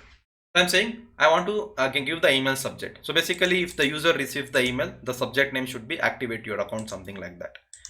So that I have just created one variable, activate your account. Then I'm just passing one message. So where he need to go? So he should go to this file. So he should go to this render to string. Basically he will be rendering to one HTML file. So I'll just create that HTML file name as activate.html. So I'm going to create in the authentication, in the template folder, I'm going to create one file name by name, that is activate.html file. So he will be going to the activate.html file from here by using render to string. By taking the arguments, so he is going to take who is the user, and the domain name is currently what I'm using. The current domain name is 127.0.0.1 port number 8000. Suppose later if you are hosting this website, suppose the website name is airobotica.in, at that time you have to pass the airobotica.in at the domain place. This is a very important point. This is for your future. you are hosting this website somewhere else, at that time you have to use your domain name. That is some like whatever the domain, aerobatic or google.com or shoppingcart.com, whatever the website name is there, you have to use the domain in that particular name. Now we are using a local host. Because of that, I am giving the local host address. So then what I am doing here is, so each and every user who is going to save, so he will be having a primary key. So he will be having a primary key that I am going to store. I'm just taking the primary key by encoding format, and I'm just generating one particular token for that particular primary key. So only two things, just these two lines says, whatever each user will have its own primary key. I'm just converting that primary key with some encoded format for that. So for that particular primary key, I am generating one token. So these two lines is going to say this one. So after taking that particular content, he is going to where? He is going to this activate.html page. So in the activate.html page, I want to pass the data for the user. So now I want to pass the body of the message. Once I get the email, suppose if I get this email, or where is it? Suppose I will just open this one. Sarah messaged you in LinkedIn. So whatever you can see here, I'm getting some content here. So I want to pass the content. I want to just pass this particular content now. So for that particular content, I'm using this one. So I'm just using auto escape. So basically, I want so whenever you are passing a content from Python file to a HTML file, basically you are using render to string. So it has its syntax and documentation. Whenever you are passing a data to activate any HTML file, you have to use this auto escape off and auto escape. So in this content, you have to pass after that particular content. So it will be like hi user.username. So basically user.username is nothing but it is going to get like username is basically is taken as email address. So it will be a hi email, the particular email. Please click on to the below link to verify your account. I'm just saying this one. Then it will start with like this HTTP the domain. So this domain is coming. This is the domain. Whatever you have passed the domain, this thing is getting passed to your activate.html. Then URL is an activate URL. So here it is going to pass the UID and token. So whatever the UID is generated and whatever the token is going to be generated, these two things is going to pass at the place of UID and the token. So the values will be getting passed here. So I will get the particular link now. I got the link with this particular code. With these two lines of code, I got one particular unique code. So if users open this link into the new tab, then his account is going to get activated. Okay, that is what the thing happens. So now same thing, whatever the content we are generating from the code based, I need to pass it, this content I am going to pass it to the email address. So first let's import these things. So what is this render to string? So render to string is coming from this particular content. So I'll just go top. I'm importing this from django.contemplate.loader. I'm importing a module that is render to string. So render to string gone. Now I need to get URL safe base 64-bit encoder and a force byte. So I'm going to get further things from here. Let's copy it. I am going to paste it here. I'm saying from the django.utils.http. So with this particular module, we are having the URL safe base 64-bit encoder. Sorry, URL safe base 64-bit encode. I'm using it. So this is for encoding. Okay. So basically here it is only for encoding purpose. So basically when I want to decode also, right? So see, I am saying when he gets the link here, he got the link now. When he click onto that link, I need to verify, right, whether the token, that whichever the token is generated and whichever the UID is generated, that is correct or not. For that I need to create one more class later. I'll create now after some time. So I need to decode it.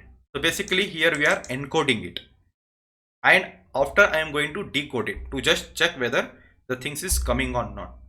So in encoding and decoding, it will be returning true or false. If the correct URL and the correct primary key and the correct token is passed, then decoding will happen correctly, or else it is not going to happen correctly.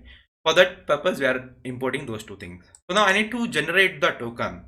So now I need to generate the particular token. So I'll just tell from dot utils I need to generate a token here. So for that I have something like from dot utils I am going to import the generate token. I want to generate the particular token. Okay, so I need to, what is the dot utils? So dot utils is something I need to create now. So inside my auth card application I'm going to create one new Python file. I'll just name it as utils.python file. I'm just going to make it as utils.python file. Here I need to import it.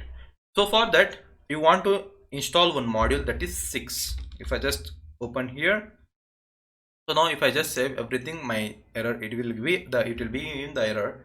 So for that I'll just tell you, first I'll pay, then I'll tell you. So you need to install one module, that is 6. So I see I'm using import 6, right? So I need to get the 6th here. So basically this I'm going to, same thing I'm going to use for password resetting. So I have imported now itself, that is a password reset token. So whenever password reset, whatever the password reset token, I'm importing it, and that I am passing for token generator. So basically what happens here is I'm importing a module, that is 6. What I'm doing here is I'm just generating one particular token by using some 6 module. If I just show you in the Google, it says 6 module in Python. If I just see, I see 6 Python library that is used to wrap the difference between Python 2 and 3 for those system, works in the both 3. It's compatible, so makes it easier and hard to even project. If I just go with the 6 Py, I'll just open this. So basically they will be doing something with here, what I'm not getting into the compatible version, copied into a project. What is that? 6 in token generator, I'll just use.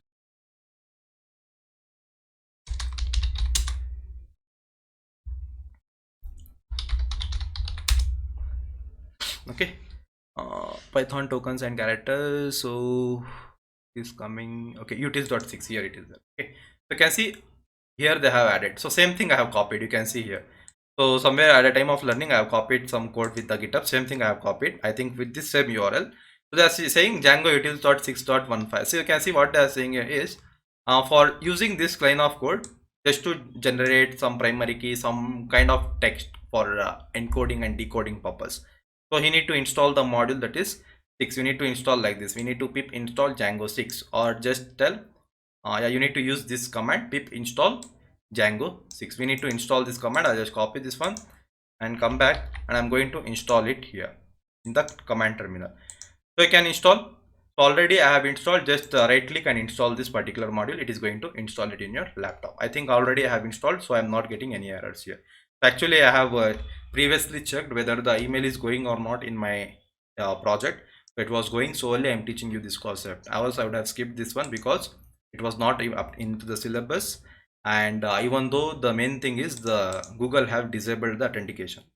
Okay, now I checked with the HR at the rate robotica, that was working, so I'm just teaching you this concept. Okay, fine. So now I imported the things, now render to string, which is going to take the data to the activate.html page, and it is going to just send. I know our task is to send the particular email. So again I'm getting, what is this force byte? So force byte, I want to import the module force byte. Okay, so that is coming from Django.encoding. So it is coming from Django.utils.encoding. I'm importing the force byte. So you can say why you are copying and pasting, how you know all these things. So I don't know all these things. I don't want to know also what is going to do, what is URL safe based encoding, how they have written the code. I don't want to know, because my thing is just I want to make the things works. So for that only the Stack Overflow is there. Whatever the error you give in the Stack Overflow, they will be giving you the suggestions. So I wanted to do at the time when I was learning, I just copied this code simply. I just pasted into the utils.py, how they have said. Same thing I have pasted here, even you can see it. Okay, then I used the content like this, whatever the things they have said I have used, then the things work. That's all I want. Basically with this line of code you can understand just your whatever the primary key is there of your user email, and whatever user ID and UID will be there, so that you are just encoding it now. So at the time of activation you will be decoding it. That is only the concept, that is only this kahani, whatever it is been written. As I have said we are passing the safe encoding and we are just taking the token. I'm just encoding it now. So now I got the message and I have created the email subject. Now I need to send the email. Now I need to send the email. To send the email, I'll just save it all. To send the email, I want to import the email messages. So if I just show you how to send the Django. So if you can see in the Django documentation itself, Django email docs. If I tell sending emails in Django documentation, you can see in the documentation they have given you. You can import the send mail and you can pass the subject, you can pass the description, you can pass the from address, you can pass the to address, and you can just tell false silently is false. This is nothing but if you're getting an error, you should not throw the error. So because of this argument is there, you can send email in this way. So if you want to send the mass mail, you can send the mass mail by using send mass mail. So like this. So message 1, message 2, and you can send mass mail by just using a tuple and just pass the argument here. You can pass in this way, and suppose there are so many ways to send the emails. So I'm going to use, I'll just scroll a little bit. I'm going to use this method, that is from the django.contrib.core.email import the messages. I'm going to copy this and I'm going to use this one to send emails. I'll just copy at the top. I think there is no need to install any library or module to send the emails. Just tell django.core.mail import email messages. So you can see to first, you can see first what is it? It is a body. So sorry, it is a subject. Hello is a subject. It is a body of the letter and it is a from address, and you can pass n number of emails in the form of the list. So I'll just pass the to address here, and if you want to pass BCC, that is a blank carbon copy or a carbon copy, you can just tell the 1 2 3 4 5 sixth argument is for the blank carbon copy. And even if you want to pass one more argument, that is the reply to, you can pass another email like this. You can pass. So headers, something headers are given, message ID info, where this is something they are passing in the dictionary, something I don't know what is this, I think newly added. So like this you can just see the content from the documentation, understand. Same thing I am going to implement now. So now I want to just pass what? I want to pass the email subject. I want to pass the message for the body by taking, it will go to the activate.html. Whatever the content is that I want to pass this to the email, that is fine. Then I want to pass for the to address. So to address I am getting from where? I am getting from here. Suppose if the person is doing sign up, he will be passing an email here. That is coming here, right? That is coming from the post request that will be storing into the email. So that I will be passing for the to address. And from address I am using this email. I will tell from the email, from the settings dot email host user. So this will be the to address, sorry, from address, and that will be the to address. So I will be getting this one now. So now what I'll do here is I'll just scroll the screen here. I'm going to add the password. So that is confidential. Sorry, I cannot show that one because it's not my password, it is HR's one. So I'm just going to copy the password and just paste it for your just to show in the session I'm going to do. Then later I'll just delete this one. I'm not going to use again. So I have saved the password into my settings.python file. Okay, so now I have added the password into the settings.python file into a single quotes. So I have added, I'll just close that one. So now I want to send the email now. So I have added the username and the password. You can add it yours. So then coming back to the views. Okay. So I want to send the email now. So I'll just tell email message is equal to something as it is. I'll going to pass it here. So what was that? As I shown you in the documentation, how it was. Like this only, same I'm going to paste it here. So I'll tell one email address is equal to email message. Okay, I want to email the message. The first argument I am passing the email subject. Second argument I am going to pass you the this whatever the for the body of the email I'm just passing the message. And third argument I need to pass from address. So I'll tell settings dot to address. I need to import the settings here. So I need to import the settings. How to import the setting? I think from the django.contrib.import settings. I don't remember the code. Okay, what is to import the setting? So let me try. I'll just tell from django.contrib import TTS settings. Okay, no, I think I cannot. This is wrong. So I cannot import setting like this. I'll just tell okay, here is it. So I need to just from django.conf. It is not contrib. Django.conf. I want to import the settings. So settings, basically I'm importing this project settings.python file here. So where I have added the from address code. So it is going to take the email host user from there, and it is going to take the argument, that is it is going to take the email subject, it is going to take the body of the letter, and it is going to take the from address, and to address is in the form of the list. I want to pass it to the list now. So to address is something like email. So request.post.email. So I'm just passing the email ID over here. So basically I'm just passing the email ID of the person who is submitting the form. So now after passing this one, I'm just going to tell, so I want to send the message at the last. I'll just tell email message dot send. I'm just going to send him the email address. Okay, so I'm just going to send him the email address. So after sending it, I'm going to return one particular message to him. I'll just tell return, sorry, I'll just tell first, I'll just write message, I'll just tell messages dot, I want to send him one what I'll just tell one success message. For the success, I need to use success itself, messages dot success. First argument is going to take the request. I'll just tell what I can say, activate your account, activate your account by clicking the link in your Gmail. Okay, something, whatever you want, you can just pass. I'm just passing like this. I'll say activate your account by clicking the link in your email Gmail which you have got. After displaying this one, I will redirect him back to the, I'll tell return, I'll use return redirect. I want to redirect him back to the, I'll just tell go to the auth / login page. I want to send him back to the login page. I'm just redirecting back to the login page. I'm just going to remove this line of code. I don't know this will work or not, so it might give the errors. We'll see, we'll debug it if we get any error. Okay, fine. So this is going to activate your account. One thing is something is there. So if I go to the activate, UI token I have passed, activate I have passed. Okay, so one thing happens here. What happens?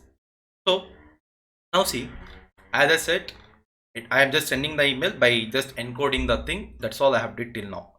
For that one, I have added this many lines of code. So one thing happens here is, so it is for encoding, right? So it will get encoded and it will get into the mail. Now if the persons click onto the link, now if the person clicks the link whichever he is getting, so he will be going to the URL that is activate. So now I have created one new URL that is activate. Even you can pass the URL in this fashion, or else you can just use slash with the particular name. So I am passing 2 to 3 arguments here. I am passing first slash activate, slash it will take UIBD, and slash it will take token. For 3 arguments you need to pass using Jinja techniques like this. Okay, so now I need to write a URL. I need to write one URL here. I need to, whenever he clicks the email, I need to write the code for it to activating the email. For that, first I need to create the URLs. Now first I need to create the URLs for the thing which I have passed in the activate.html page. I need to write the URL to it.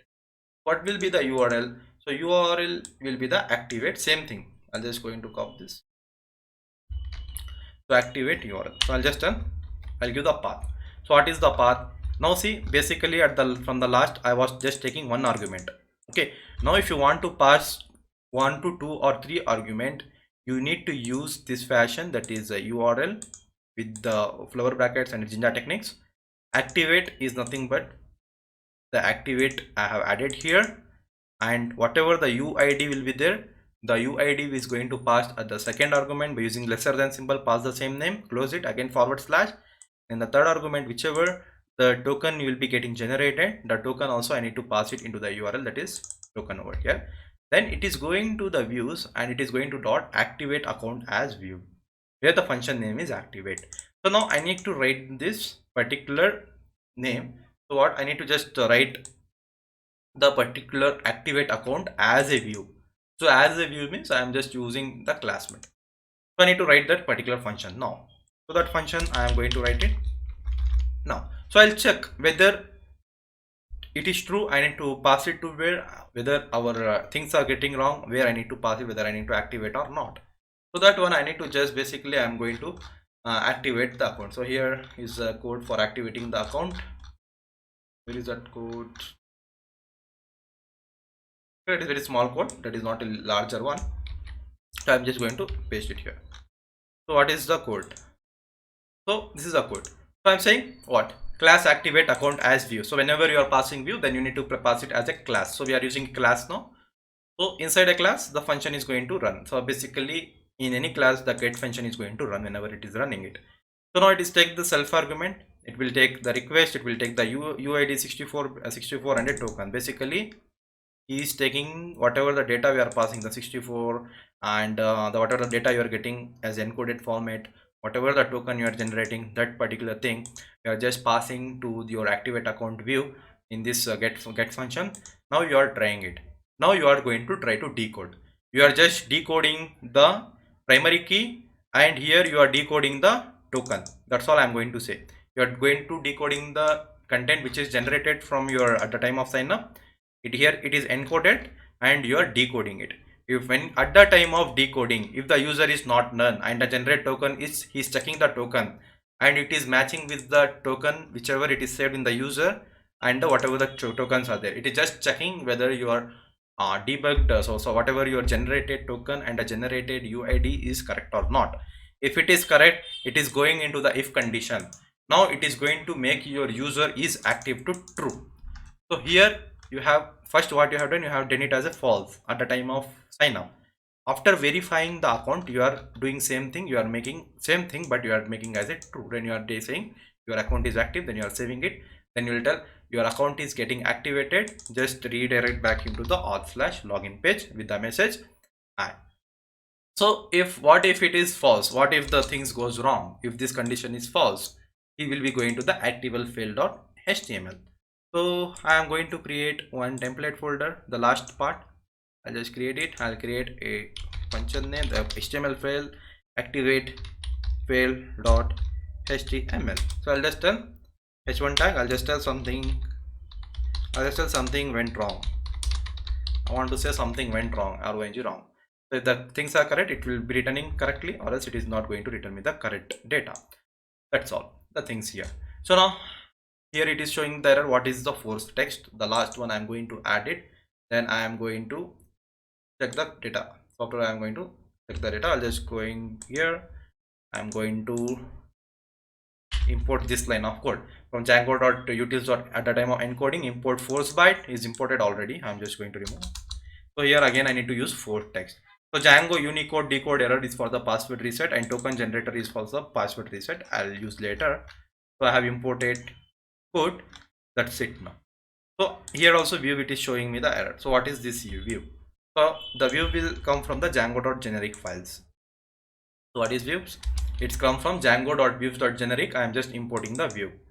So whenever you are using a class based function, you need to use a get request, the default get request. Whenever the data is going to a get request, it is going to perform this operation. Whenever I click onto that link as a view, I have been using it. So I am saving all finally. Let's see, I hope it should work. I'm going to send the email for you guys as well. Just check whether the email is coming or not. Okay, so let me check with my email itself. First I'm going to check with the email at gmail.com. okay, I'll just give the password ANEES. I just click on to the sign up. You can see our page is getting reloaded. You can see activate your account by clicking the email sent to your link. Okay, so I got the email now. So let's check whether my email is getting it or not. I hope it comes. Okay, sometimes it won't get. I don't know whether it will come or not. I checked yesterday, it was coming. Okay, so I'll just show you. Here somewhere I got yesterday.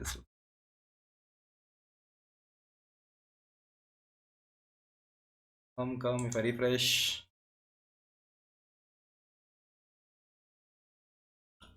I didn't get. Can you say your guys emails or any emails? Just send your all email. Let me check. Just send me your email address in the chat box. I am going to try yours, whether check whether you will get the emails or not.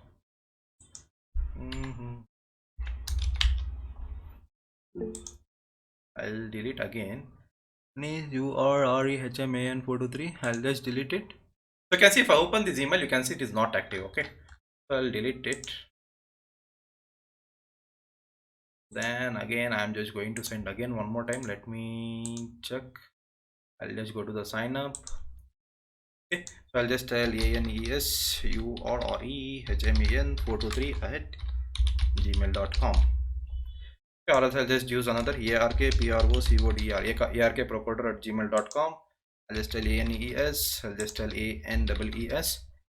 So let me check that is present, not present. Okay, so if I just click onto the sign up, so again that will generate it. I'll just check with your guys, anyone's you have sent.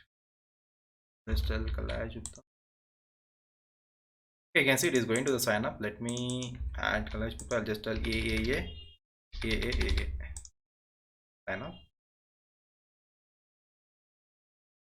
I'll try for everyone's. Okay, let's see who will get. So because Like that like the password is short, na, like a like it's yeah, you can validate it by adding however the conditions be like the length of the password should be 5 or it should start with small letter, it should contain we alphanumeric. haven't done yet. No, I have not done. I am not doing that. You can do it. However means here you are getting password, right? Add just one if condition. If the particular length of password, okay, We can do it later. We can do yeah. it later. So like this you can do it. Okay. So just what you need to do, you need to pass the messages. For getting it, messages and return back into the back page. Okay, like this validations you can add it later. Okay. So there will be a like inbuilt functions like to generate the password. Use that kind of things and it will be easy. Okay. Okay, let's see. First, let me get the email. Oh, anyone got? I'm just sending 2 emails enough.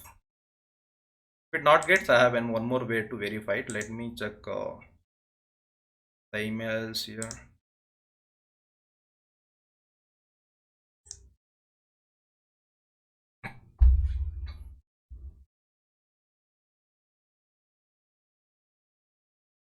Why the hell it is not coming? Is it also possible that the link is stuck between? No, it is not server? possible. No, it will come. Actually, it should come. That is why the server problems. That means it won't come. Because So just Check spam folder. it is somewhere. Check spam folder. Okay, spam folder. Yeah, correct. I think it will come in. Yeah, it came in the spam folder. Okay, can you see? So basically, the website is low, right? So you can see here, robotica.in. It is not working. Kalash didn't receive the. Yeah, she will see here. It is website is little bit slow. It is not open, right? So it is going to the spam folders. Can you see? It came here. Getting it? Yeah. Okay. Even you check your spam folder, will be getting. But in your case, your emails are correct, right? That professional. So I think the servers and all everything is correct. So it might be there. So I'll just check my spam folder here as well. You can see it came here. Okay. HR activate your account. Okay. So now I got the link. You can see hi Anisurama423@gmail. Please click on to verify your account. Getting it? Got it right? Whatever the content there in the activate, all the data is coming here along with the activate /nes/ something. If I click onto this link, you can see it's went to something went wrong. Something went wrong. Something went wrong. Okay, something went wrong. It seems. So I don't know why. You click here, something went wrong. Okay. So let me delete again and do it properly. In the admin, I'm just going to log in ARK at. Do you guys get it? Got it? Kalash or who? Ayush also I sent. Hanji got it, sir. Just send me that thing into your mail, into my chat box. Whatever, just copy and send it.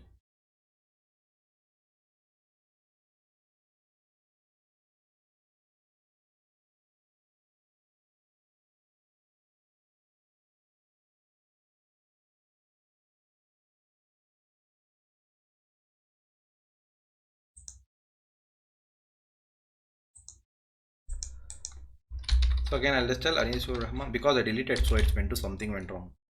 423@gmail.com.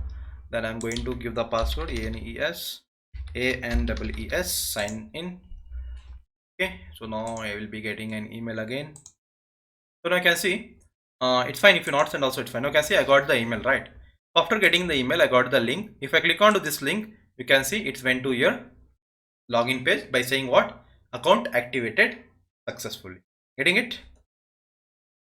Actually, I think previously it shows something went wrong because you already registered with Anis. No, as a what super happened? No, I user. registered again. I deleted the data from here. You can see because of that it went wrong. Okay. Okay, so again I just used the same. Now it can. Now you can see after activating it, it got active here. Okay, so the basically the things you're working with. So like this we can add security to your. Actually, what is the use of getting active? Yeah, because until and unless you are not active, you cannot log in. Okay. Okay, so now we have not seen the login page. So now if I want to log in and check, so I need to, it will check first thing what, it will check the credentials is available or not in the database. The next thing it is going to check this condition itself. That is the condition of whether you are active or not. Okay. If you are active, then you will be getting. So here so many things are there. This I will tell later after a few classes, because what is staff user, what is the super user status, like that. Okay, if you give him the both the status, then this person can log in into your administration, like that things there. Even we can pass the first name, last name, like that. We'll try to create this as well after doing the sign up, because at the time of sign up and login I cannot add so many things. Give your first name, give your last name, everything. I cannot take the biodata starting itself, right? It will be little user experience will be bad. So just make it simple pages. It's basically sign up, my email and password. So then we can use login with the Google accounts as well, login with the sign up, login with the LinkedIn, GitHub, like that also we can provide it. Okay, Login from the mobile number. yeah, login from the mobile number means OTP you need to pass. For the Gmails I have taught you, like this is like this. It's a similar process for getting an OTP. No, OTP there will be a very different process. Even I never tried. Let's see. So if I just tell Django OTP based login, based authentication. So if I just creating one-time password Django OTPs. So someone have given. So basically, it is not like we will not get the code. We will get it. Okay. So you can see they have given from this particular module, and they have given some key. What they are doing here is they from this particular data they are generating six letter OTPs. Okay. So this OTP whichever generating it, I think we need to access with the particular timings and which is that generated, then I can match it with these things. So basically you can see they have given here the code for generating. See so much code, so many lines of code you can see. So we need to use the OTP, then we need to generate a token. So same things are there, but different modules and syntax they have used. Okay, so we will be getting better than this with the GitHub projects. You can try with that. Okay, try with your OTP one. Okay, how it's works.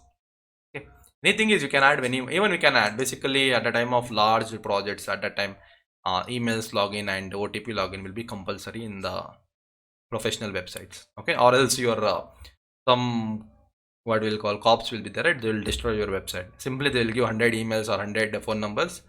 They'll just hack your website. They'll just run some program that is going to give some inputs and make your server low, like that. Okay, actually, is there a limit of number of users? No, there is no limit. We can pass how much we want. Okay. I think, but at some point of time it will crash your data. At that time, if someone even hacking. Okay. Yes. So for at that time it might hack it. So we can do some. We can create something just run this particular data. Like suppose if they are 100. Suppose after 1 minute run this particular program, that should delete. So basically you can see your what will be getting along with this email will be tell your link will be active only for 5 minutes, 10 minutes. So what they're gonna go after 10 minutes they're gonna return one particular function that is going to delete the entire users whichever is not active. There they are saving the spaces, like that might be. Okay, so this is our logic, like that. Yes, Ayush. So I was saying, like, is there any way to get this? We can do this all. Like, we are not able to create super users.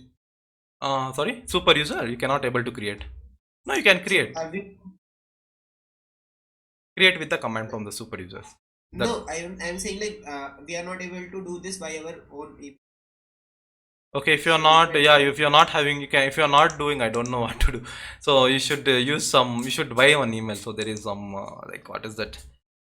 Alternate. I just checked later. Alternate method. So what was that? Django email alternate.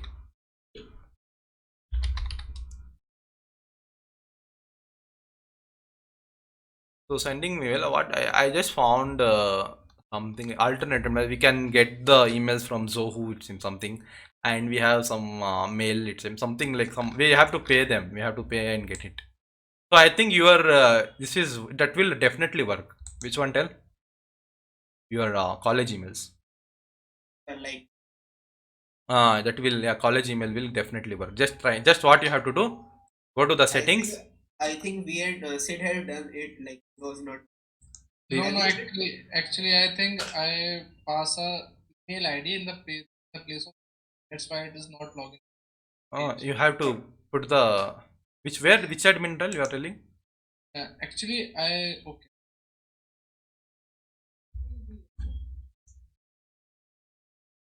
So this we have seen now. So in next session we'll see the login and all those things. Okay, so let's move on to the further topics. So I have started the server. So in the previous session we saw like doing the sign up, and these things are working perfectly. So now let's see how to do the login page.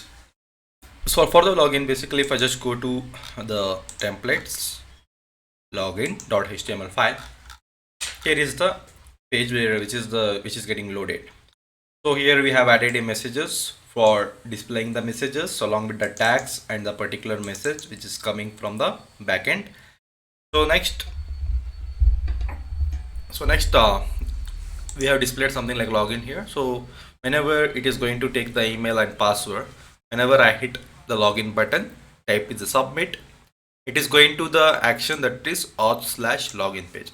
It will be going to the auth/login page. So where is that auth/login page? Is goes to the URL, that is nothing but this one login page it is going to do, and it's going to run me the handle login function which already I have added. So it is nothing but this is a code which is going to run, right? So now let's the only thing what we have to do. So how we were taking the for the sign up, how we were taking the data, and with the request how I was accessing the particular data. Same thing I need to do it for login as well. So here we need to take the two inputs, that is an email and a password. So these two things I need to take it from the user. That's it. So coming back, so I'm just going to put this entire code. So it is very simple for the login and logon. So I'll just copy this and I'll just paste it here. So this is what the code for the login, very simple, there is no much code over there. So here what I'm saying, like how we said for the sign up, whenever anyone hits onto the submit button, obviously the method is gonna be a post request. It is going to come along with one token, that is a CSRF token. So you can see the CSRF token has been mentioned here. Along with the token it is going to come. So whenever a request is a post, we need to use a CSRF, that I said already. So in the login we are having a name is equal to email, and here we are having a name is equal to password 1, that is pass1. So I can access the data from email and I can access a data from the PASS1. Whatever the data I am getting, I can access it. So here I have given a type is a password. So because of that, whatever I enter, it is not visible for you guys. Okay, so that is the reason. So when I click on to the submit login button, it is going to come to this request and it is going to take the email, whatever the email is been given, and whatever the password is been given, it is going to take it. So here I need to authenticate now. So according to the Django documentation, we need to authenticate the username and I need to authenticate the password over here. So let me import the authenticate. So where is that? I think it will come under the login somewhere. Okay, I need to import two things, that is authenticate and the login inbuilt function with the Django. So for that we need to just tell from Django, I need to, which is that, let me see.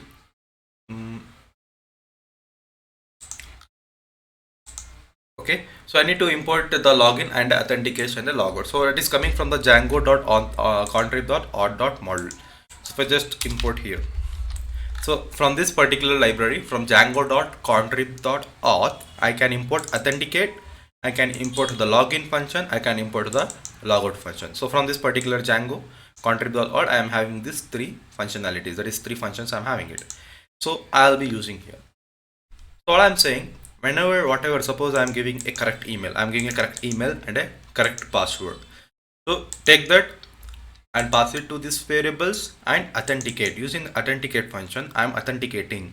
So that is nothing but I'm saying I need to pass whatever the username is there, whatever the password is there, I'm just passing and just checking authenticate.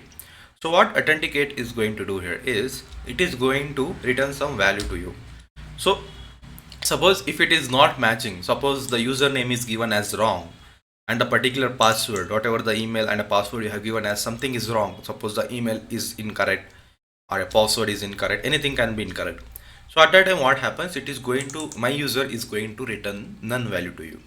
Okay, so if it is none, I am not giving him the access. I will be saying invalid credentials. I'll just tell go to the auth/login page normally. Okay, just go to this URL back, wherever you are there, just go to back and just say the message dot error message by things saying invalid credentials if user is not none.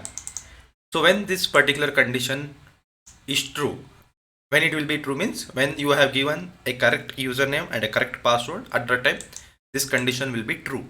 So when the condition is true, I'm saying just taking the login inbuilt function, I'll be saying whatever the request, whoever the request has been there, give the access of the my user. So whatever the my user value will be there, I'm just passing as a second argument over here. So this line of code is going to, only this one line of code is going to give to the login access here. So this one line is going to give the login access. It is going to take true argument and a request and who is the user, which is going to return some value. So that value I'm just going to pass it from the my user for the login function. So I'll be saying login success. Then then I'll just tell return rendered to. I'll just say login.html. So basically what I'll do here is whenever a condition is true, suppose whenever he does login, okay, if condition is true, I want to redirect back him to the home page. So what is the home page HTML page is something like index. So or else you can just tell something like return redirect. Directly you can say return rather than using HTML first, just you can say return redirect to the slash. Slash is nothing but a home page. Actually, can you explain the difference between both on redirect and okay, yeah. Redirect is going to take the URL. Okay, redirect is going to take the URL. Whatever the URL you want to pass, it is going to take the URL over here. That's it.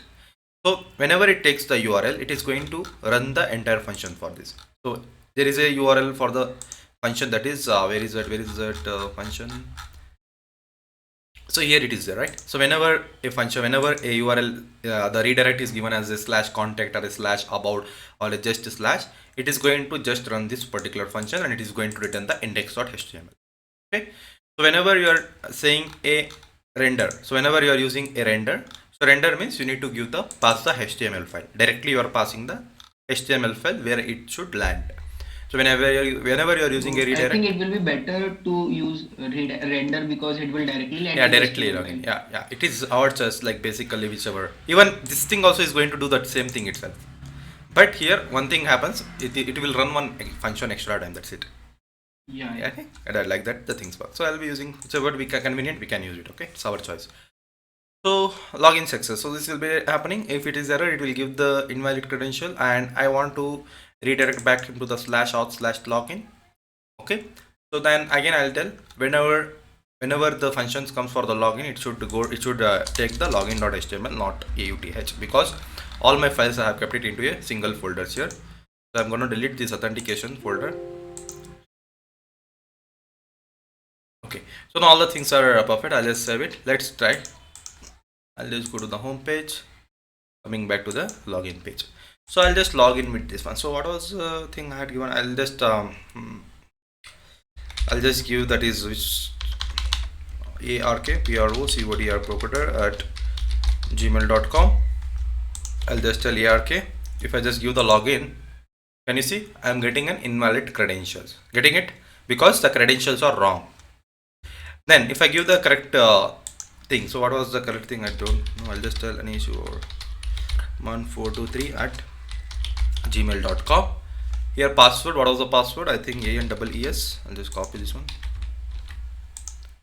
If I give the correct credential, you can see it is logged in. Getting it? It is going back to the home page. So now how will be getting to know that I have logged in or not? So what I want to do here is next thing. So if I am logged in, it should not show the sign up part or a login page. It should show me here logout. So simply it should show the logout button here, right? I want to do that particular one functionality. if I am logged in, it should give me the button as log out.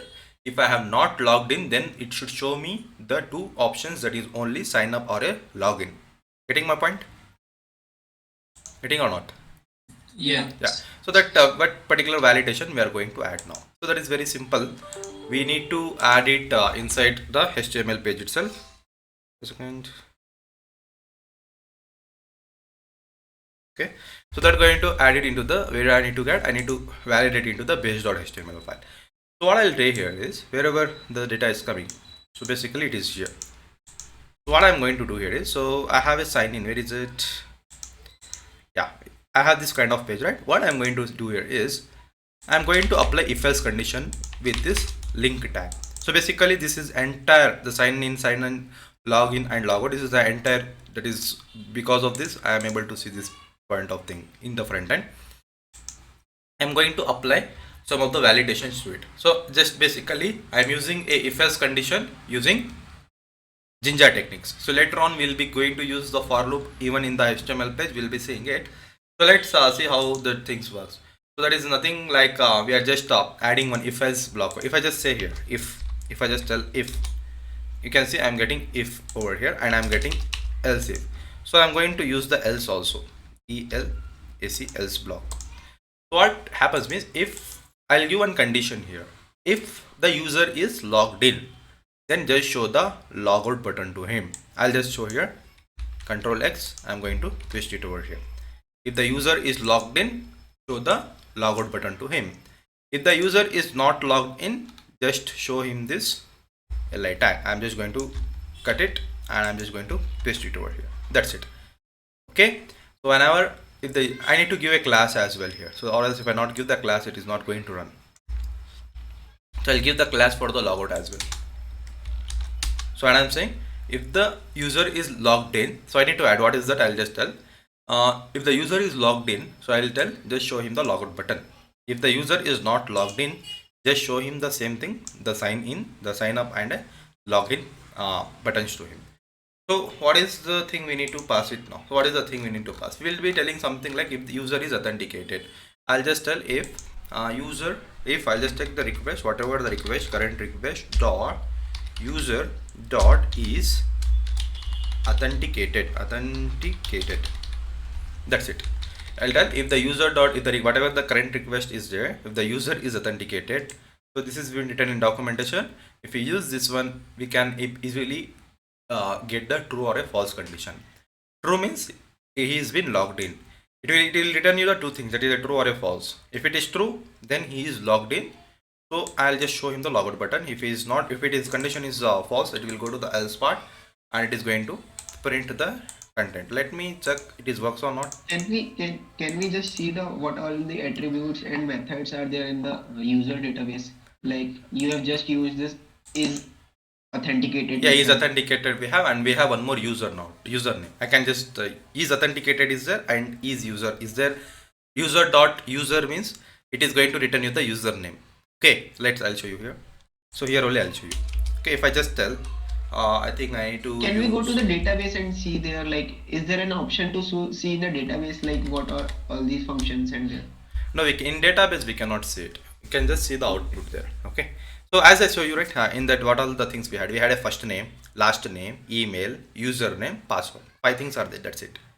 Okay, in these 5 things, only these, in these 5 things I can access the user email as well, I can access the username, and I can access the first name, and I can access the last name as well. Okay, if I just tell user.username, just see after the logout I want to see what is the username of this, who is the user, what is the username if I want to display. Basically username we have stored it as an email, right? Can you see? Yeah, I am getting the email. We can here. So we haven't taken any first name or last name. No, we have not. Yeah, we have not taken. So if we had taken, then we can use this. Yeah, we can use it. Yeah, we can just tell user dot first name. Okay, got it. Okay, got it. You can do that. So this thing I have taught you in that portfolio. Okay, so there I have been taking the first name and last name as well. Okay, so basically while doing the sign up itself I am taking those values. Even if you want to, basically what we did here, we have one thing, my profile, right? So I'll add one condition. Let's do one thing. In this my profile I will be showing my details, right? So we'll give one condition, like we'll give one access to update the first name and last name. Okay. So after updating it, we'll show something like welcome first name, like that. Whoever the things that it should tell welcome the particular name. That thing we can do it. Okay. Fine. So I'll just control exit. Whenever you are accessing anything, you need to use it into a flower bracket like this. You need to use it, and you need to tell user dot user things.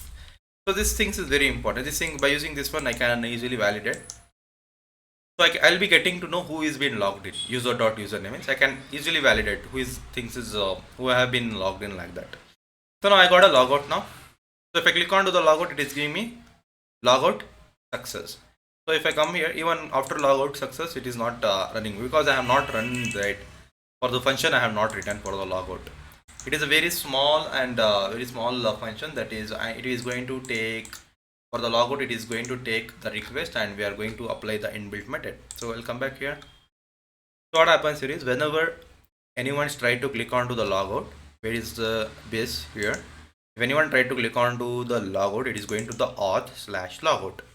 So auth comes from my project and logout is coming from the e-commerce application. Okay, so not e-commerce, auth cart. Whenever there is a logout, we have a function written, that is handle logout function is going to run. Is here, right? So I'll tell whenever this particular condition runs, I'll just tell logout. I'll just use logout. So whichever the request is there, I'm just passing that particular request. Logout the particular request. Then I'll just tell messages dot success. I'll just give it as an info color now. Let's see. Our EQESTK takes the request and I'll just tell logout success. That's it. Okay. If anyone try to click onto that URL, it should run the inbuilt function, that is a logout, which already I have imported on the top, the logout, and it is going to take the current request, whoever the request is, and it is going to display the message logout success, and it will redirect it. I'll redirect back into the login page. Save it now. Come back, and if I just go to the home page, now if I try to click onto the logout, you can see logout success. Now you can see automatic sign in and login things. If I logged in, if I just tell sure 423@gmail.com, I'll just tell ANEES login. So once I logged in, you can see I am getting a logout, and once I click onto the logout, you can see it is going to the logout success. So why it is coming login success? But yeah, that is what I was asking. Okay. Like you used that for loop, but Yeah. haven't used any condition to stop that login. No, delete that login there. No, nothing like, see, if I am just signing up, what happening here is I did here, right? It is redirecting to the home page. So that particular message for loop should run here. Okay, so when it's displays login success in my home page, then it is not going to display in the anywhere else. Getting my point? So it is not displaying here the particular the login success is not displaying into my home page. So it is going to wherever the for loop is there, it is going to display that particular thing. Like suppose I'm adding the for loop in the sign up as login. If I open any page, I can be able to see that message. So if I display that message in the home page and I cancel it out, then I won't be seeing that message into the any other pages. I'll show you. Yeah, here. we can vanish there. We can delete that message, empty that message there only. That where we have written that for loop. No, but that is compulsory. We have to read it, right? We cannot. If I delete, the messages won't show. So I want to display the message, so that what I'll do here is, so see, I'll display in the home page now. So where is that? This is our main page, right? Index.html. No, I don't want to see in the home page. I want to see like when we log in, it is showing login success. Yeah. And when we are logging out, it should not show login success. No, that is what I. Yeah. That is what it is. Yeah, correctly. That is what I'm saying. See, I'll do here sign up. If I just do the login, suppose whatever is that login. If I do the login, it is redirecting me to the home page, correct? But I was not able to see. I was not getting the message here. So because of that, that is taking into any of the pages and displaying it. If I see that login success here and cancel it, then I won't be seeing that message into any other pages. So I'll just clarify that your doubt now. So where is it? Where is the for loop here? For loop is here. So I'll just copy the for loop. Now what I'll do here is I'll just copy this. Now I want to load this for loop into my page.html file. Okay. Actually, and in that scenario, no one actually cancels that login success. Like whenever we enter in any website and we log in there, Yeah. and we generally don't cancel by explicitly we didn't cancel. The website itself cancels. Yeah, we can do that. We can add one. We need to write one JavaScript function that is we have some set interval time and set interval timeout. Okay, so what we can do by the whenever some pages loads, that particular function loads, whenever the message is there, I need to pass into the message, then after exactly 3 or 4 seconds automatically it should vanish it. Even we can use it. Yeah, set timeout. Yeah, set timeout function we can use it. So now see, I'll put it into the So code. can we do that the message shown on the login page, but on the home page, then we can cancel it. No, see, so these things will solve that error. See, now see what I'm doing it is, so all our pages is loading the base.html file, right? So what happened in my base.html page, I have not added any message now. So now I have added the message now. So now see that error will go. I'll just save it. Now see that one. Now I am in the home page. Now I'll just go to the sign in now. I'll just sign up now. I'll just not sign up, log in. No sign in. Okay. So nice hman423 at gmail.com. I'll just log in. ENEES. Now when I go to the login page, so I can see where is that message is not coming. So basically these things I have added in the blog body. So in our index.html page is loading blog content and a blog body as well, but it is not coming. So let me put this one here. So now see that message will be there now. I'll just copy this. I don't know why that is not taking. So if I just put it into the base, everywhere it would have taken. So let's put explicitly into the blog body, where in my index.html page I'm going to display here somewhere. After in the container I'm going to display it. Okay, let's see how it comes. I'm going to display into the container here in the index.html. So I'll just save it. Now see, if I just go to the home page, so you can see login success I am getting here in the home page. Getting it? If I cancel it out, it went. Now see, if I just click on to the logout, I'm getting only logout success here, not login, because my message I displayed it into the home page. Now you can see again. I'll just do it. Is there any way to vanish that login success when we got into home page? Yeah, that like is directly we can. that is the only way using JavaScript. That I think I did that one. So in the React.js, I have taught the React.js, right? So there are automatically vanishing things we have done. So I'll tell you tomorrow. I'll see what is that function. Okay. Yeah, no problem. Okay. So if I just cancel, it is going to. If I not cancel also, that particular message won't be here. Okay, it won't be here if I not cancel also. So basically, what is the ID for that for loop? Something what I need to do. We have something like ID. I need to give just ID. So if I just say something, if I just use disable, automatically the things will get disable. I need to just append the disable into any of the for this particular class, I guess. Okay, for almost so many days I don't remember. I think I need to append disable things into the class. Then it is going to disable after a few seconds. That thing I can do it. Okay, so that I'll see. For that I need to use JavaScript. I need to write script here somewhere, and that particular script should run whenever our website is running. That's it. Okay, so I'll tell you that tomorrow. I'll do that part. Okay, next now everything is fine, right? So now we'll do for the contact page. Okay, shall we do contact us page now?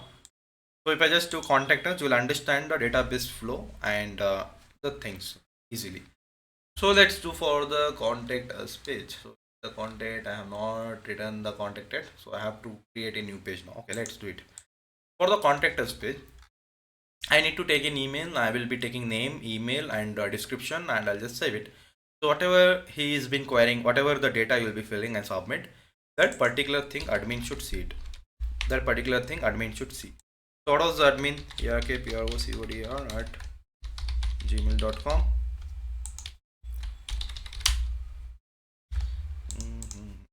Actually, it was the HR one, I think. Here. No, HR. What I given? I'll just give Anis and ARK.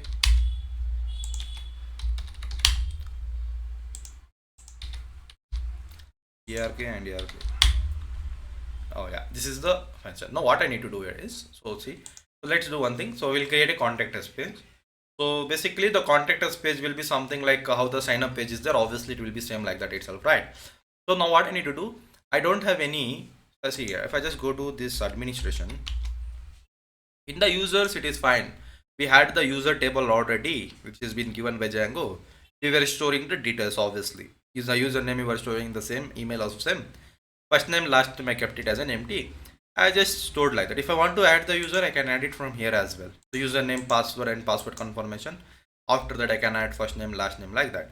But I need to create a contact us table now. So that thing I need to do it now.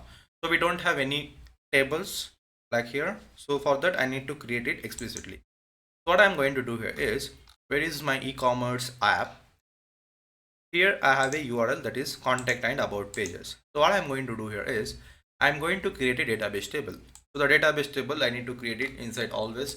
I need to use in the models. Okay. So in the starting class only I said the particular models.python file is used for creating a database tables. So to create a database table, basically first I will create the table. So let's create a class. Okay, create a class. So the database table name, the class name I'm just giving as a contact. Anything you can give, but starting letter should start with the capitals. So here I'll just tell models.model. It's going to take the input as the default argument models.model. I'm going to take what is the name, I'm going to take the email, then I'm going to take the description, then I'm going to take the phone number. Okay, so these are the 4 attributes I'm going to take it from the user. So first, to find an email, so basically email is a character field. So I'll just tell here models dot character field, char field. Okay, so this is how we can add it. So we can say the name can be a primary key. If I want to keep it as a primary key, I need to tell primary key is equal to true. If I want to keep name as a boolean value, I'll be using boolean. Okay. If I want to use normal like a character field, I need to just simply say maximum field. So I'll have max length, maximum length. What can be maximum length of your name? So I'll give it something like 50. Okay. So I have created an attribute. So you would have created in your database class, in the database subject, like create table name, a name varchar of 50 comma age int of 10, like that you would have given. Same way in Django we have to create a database table in this fashion. Like we are creating a class contact, means it is a table name. This is all the attributes of the class. So models dot character field, then here I'll just tell models dot, I think there is an email field, so directly I'm going to use the email field here. So next, description, models dot description might be a lengthy one, so we have a text field here. So we'll see a lot of fields when we are going with the orders and all. We'll be seeing other fields as well. So now we are seeing character field and an email field and a text field here. So even I need to pass for the text field, I'm going to say maximum length should be something, I'll guess till 500 characters. I can just give maximum field. So I'll give the phone number, models dot integer field. So models dot, can just tell it as an integer field over here. Okay, so I'll just save the integer field over here. So I'll just save it now. So what this we can make email as primary key. So email as primary key we can make it, but if I make it email as a primary key, a person can only contact one time. If he add if you want to contact second time, you'll get an error there because email is already used. Okay, so we can do so okay, a database must have a primary key, no? Yeah, primary key database must have, but default there will be one ID for each and every class. Whichever the table you are creating, there will be ID as a primary key defaultly, no need of displaying explicitly. Okay. If you want to make a default something, like if you want to make it a default key, suppose if you want to do it, so you can say something like contact, something you can create it default ID is equal to contact ID. Suppose I want to make a contact ID and incremented, and yeah, it is auto incremented. Yeah, I need to use auto increment, that is auto field. Okay, after using this one, I need to use primary key is equal to true. So this line of code you need to do it. Rather no, I don't want any contact ID because defaultly ID will be a primary key. So I'm not doing it. If you want explicitly, you can do this line of code and execute it. Okay. So now next, so our function is going to, each and every table is going to return something. So I'll just, this I'll tell you later. Okay. So let's with the example I can tell you this. So now once you do any changes with your database tables, now you have created a contact table. So whenever you do any changes in your models.python file, even in your application of models, even in your e-commerce app models, in your app models, you have to run the migrations.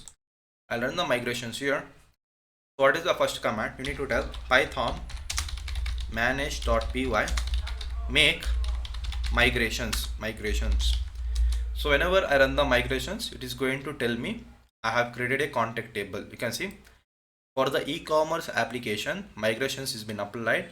That is nothing but migrations is applied. That is 0001.initial.py file. So you can see whatever the database table there, automatically it took here. You can see here id is been taken as a big autofill auto increment mode. As I said, id will be a default one, it has been taken. Getting it? And this was a I have passed name, email, description and phone number. From the models it is going to take all the attributes, and according to the Django documentation how they have designed, it is going to take it like this here, and this is automatic things will happening here in the 00.initial.python file where our migrations is applied. So once you applied the migrations, you have to run one more command, python manage.py migrate. I want to migrate it into the database. I'll apply migrate. You can see applied a migration for this particular file. Basically, whenever you tell python manage.py make migrations, it is going to take all the attributes and it is going to apply the migrations here. So this migrations is been applied and it is going to store. When I apply python manage.py migrate, whatever the migration changes are there, that is going to reflect it into your database. So that is what thing will happen here. So now if I come back to my database and refresh, can you see I don't have, still I didn't got any contact table. I cannot see any contact table over here. So for that I need to register the table name into my administration. So we have a file that is admin.py file. I'll go here, I'll tell here from the e-commerce application I want to import the table that is I am not getting from the e-commerce app dot, okay, from the e-commerce app dot models. So from the models file, from the e-commerce dot models file, I want to import a contact table. That is nothing but I'm importing this contact table to where, to the particular, where is it, in the administration. Now I'll tell admin dot site dot register. I'm registering the table into my administration. When I run when I just save this command, when I just save this data, my server restarted or not, let me check. You can see my server is restarted whenever I press Ctrl S. Now if I come back or refresh, you can see I got e-commerce app, that is contact table. So if I open this, I can see right now I don't have any contact. Okay, so now I need to, like someone, whoever contact from the front end, I want to store the data into this particular table. That is what the idea is now. So for that, I'll just go to the contact.html page. So basically I need to design a form over here. So what I'll do here is I'll create one container. I'll just tell div dot container. I'm just going to create a container. From the margin, from the top, I'm just giving that to the sizing. So basically a Bootstrap, if I just go, now I'll just go here. I want to display the form here down. So basically a Bootstrap, what happens in the Bootstrap, it is one row is been divided into 12 columns. So one row is been divided into 12 columns, 1 2 3 4 5 6 7 8 9 10, like that. If I want to keep our contact table at the center, I will create one row. I will leave 4 columns from the left hand side. I will leave 4 columns from the right hand side. Remaining how much? 4 plus 4 is 8. Remaining 4 I will use it for the contact us page, so that I can display the content into the. So I'll say here, I want to say here class, I just want to use the class is equal to text to center. So if I use class is equal to text to center, it is going to get your contact as onto the center of the body. Okay, so then you can do it. So now what I'll do here is I created a container. Bootstrap classes, do you remember? Yeah, I remember this Bootstrap classes, so I'm just typing it. Okay, so class is equal to text to center is going to do the content in the center. And as you know, container means what it does means it will leave left little bit space, from the right hand little bit space it is going to leave. It will create some padding. Okay, if I not use container, it will be taking from the initial margin itself. So I don't want to do that, so I'm using a container basic. So I'll tell I want to create one row. I'll just tell create div dot row. So inside a row, I'll just tell div dot I want to create a column of medium size of 4 star 3. If I run this, you can see I created a 4 columns of 3. So as I said, my one row has been divided into 12 columns. If I tell here there is a 4 column, I'll just tell 4. So 4 plus 4 will be 8. Here if I tell 12, so after 4 if I add it, that will be 12 itself. 12. So I'll say, if I show you here, so can you see 4, 8 and 12. That means this 4 columns is taken for our first division tag. So the first division tag, whatever you add into this particular div tag, that will come only within this 4 column, within this particular space only it will come. Whatever the content you will be adding in the 8, so that things will come onto the center. Whatever the content you are going to add it into the 12, that will be going into this particular line of this particular space. So basically now I don't want to use the starting 4 column and the last 4 column. I want to use the center division tag. I'm keeping as an empty here. I know I'm keeping here empty because I want to use it the center column. I'll tell here I'll leave it something like 3 plus 6. I will leave 3 columns from top, 3 columns from the last. So 3 plus 3 is 6. So remaining 6 I will be using for the contact test, displaying the contact table. So if I just So in order to use anything in the center, yeah, you can use we like do this method. Yeah, these things you can do it. Okay, even if you want to display 12 cards in a row, okay, 12 cards you want to display in a row, like how in the home page we are having here cards. So even we at that will time do 12 divisions 12 of division it, tags. 1 MD. Yeah, 1 MD. Yeah, MD means medium. Even you can use LG. LG is for large. Okay, SM is for So small. large means Little size will be more. That's it. but the website page has the same length, no? Yeah, it is having same length. If I just, where is it? So how MD and LR will be different? It will be different. So if it is going to take this much length, if I just do it, it will be like, it will be the better the padding will be taken, it will be taking accordingly. LG means large, it will take little size will be more. Okay, like how H1, H2 tags are there. After we will do complete this, we will Okay, we can that thing we can check at the time of this one. Okay, at the time of card we'll check that one. Here we can clearly we can see. Okay, where is the here contact us? So now I need to display the page here. So what I'll do here is simply, I don't want to type anything. I'll just go to the signup.html page. I'm going to copy the entire form. I'm going to copy this entire h3 to fill form. I'm going to copy it. I'll just put it into here. Okay, so what are the attributes I want? I'll just rename it now. I'll just tell. So basically already I have a contact us. I don't want to display again contact us. So I'll tell whenever anyone try to click on to this, I'll tell just perform the operation. What is the, it is just slash contact, right? I'll tell just go to the action that is slash contact. Post request is fine. CSRF it is going to take. Here it is going to take. First thing I'll just add one tag again. So first I'll tell enter the full name. Full name. I'll just display the full name. Here it will be a name. Here I'm going to take name and type is equal to text. Form control is a class and ID is a name. I'll be storing name is equal to name and it will be a required attribute. Full name. For email I'm going to keep it same. Then after that what I need to have, I need to pass the, I don't need label, sorry, I'll just keep it. I'll just pass here something description. How can I help you? I'll just type how can I help you something. So this is, I am going to put it into a text area. So I'll keep it as a text area tag. Text area means it will be little bit lengthy. Type will be text. For form control I'll just tell DESC description. Name is equal to DESC description, and whenever you're opening a text area you have to close as well. So I'll just close it in this fashion. So this is open tag and I need to close it. I'll just tell tag slash text area. I am closing the text area. So I am not using input. Text area means it is going to take little bit entry. So we'll be having a columns and row as an attribute also. Default I'll just keep, I don't give any row and column. So this division is ending here. So after that what was the thing, I had to take the phone number. I'll just tell phone number. Okay, so I'll just take here as a number. So basically I'll just tell p number. So number is an input here. Type, if I give type is equal to number, it is going to take only numbers, not any characters. Then what else? ID is equal to same, rechange it to p numbers. Name is equal to p number. That's it. Here I'll just click on to the contact button name. I'll just give it as something. I will just give it as submit. Okay, so I don't want any of this VR tag, so I'm going to remove this. That's it. I'm going to save, refresh it. So you can see I got the contacted form over here. I got the contacted form where I can pass the full name, I can pass the email, how can I help you, and phone number I can pass, and I can submit it.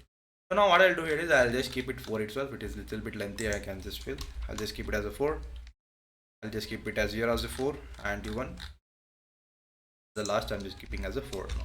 If I just save it, if I refresh, you can see now it is coming fine. So like this, I Can can you just now use LR? sorry. Can you now use LR and see what is the Okay, difference? LG. Where is it Yeah. here? It's LG. I'll just save it. Refresh. Same thing, little something will be there. Not like simply it won't be. Some like little large it will come like that. Same thing only it is there. You can see, right? Yeah. Nothing changed. If I just keep MD medium size. If I refresh, same thing only it is there. We'll clarify with the cards. Betterly we can understand. Yeah. Okay, now we have a submit button, right? We created a front end page, no? So I want to keep little br tags down, 3 line space, so that I can scroll little up. Now I can have. Now it is fine for me. However you like, you can design it, and this is how I have designed normally. So now let's do for the front. Front end is done now. So from the front end, it is going to the slash contact page. It is going to take name. It is going to take an email. It is going to take the description, DESC, and it is going to take the P number. So from the P number attribute, I can access phone number. From the DESC description, from the email, from the name is name. I can access this data now. So whenever I submit the form, it is going to the post request for the action slash contact. It will go to the e-commerce URL where there is a name function contact. It will go to the contact function. Here I need to tell if, I'll just type it, if or eq request dot method is, sorry, request dot method is equal to post request. Okay, first I need to take a name, then I need to take what name, then first I need to take the name, then I need to take what email address, then I'm going to take the description, the ESC, then I'm going to take the phone number is equal to. So even previously I was accessing using this method, right? So that was something request.post. Okay, we were accessing using request.post. Even you can access using this also like this. I can tell request dot post dot get. Even you can use the get method as well. So whenever I use a get, it is going to take the name. Whenever I run request.post.get, whatever the content is there in the input box that is name, it is going to take from here and it is going to pass it over here. Same way I'm going to pass here as well. Okay, sorry, it is something request dot post dot get. I'm going to pass the data here. So here I was given as a email itself in the box. Here I have given same as DESC. For phone number, what I have given as a P number. Name is equal to P number. I need to use it in the same. And one more thing you should understand here How is, did you do that shortcut? so just if you want to add same thing here, just press Alt. Keep on pressing Alt. Then select wherever you want. Okay. Leave the key. Release the key. Alt. It will simultaneously print. Yeah. Whatever you use, it will going to take everywhere the same places. That is one thing. Okay. So now email, phone number, everything I got now. So now I want to, after getting the data, I want to store it, right? So where I need to store, basically I'll tell again from the e-commerce application dot models, not migration, that is models, import the contact. So I'll say I'll run one query here. I'll just tell my query. I'm running a query, database query. I'll tell access the object that is contact. Okay, so basically think what this thing does. It is a class, right? Contact is a class. Getting it? What I'll do, my query is equal to contact means I'm creating one object, right? My query is an object. In a real world programming, if you are familiar with object oriented properly, when I give my query is equal to contact, what is this contact? Contact is a class coming from dot models. So in a programming way, I can say I am creating an object that is my query. Getting it? I'm creating an object for my query. So this particular class has how many attributes? 1, 2, 3, 4. Right?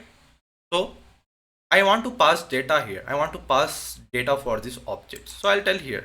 So my contact has things. I'll just tell wherever there is a name attribute, pass whatever the name is getting from the front end. Pass it. Next, wherever there is an email attribute, pass the front end attribute, comma, wherever there is a description, DESC, pass the description from the front end. For the attribute, what is the for the attribute I had given as phone number. For the phone number attribute, I'll just tell, for the phone number attribute, whatever the P number you are getting, phone number you are getting from the front end, just pass it. Fine. So what it does here is, it is Do just, we really need to name these arguments? Yeah, Like, we can give it in the same order. yeah, we had to give it so that it is going to take it with the same thing. But And when we create the objects of user, we didn't give the username and password. yeah, we didn't variables. get, but I am explicitly passing it. I did not write that one. Okay, let's try. Let's try like this. Okay, let's try. Just give name and let's see whether it is going to take default as not. Okay, I am not tried. I am just trying first time now, and I am just passing the 4 arguments here. Getting it? This 4 We have to arguments. pass P number. P To number. pass, yeah, P number. Sorry. So after passing it, I'll just tell my query dot save method, and I'm just going to do messages now. So I want to display the messages. Contact is done. I'm just going to copy that messages part. Where is that messages? Is here. I'll go to from these views. From here, I'm going to import it. See, I'm doing in the e-commerce app application, not in the authentication. On authentication, we are not touching it. Okay. So messages. So done.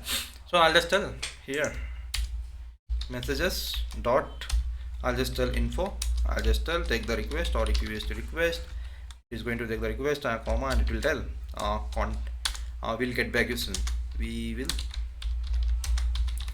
get back to you soon. So I'm just telling we'll get back to you soon. Whatever you want to display, just I'm displaying like this. Then simply I'll return the contact.html after this one. Yeah, so that save is like commit in the database. Yeah, commit into the database, that's it, save. So now I have been set content message. So even though messages don't display, because I need to put the same thing here. So whatever the for loop is there, where is that for loop is here, for loop, I will just copy the same for loop. I'll tell whenever there is a messages, if you are getting any request for the messages, please display the messages into the container. Okay, I'll just do like this. I'll just save it. Now let's try whether this works or not. 100% it will work. To the contact page, fill the name. Even I can access directly the email, right? I don't want a people to give some different email here. I'll tell which is the user is logged in. He can only like I can just tell something like that. I can just say for that. Right now I'm just giving one value. After that I'll tell that example. I'll just tell Anish. I'll just tell ark@gmail.com. Then I'll just tell I want a website. Just Q1, 2, 3, 4, 5, 6, 7, 8, 9, 10. So this phone number you can validate using HTML tag itself. Just see how to do that one. Just you need to pass some argument, something like that. If I submit it, I'm getting an error. Field ID expected a number but got Anis Rahman. Which one? Where is the error I'm getting? I'm getting a error name. What is this? Error name is field ID expected a number but got Anis Rahman. So as I know, so see, because why I'm getting here this is the error we are getting it. I am passing name right. So first is the argument which is we'll be getting a primary key. Okay, getting or not? But like why? Why It means should be if inbuilt in the database. No? not inbuilt, because in the database as I said, you can see in the, if I just show you migration folder, where is it here, for a content you can see first is going to take default as ID. Okay, So how do we need? we cannot how keep do we know the ID? yeah, we cannot keep the ID as a empty field is not there, because it is a primary key and this ID should be 100% should be there. You want to do something like that, you have to run something, you have to pass one argument here, like how you like you can generate a numbers using for loop or some way, any other way you can pass the ID that should be unique. So For this that is the error. It will come if we haven't Passed. decided any primary Yeah. key by ourselves. yeah, exactly. But in case of giving parameter by a variable name, it won't. It won't, yeah, it won't create. It will going to automatically, it will going to take first argument Yeah. for ID, second for name, like this. So because of that, And it will auto increment that ID itself, like yeah, auto incrementation will happen automatic. We know if you are not defining, it is going to take automatic. And So what here we can do is like we can. yes, Okay, we can't do we that. can't do that. We have to write some logic for that. That should, like whenever our Like we can function get works. the ID of the previous database item and get incremented by 1 and give here. If you this one previous.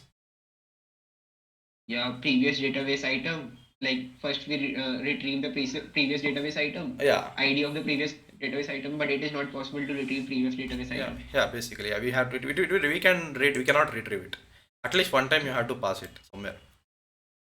Or else you can create one variable that you can generate one random numbers and store it. Even you can do that. Okay, no problem. Okay. Not a big deal. That we can do it. Okay. Create a import random dot generate some just create one normal numbers which is going to take some numbers. Even that time sometimes random numbers also generate the same numbers. At that time it will collide with the primary key. Okay. So now I have passed the argument. Now if I refreshed properly, you can see we'll get back you to soon.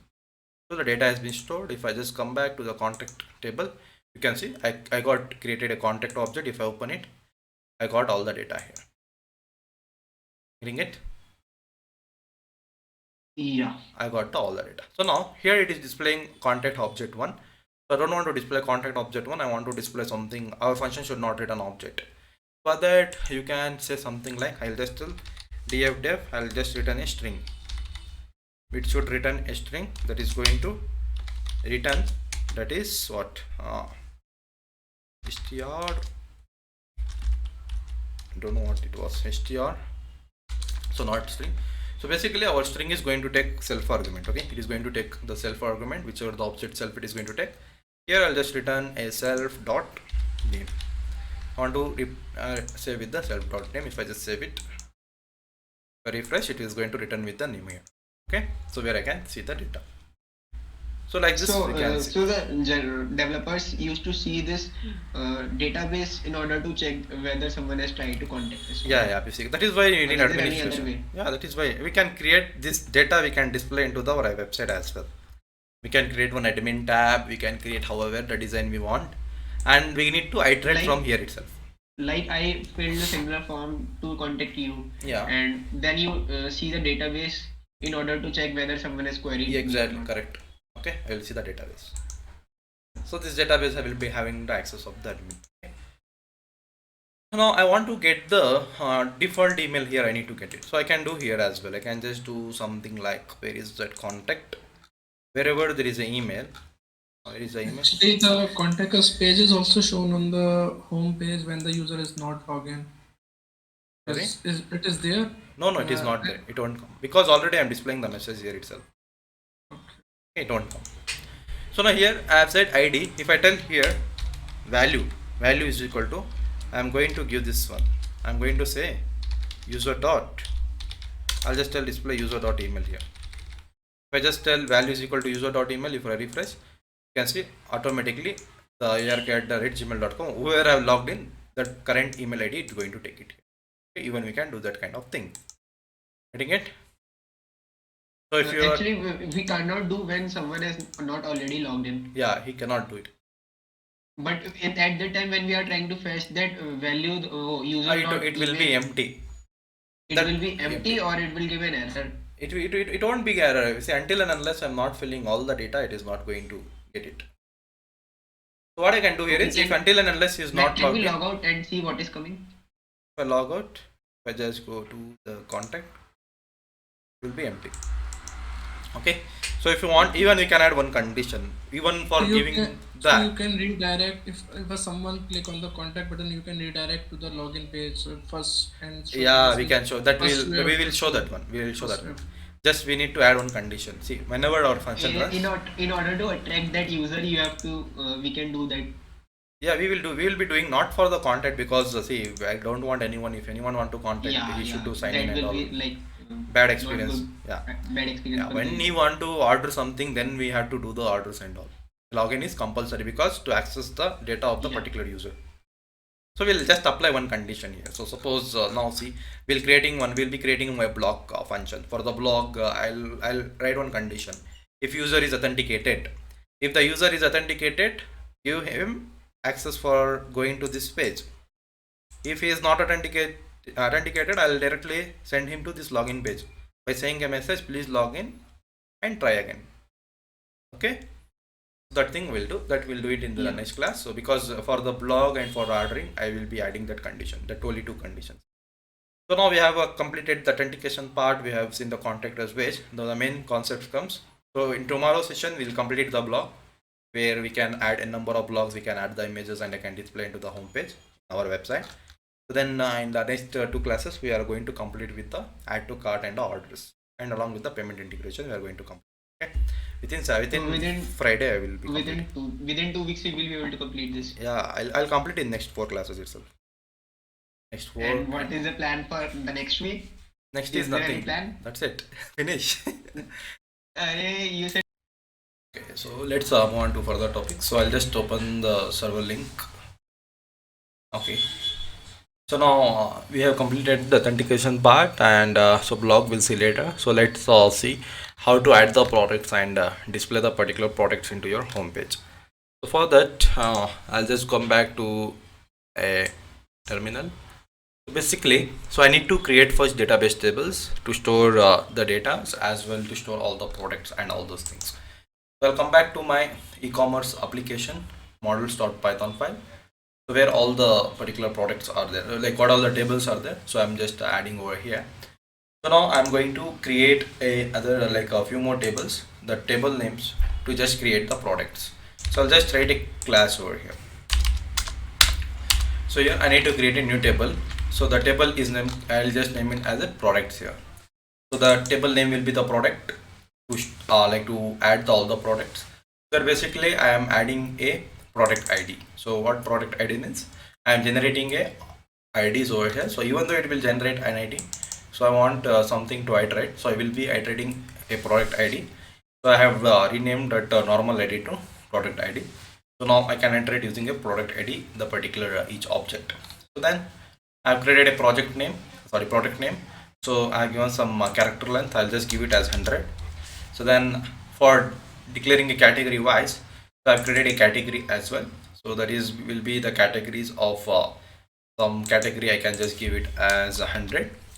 So max length 100, the character field, and default is something like empty. So if you are not passing any category, then a default value will be taken as an empty string. That is what it means. Then I've created a subcategory as well. So same thing matters. And to store the price, I have created an integer field. And for a description, I have set it as a character field, that is having some 300 characters, like that. Even you can use it as a text field as well. So then to store the images of the product, what I'll say here is, so I'm saying an image field here. So that will be our image field. So that what is this upload to? Upload to in the sense here is basically whenever I create a product, suppose if I add any product, that particular images is going to be treated as an media files. So the basic the things with which you are loading in the website. So this is all the things are the static files. So that is, you have hard coded it and you are loading it. But when you are uploading to a website, that will be treated as an media files. So before doing that, what I need to do here is, so before doing this, before adding an image field, first you need to specify the path where you want to store all the images. So in Django, we have to use it in the same way which I will be teaching you right now. So I'll be saying in the e-commerce website, so I'll just create a folder by name media media. So in media, what happens here is, suppose if I create any product, so then it is going to create a folder name. So I'll just tell as this images name as something like images. So I'll tell the upload to images. So images are nothing but it is going to create a images folder in a media directory. Then it is going to store the images over here in the media files. So at the time of iterating, that images is going to iterate from this media folder itself defaultly. So default I give it as empty. So our image field can be empty as well. So what I'll do here is I'll remove this default field. I don't want to keep it default. I want an image to be uploaded. And this particular class is going to the it is going to return you the product name. So for handling the images, you have to install one module. So the module name is, open a command prompt or any in the terminal as well, you can download that module. The module name is pip install, that is PILLOW, pillow. So pillow is a Python module which is allows us to handle the images into your Django or a Flask like that. This module you have to install it in your terminal. So this allows you to upload the images and load the images in your website. So this is the one thing you have to do. So the next thing, you have to go to your e-commerce settings.python file. So the way how we have declared a static things, same way I need to declare it or as well for the media files. So for media, so I need to say something like the media URL. So we are having a static URL, same way we will be having a, so I'll just tell, we will be having a media URL. So this media URL is nothing but the thing which I have added right now, that is a media directory. So I'll just say that is a media directory. So how I have declared a static, same way we have to declare it for the media as well. So then I need to say the root path for it to have to get where is the exact root for handling the images. So I'll just say it as media. We have to tell root. So what is the root of the media? So when whatever the here is, I'll just tell. So I'll just tell os dot path dot join as a base directory. So let's tell as a base directory join the folder that is nothing but a media folder. Okay.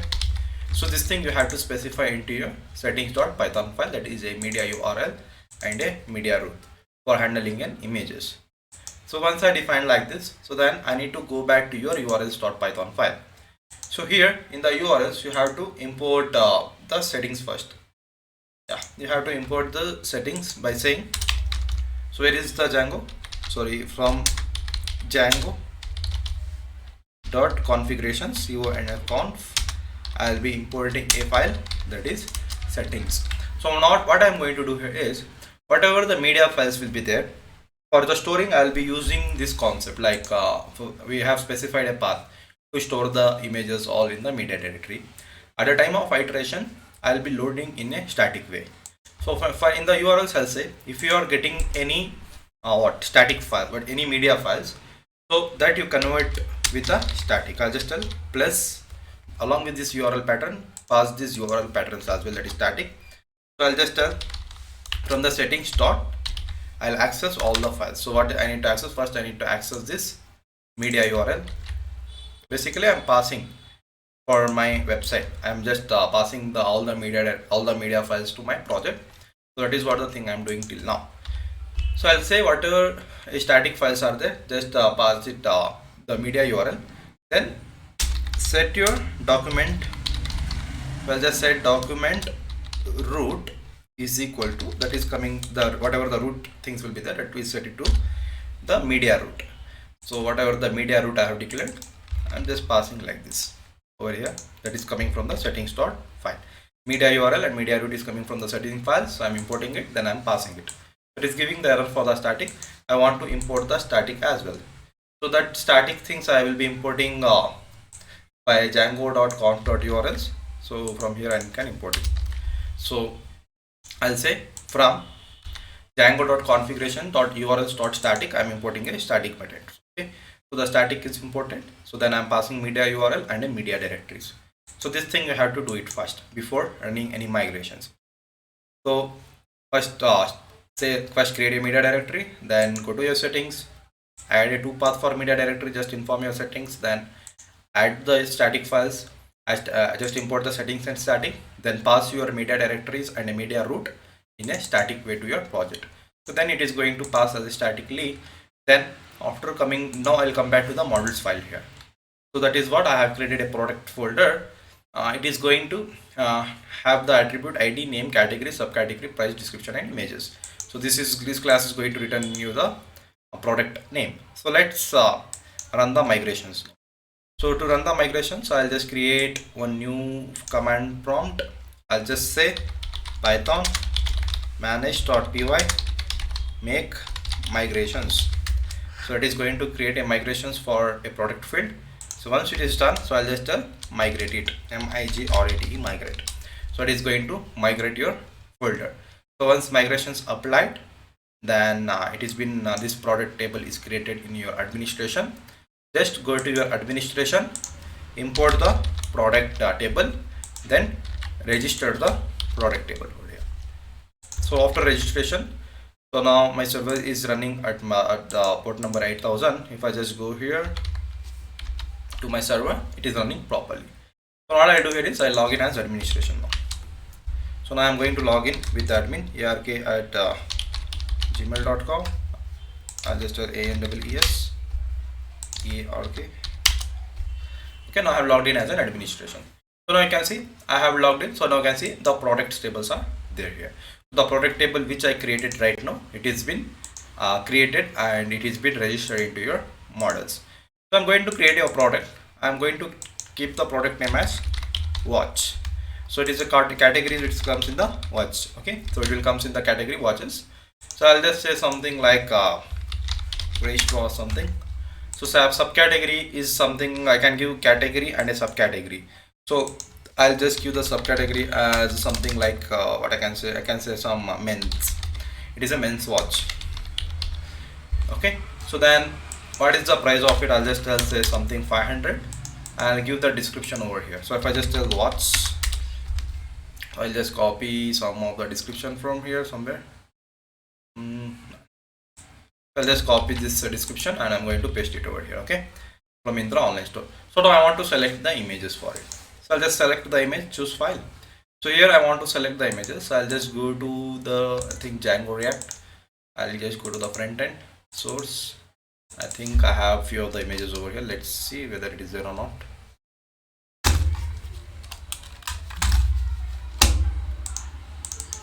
The component is not there in the public. Okay, I have the images over here. So I don't have watch, right? So what I'll do here is I'll just make it as what I can say. I'll just select the camera here. Okay, I'm just selecting a camera here. So I'll just rename something. The product name is DSLR camera. Okay, so now I'll just tell this all comes under in the category of camera. Subcategory is I'll just give it as DSLR. So the price I'll just give it as some 50,000. So then I'll just tell by I'll just tell best quality camera. Okay, something I have selected an image now. So I given some products description and I just selected normally. So if I just save it, so you can see the products is added now. So once it is added, if I open this thing, now if I try to open this image, you can see image is available. So from where it is loading, you can see it is going to your media files. It is going to a folder images. Then it is going it created a new folder that is images and it is created a camera.jpg over here. So if I come here, so you can see it's created the folders here. So I have given images and images, right? So it is creating two images. I should have given only one folder as here. So it is going to the images folder. Then again in images folder, you can see in the media files your images are getting stored. That is in your project. Now when I am loading an images, that is going to load from here itself, from this particular URL. It is going to load it. Okay, so this is how we can pass the images like that. So let's try to like actually we store images in static files, no? not we are just loading statically, that's it. Loading will be in media, but at the time of loading I am loading in a static way. It is coming from the media URLs and a media route. Okay, so static means it is a hard coded from the directly which you are using hard coded values, but media means something which is you are uploading dynamically. It is connected with your database, the media files. So like this you can add a number of products. So you can add a number of products. Suppose I'll add one more product. So the product whichever, I'll just add some earbuds. Okay, I'm going to add something AirPods. So the category comes into a earbuds. Then I'll just give the subcategory as what I can say, I'll just tell earbuds. So then I'll just give the price something 1000. Description I'll just tell best sound quality. Okay, so then I'll just select the image. So for the image I'll just select these earbuds over here. I'll just select. So now I'll just save it now. So the two products are there. So like this you can create 100 products like that, whichever you want based on the category, subcategory. Just if it is same categories, just add the same categories that will display into the same categories like that. So now if I'll come back to a website here. I want to load those images over here. I want to load all the images into my home page. So how can I do that kind of thing? So let's see how to do. So I'll come back to my. Before that, can you just rewind like how these all folders are connected for this image thing, like product? Like Nothing, you bro. did, you Just use multiple folders. Like in settings, you did something, and then in URLs, you do something. yes. Like we didn't make any connection. Like in our mind, I was not able to make any connection. Like how their things are working. How? From where to we are going where. This is how the Django documentations are there. If they are saying like if you want to load any static medias, that is like just normally like this loading images from the SRC, which is already you are not going to connect in with your backend. You can just load it statically. But from the database, from the administration, if you are uploading images from there, you want to load at a time, you have to use the same concept. So first you have to create a media directory. So where you are going to store all the images which you are uploading from the database administration. So all these things will come over here. Okay. So you created by yourself Yeah. a media folder. Yeah, I created myself. In the main e-commerce app. Main e-commerce application, and the folder structure should be same. You cannot put this media into some other folders like that. Okay. Yeah. Then what you did like. That's all. I did this. What I have done, you have seen right from beginning. That's all I did. From the settings I set. But I was not able to make connection. Like here you put something like static settings. Now something, see something. what happens when our Django runs. What happens? This our applications loads, right? This is your project folder, which your e-commerce is a project folder. When your project runs, basically your all your applications will load it. That is e-commerce application and your code application which we created. In the same way, Yeah. I am just loading the media files as well. I'm just passing all the media files to the this patterns. That means I'm just passing everything for all the patterns. I'm just passing as a static. You can see that is a URL. Okay, so and you are passing here. You are passing all the media Yeah. files in the URLs. in the URLs. Okay. Okay, so we are passing to the application. Now all the things is going to pass to this connection. All the all to this server. And you created that table products. Yeah. And for every time we create a table, we have to use that make migrate. Yeah, we have make to run. migration Yeah. and migrate Yeah, command. exactly, exactly. If you do any changes, even a small change, if suppose if you are removing a phone number attribute from a contact table, you have to run the migrations. Make migrations and a migrate.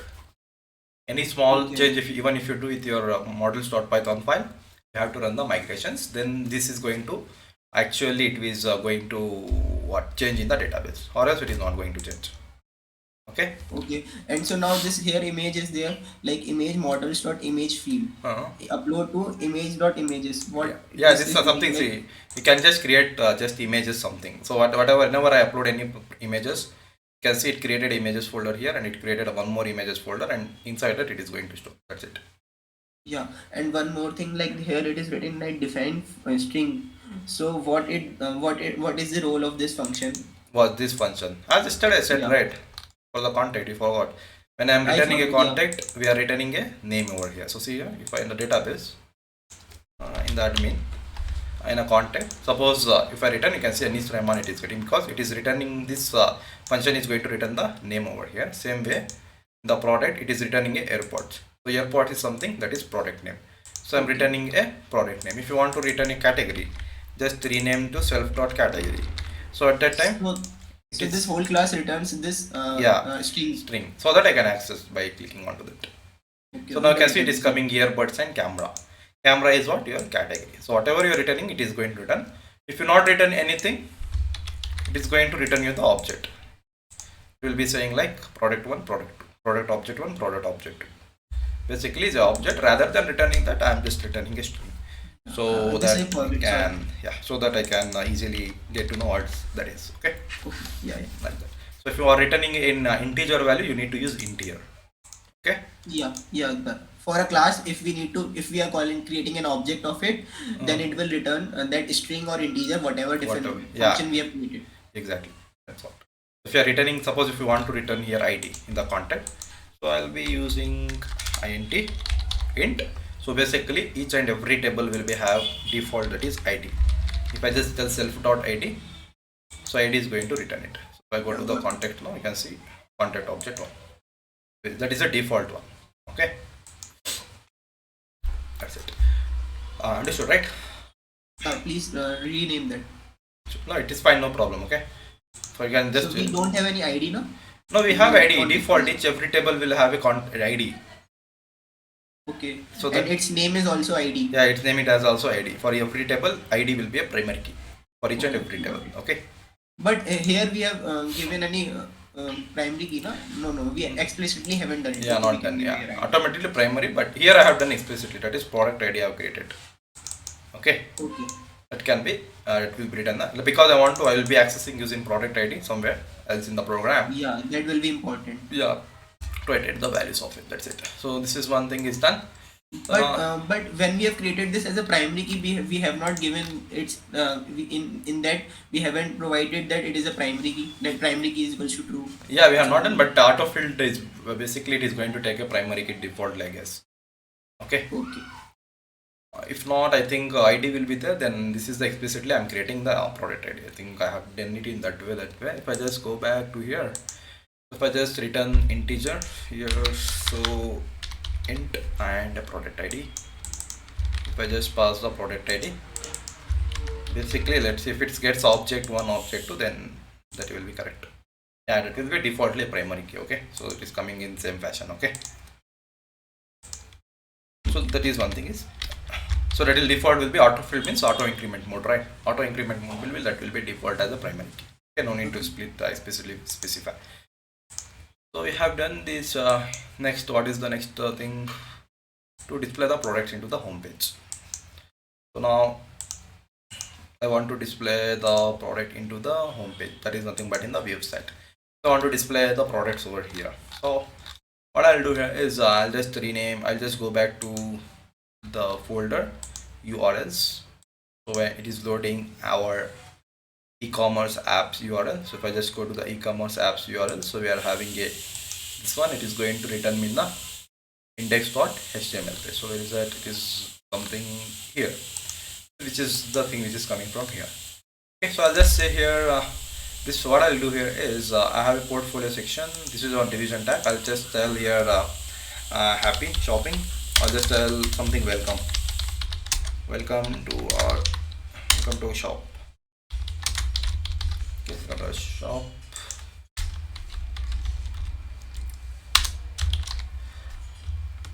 I'll just tell welcome to shop. Okay, something. So then I'll just tell check our products. Then I don't want any paragraph tag. I'll just remove right now. Fine.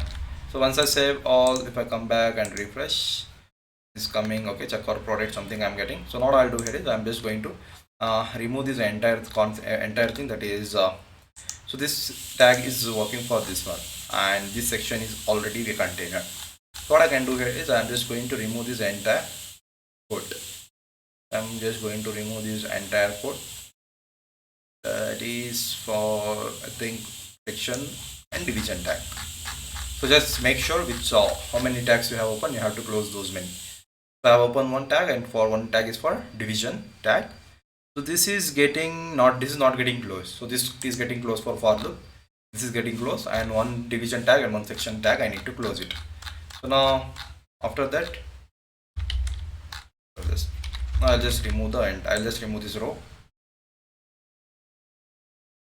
So I'll just keep one thing, and I'll just go to remove all the thing. If I just save it, if I come back and refresh, there is nothing to show now. So now I want to load all the products from the database.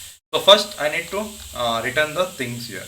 So I'll say in the URLs, basically whenever this runs, it should return me the index.html page, right?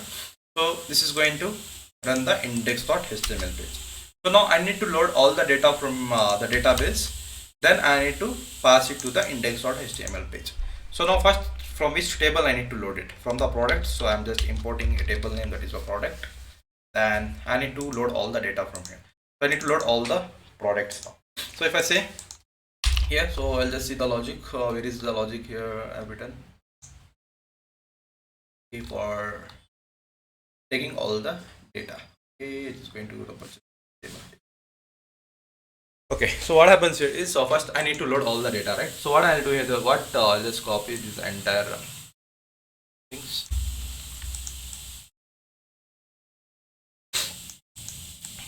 So you know the concepts of dictionary, right, everyone? What is dictionary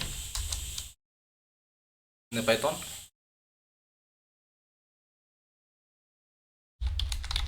What is dictionary in the Python? So it is a data structure which stores key value pair. Yeah, key value pair. Okay, so now basically now all the products, they are just passing in the form of a key value pairs over here. Okay, you can see this will be all products is something key, and all the data I'm just storing into a list. I'm just passing the all the products in the form of a dictionary. This dictionary I am passing to the index.html file. So by using for loop, I'm gonna iterate all the data now. What I said here is so I just created one category products. So based on the category I want to load it. So I have said product, from the product I want to iterate all the objects values based on the category and a ID. Okay, so then what we have done, I have said cats is equal to what is this item. So what I'm doing, I'm applying a for loop over here. So for loop for item in cat products. So based on the categories, I'm just storing all the item in a category wise. So then after storing all the data into a category wise, so then I'm applying a for loop for these categories. Then I'm filtering the particular products that is which is going to match with the category. Then I want a I want to see what is the length of the particular product. Suppose if I'm in the category, like if I have four, suppose if I have 10 products with the same categories, so that particular 10 products category, I'm just finding a length to use it into my front end part. So I'm just taking the length of the products, and they are doing a slide. So basically this function, what it is going to do here is it is going to display I think 3 or 4 it is going to display. I think it is going to display 3 products in a one row. For that particular kind of things, I found this in the Google. So if we are using this logic, I can just display the particular products that is in a row. I can display 3 things. So what all the n value will be getting, they are dividing this, then they are doing seal function. I don't know what seal does, I forgot. I know, but I don't know. I think seal is going to, what is seal is going to do in Python? So seal does is like when we have 3.5 value, it will give a 4. Okay, it's returning a 4 value, not a decimal point. Okay, that's what, right? Okay, so they have applied some logic. So whatever the length of the product will be there, so that is But going to, I believe seal need to be imported from math. yeah, seal I need to import, yeah, from the math.seal I need to import. I'll just import I'll just from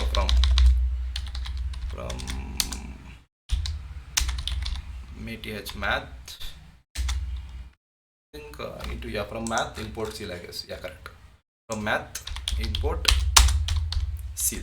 Okay, so in the math we have so many, like we can get the pi value, we can get the seal value, something seal, like few other things is there in the math. If I just tell math dot, I can get able to see all these things.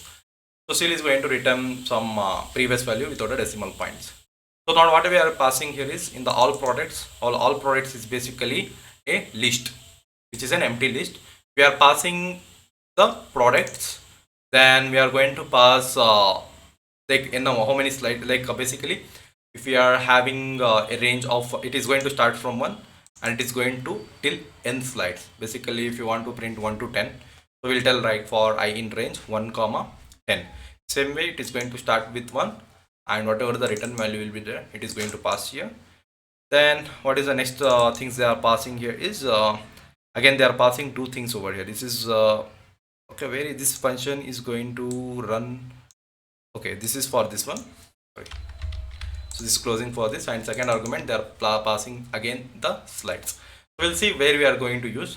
I'll just debug this program. Once we'll get the output, and we'll try to print the things and we'll understand what this logic is going to do.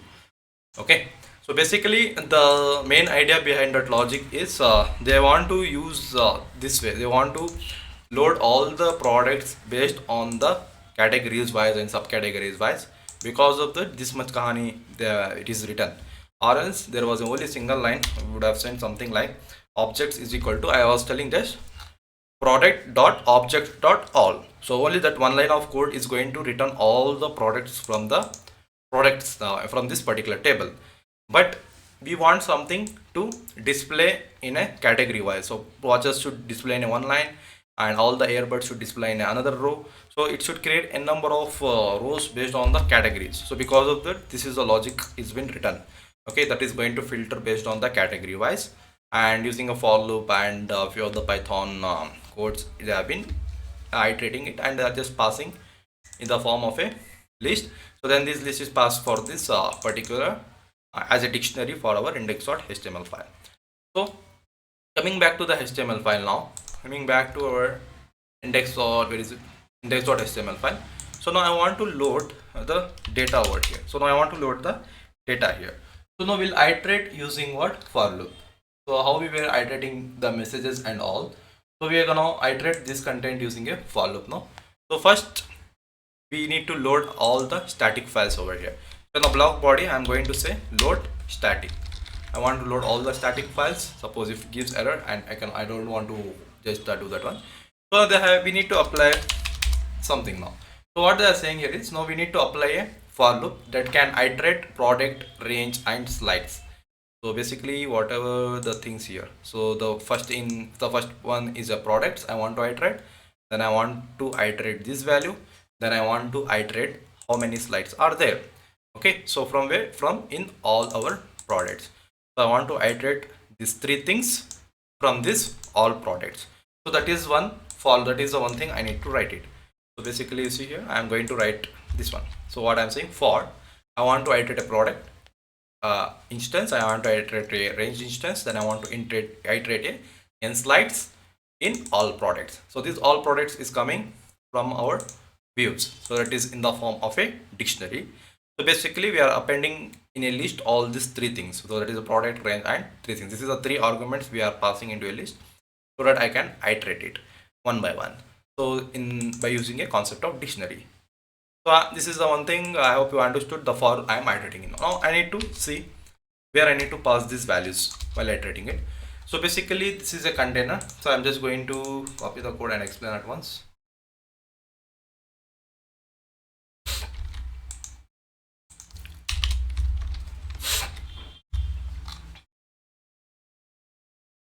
Okay, so what I am saying is, so basically you see this is the for loop I have written, then we have created a container, and to display something like I want to display whatever the category wise I want to display the header line. So that is something that is going to append from here, and appending and just adding the flash cell just at the end. Then what they have done, they have created one more container. So that is something like a container. They have said I don't want to create container on the top, I'll just delete this one, and I'm going to delete this div as well. So now the main container start from here, which is going to show all the slides. So we have created a row now. So basically we have created a row of column 3 size. So basically you can see call medium size of 3. That means 3 4s are 12. I think it is going to display 4 product into one row. And from the margin from the top they have given as a 3. So now what they have said here is, so they have said here I want to iterate a media file. So basically the iterations goes from here. So that is, they have said as media slash i.image. So I think I can give directly I think I can directly give i.image.url. So we'll try that one. If it is not working to iterate an images, let's try to do that. Is something I was doing like i.images.url. So if I use this concept as well, I was able to iterate the data. I was able to iterate the images by using the instance I. So images is nothing but the attribute name. So it is not an images, it is an just image.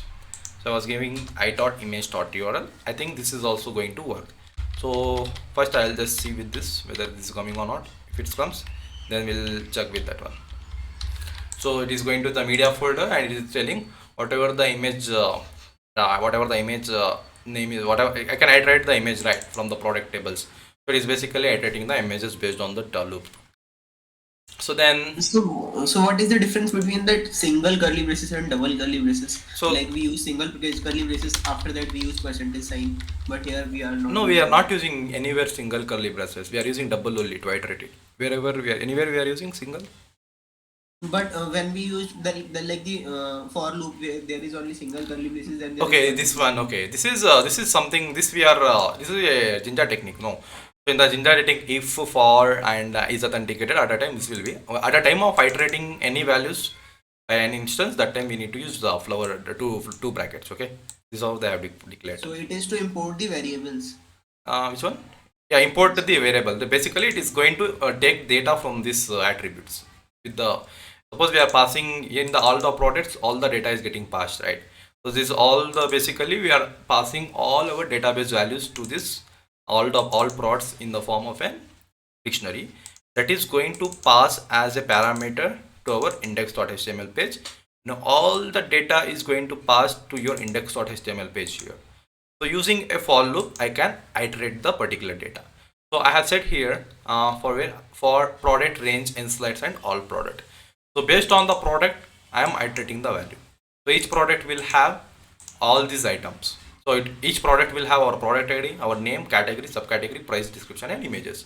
So that I can access all the data using an instance I. So we are using this two flower brackets to iterate all the data. Okay. So like this. So if the image is there, it will tell you, or else it is well not found. Then in the card body, I want to basically display a basically they have said what here. Okay, some ID they have given, so that is going to basically it is going to display the product name over here. Okay, so then it is going to display the description. So they have said they have used the concept of slicing. If you are familiar with the slicing, you will understand this. Slicing in the sense basically they have said from the description I want to read from the 0 to 53 characters Will only. you please align this properly? Like we are not Okay, able, like I am not able to see all this format. properly. No, it is visible, right? Now visible. Okay. So they are saying for the description, they are iterating an image, they are iterating an I dot product name, and whatever the things you are giving here at the right hand side. See, this image should be same as this name, okay? And whatever the product name is, that this name should be same as this name, okay? You cannot give product name by skipping an underscore like that. Basically, we are iterating these attributes itself. So because of that, we need to give the same name to iterate it, or else it is not going to iterate. It will show you the blank. Same way, I have a desc description attribute. So I'm going to iterate a description value where I dot desc. Okay. So this is going to iterate a description, but it is going to read a 0 to 53 characters only. So they have used a concept of slicing by using pipe symbol. They are saying I want to read only 0 to 53. So if I try to display all the description, it might get lengthy. Whatever the card size may become lengthy, and it might mismatch with the second card. So I'm just setting a limit. It should take only 53 characters. Or as above, if it does, it will just append dot like that. They can like read more. I can just keep one button saying read more. If I click onto that, it might go to a very another page. So where I can just use all those things. So here I am just iterating a price value. So don't think what is this ID is going to do right now, because this ID we are going to use with the JavaScript, but tomorrow I'll explain. At the time of while explaining add to cart button. So for add to cart button, we will be using JavaScript to iterate and store it into a local storage. So at that time, ID is going to come into the picture. Okay, and even this ID is going to come into the picture. But right now, just a front end part. So it is going to load the images, load the product name, price, and I'm displaying a add to cart button. So I'll just display in a danger button. I'll just give it a danger. Then so then they have said they have created a media. So what if suppose if I want to see the image, they have said view. So view image. So I'll just give this as a dark. So whenever I want to just tell view product, so whenever I want to click onto the button view, it is going to load the images from the media directory and it is going to be visible. So that is what the thing is happening in the front end. So I hope it is coming properly in our view front end. If I go to the view side, so I'm getting an error that is invalid syntax. You forgot to load all this tag. Basically, I did format document, right? So because of that, it is going to happen. So at the time, what you have to do, you have to arrange this properly. So this is going to end block title, and your block starts here. That is a block content. Then your end block start for the content is here. Then your block body starts here, and load static is going to start from here. So for loop is correct, and for this product is correct. This for loop is ending where this for loop is not getting end, I guess. Okay, for end. So this for loop I am starting here. This for loop is getting ended over here. So where is one more for loop is getting ended, so that I have not defined. So basically after the view, so we are having two things. We are ending a for loop. Then after this two blocks as well, I need to end the for loop as well. So basically this is starting with, so see properly, our division tags here starts here section. So one division tag. So this division tag is getting closed here, and this is not getting closed. So then I have started. Okay, this for loop is for that. Okay, fine. So then this is starting here and is starting here. So basically before a one division tag and a one section, this for loop should get ended. So basically before this section and one division section, I want to end the for loop, so I'll end this for loop here. So this is our main for loop, the starting one, for displaying what, for displaying a categories, like in the categories wise. So this second for loop is basically to display the products from the categories. So that is what the thing is happening. So I just save it all, save all, and come back, refresh. Worked. So you can see I can load the images in the categories. You can see camera flash sale is coming, and the product is also visible, and I can see the product title, and I can see the description, and I can see the price, and I can see the add to cart button and a view. If I click onto the view, I can see the images as well. And now next class we are going to work with the add to cart buttons. So if I click on to add to cart, it should be create plus and minus. If I just click onto the plus 1 2 3, it should get added and it should pop up from here. So we have already a cart, right?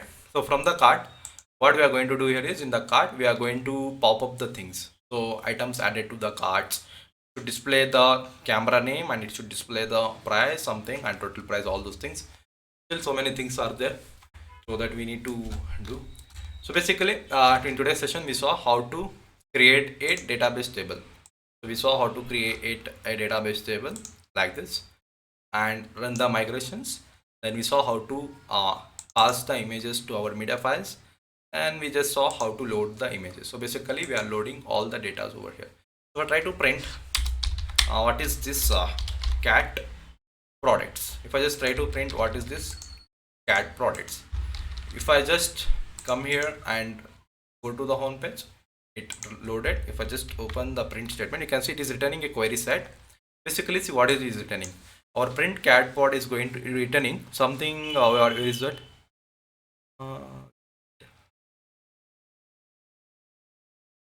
Yeah. It is basically returning a category, and it is going to return me the ID of it in the form of a dictionary. You can see it is getting, we are getting this whenever I run this line of code. It is returning me the category and the IDs of that. So basically the category is a camera and the ID is 1, and a category is a earbuds and the ID is 2. So basically it is returning all the category name and the particular ID number of the particular name. So then what they are doing here is, so they are applying a for loop for it, and they are dividing based on the category. So based on the category they are going to divide. So that time they are just storing into a cats. So item of category is basically, it is, if I say item of category, it is going to store the camera over here first, then they are going to store the earbuds. So that will be coming into a thing that is in the cats. So then what they are doing, they are applying a for loop, then they are iterating based on the camera. Based on the camera, they are filtering the data. So suppose if I just see the category camera, if I have 4 products by the same name camera, then this function is going to filter all the 4 cameras and it is going to store it into a product. Then we are using this product length and this sale function and this one to just display the things into a manner that is basically into first the camera should come for, and here it should come for, to display that kind of thing. We are using this 3 lines of logic just for the front end purpose, so that they can divide it a particular row for each categories. So these 3 lines are passed. So this is what the things is, and then whatever the data has been, whatever the things that comes, we are just appending into all products a list.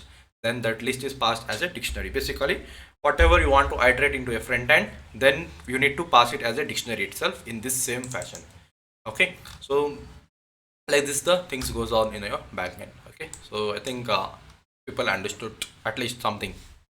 Just basically you can understand only one thing in from the front end. By front end, you are dividing all the data based on the categories. Okay, suppose if I try to add one more category, so suppose now see I'm going to add a same thing. I'll just download a camera, download camera image. So I want to just open an image for the camera. Suppose I want to, okay, I'll just download this camera. Okay, I'll just save this image, same image as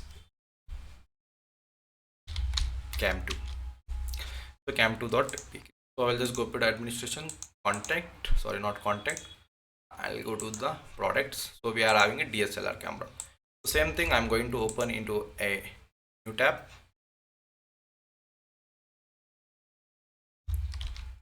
Just to keep the thing same. Okay, what I'll do here is I'll just tell back here. Oh, sorry.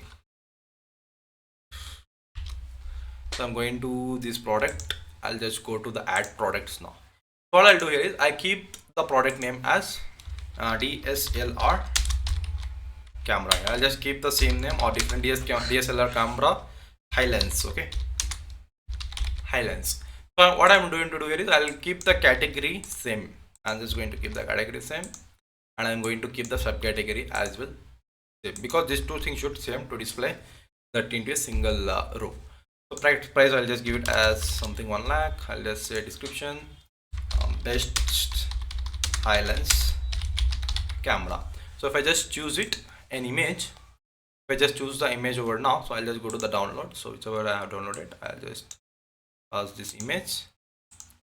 Now if I just save it, it is passed. Now if I go to the view side, so you can see that particular camera is coming into the same particular category, because our category and a subcategory is same for both the things, so it is coming same thing. So before uploading any images, make sure the image size. Okay, so if you want to keep the image size properly, then you have to make sure the other thing should become, or else you can do it this by using in the front end as well. So wherever your image is getting load, just give some height and width. So I'll just give the height, HEIG height should be some alpha, just your height should be 100 pixel, and WI width should be, I just give width should be 150 pixel. I think this will be very less, the 150 and 150, I don't know. I hope I have passed correctly height and width. You can see, yeah, you can see now the things are coming same, whichever the image you are uploading it, the same height and width it is been coming it. So I'll just keep the height to 200 pixel.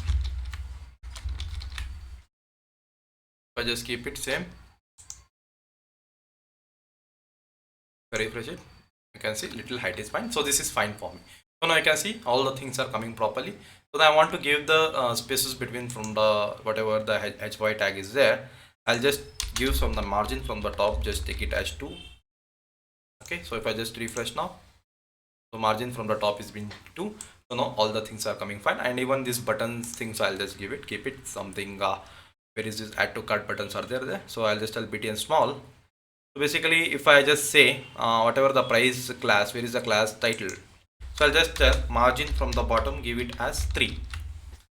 Okay, margin MB is for margin from bottom. If I refresh, you can see now it is perfect. Okay, so it's applies for each and every product. Okay, so now something our website looks good. So now the next is very little complex things comes, because it is a part of a JavaScript to add all the data and load it. So basically now if I tell here add, it should say 1, and this camera should get added into some local storage along with the price. So whatever the things I want, I'll just shop it from our homepage. Then when I click on the final checkout page, at that time only I need to talk to my backend part. Till that, now everything I want to handle these things using front end, so that our page should not get refreshed and all those things. Okay, so that thing we are going to continue in the next class. Okay, so now we'll see onto the cart now. So first I want to display something like, I want to display a cart of 0, all those things like that. Suppose if I click onto here, this should get populated along with the stuffs, and we need to get some of the checkout page and a clear cart option. Okay, so that is the one thing I need to provide. And whenever I click onto the add to cart, it should give the plus symbol and a minus symbol. So that is the one thing I need to do it now. So I have added the images from the database. Even you can add it. So you can see in the products page, I have added all the product. It is just getting displayed. That's it. So now coming back to your code, to your index.html file. To the index.html file, I need to provide few of the JavaScript code over here. So that is the JavaScript code. So that is something like to load the jQuery and a JavaScript content. So that is the one thing I need to provide it. So for that, I'll just go to your sorry, I just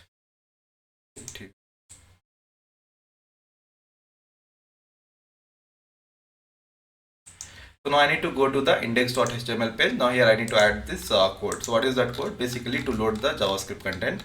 So I'm just going to add a few of the script tags over here. So this is the script tags which is coming from the Bootstrap 4. So Bootstrap 4 we have some jQuery CDN links. So just I have just copied. So that is nothing but from the getbootstrap.com the documentation 4.6. I've just loaded the script tags, whatever the things are there, I've just pasted it over here. So this is the one thing I have done. So now coming back to the base.html page. In the base.html page, I need to do some modifications to which for this particular card to just to display the particular content. So I'll just to do the some modification, or like basically I'm just adding what I can say, just I'm adding some of the IDs to this particular li tag so that I can populate the some of the content. So for that, what I'm going to do here is I'm going to copy the entire thing. So basically I'm just going to copy this entire sorry, I'm just going to copy this entire thing and going to paste it above here. So I'll just keep it below some of the orders my profiles are there, right? So below the my profiles I'm going to keep this page. So basically for the rather than having an orders page, I'm going to rename this as a checkout. So this will be my checkout tab, which will go to the /check checkout URL, and after that I'll just show you the my profile pic. Then I'm going to show the card. Then when a user is a login, it will be a logout button, or else it will be a sign in and a login thing. So here I am just going to change the particular content from it. So basically what I'll do here is, so it is a basically a link tag now. It's basically an anchor tag, li tag. So for this I'm going to convert this content, whatever the anchor tag is there. For this I'm going to convert this into the button over here. So the button, it will be something like this. So I'm just going to keep the button. So that is something, it will be like this. If I just go to the get bootstrap, if I say some pop-ups, popovers, if I go to the popovers, you can see if I click, you can see some of the popovers I am getting it over here. So that's having some class data toggle, we have popover, and some of the popover title will be having, and whatever the content you want, you can, if you put it into a data content, that is going to load it over here. So this one popovers are there. We are having so many types of popover. So basically it will be something popover, I'm going to use it. So that is a class anchor tag, or it might be a button. So such kind of thing I'm just going to copy paste. I'll just remove this li. I'm just replacing as a button over here. So this button should end here. So I'll just end this button as well. So what is this button? So this is a button, type button, class, the same class I have kept it. So whatever the previous li class tag had, the navlang scroll to, so I have kept it same. Then I have given a padding and a margin. Then I converted the text to white. So basically I have created an id. So I'm giving an id is equals to popcut. So then data content is coming for the whatever the body content I have just provided as a body. So data toggle, obviously according to the bootstrap, it should be a popover I have kept. Data placement, I have kept it as a bottom because it should below button the pop-up should come, and data HTML true, whatever on the bootstrap things is there I have given.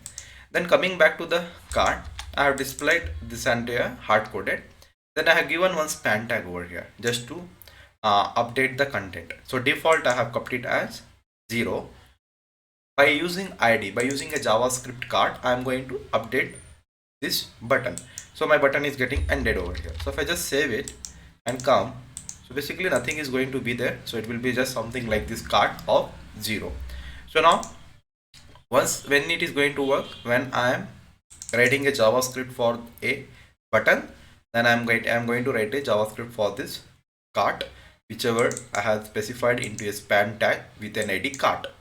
So now we are having in two IDs, that is id is equal to pop cart, then id is equal to cart. So I need to play with these two things now. So if I come back here at the down, so basically where is that? So the okay, this is our base.html file, so that's fine. If I come back to my index.html file, so where I need to write a JavaScript code. So for the JavaScript code, I'm just going to write it now. So here uh, if I just go to in this index.html page here, so now basically I need to write a JavaScript code for basically what three things I need to write a code. So whenever anyone try to click onto this add to cart, plus symbol should get, and it should be auto increment and it should be auto decrement whenever I press the symbols. Then this card should get updated and all the data should store it into a local storage. So that is our conditions will be there. So that will be our code will be there. So I'm going to write a script here. So I'm going to copy the entire script. So it is a very long script. I'm just going to explain you the entire code here. So see here, I'm just pasting it. So first function, I am writing the first function for the JavaScript. So I'll just zoom a little bit. So first I'm saying if the local storage dot get item, that is cart, if it is equals to null, my cart value I am updating to empty. So basically I'm just converting my cart object to empty. So what is local storage? If I come here, if I go to right click and if I just inspect the page, you can see if I go to the applications, if I go to the application, you can see I'm having something like I'm having a key value as a card and a value is an empty over here. So basically I can iterate all the element from the local storage. So if I just try to click plus here, so then the data should store it into our local storage. Then I can iterate whenever I am clicking a final submit. So that will be our thing. So this is nothing but a local storage. So this storage is used to store the keys and value pairs so that I can store some of the data. So then I can iterate whenever it is required. If I come here now, let's save the program. So this is the one thing is there. So basically if our local storage in an empty, just make it as a, if it is empty, get the all the data. If it is equal to none, basically our card will be empty. That is something like this. It is an empty card. Else, if the local storage has some of the items, I'm just updating the my card. So I'm just going to update this particular card whenever if it is having some items. So that is one condition, that is fine. So now coming back to the auto increment and the decrement mode. So here I'm saying what I'm saying. So you're saying dollar. So it is dollar is something we call it as a jQuery. So jQuery, and we will be iterating. We are iterating a class.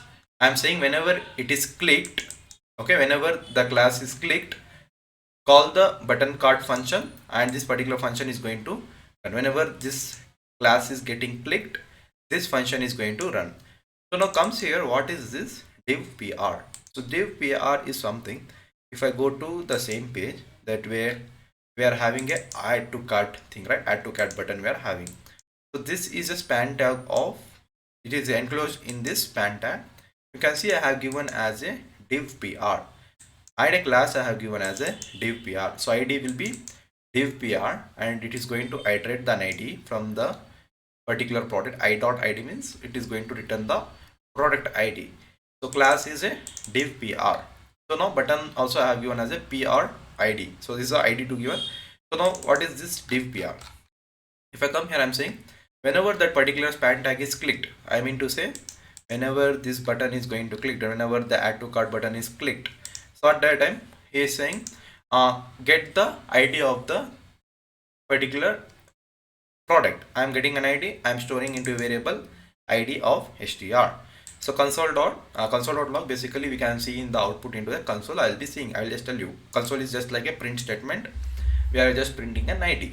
So then I'm checking one condition. If the card of the particular id is not equal to undefined, basically if the id is not null, then update the particular card. Just update the quantity to 1. Else keep the quantity to 1 itself. Okay, then change the inner HTML. Change the inner HTML, that is nothing but a name and a price. I need to change it. For that I'm saying get a document.get element by id name. For this I am just appending the string, whatever the value, whatever the products. So cart id or of 0 means basically I am going to access the name. So I'm updating the name over here. Then I'm updating the whatever the price will be there. So for this I'm going to id star of the price. So then I'm updating a card value to in this 3 fashion. That is, I'm just storing first what is the quantity, what is the name of your product, and what is your price. So I'm storing into this cart array list. That is nothing but I'm storing a 3 object, that is a quantity, name, and a list. So once I get this one, I'm just going to run this update cart. function. So update cart function is somewhere here at the bottom. So this is a clear cart, this is a update cart. Okay, so now JavaScript will run this update cart function by taking the cart value. So cart is nothing but what? Cart is which has our quantity, our name and our price details. So taking all this array object, it is going to you to the update cart. So update cart is here, the function for the update cart is here. So it is going, so first I am saying whatever the sum will be, just keep it as 0. Then I'm saying I'm just iterating. Now I need to iterate the data now, whatever the items will be there, I want to iterate it. So for that we have been applied a for loop. So for item in cart, so here I am doing whatever the items. So the basically with this particular line of code I can able to get the what is the price of it. Then I'm saying document.get element by id. So I'm just getting the id div and I'm just appending the inner html to the buttons. Suppose when I click here, suppose if I just click here, it should take the data and store it into the local storage. Then it should show me a button plus and a minus at the left. So that is what it has been written. You can see that is what I have been written.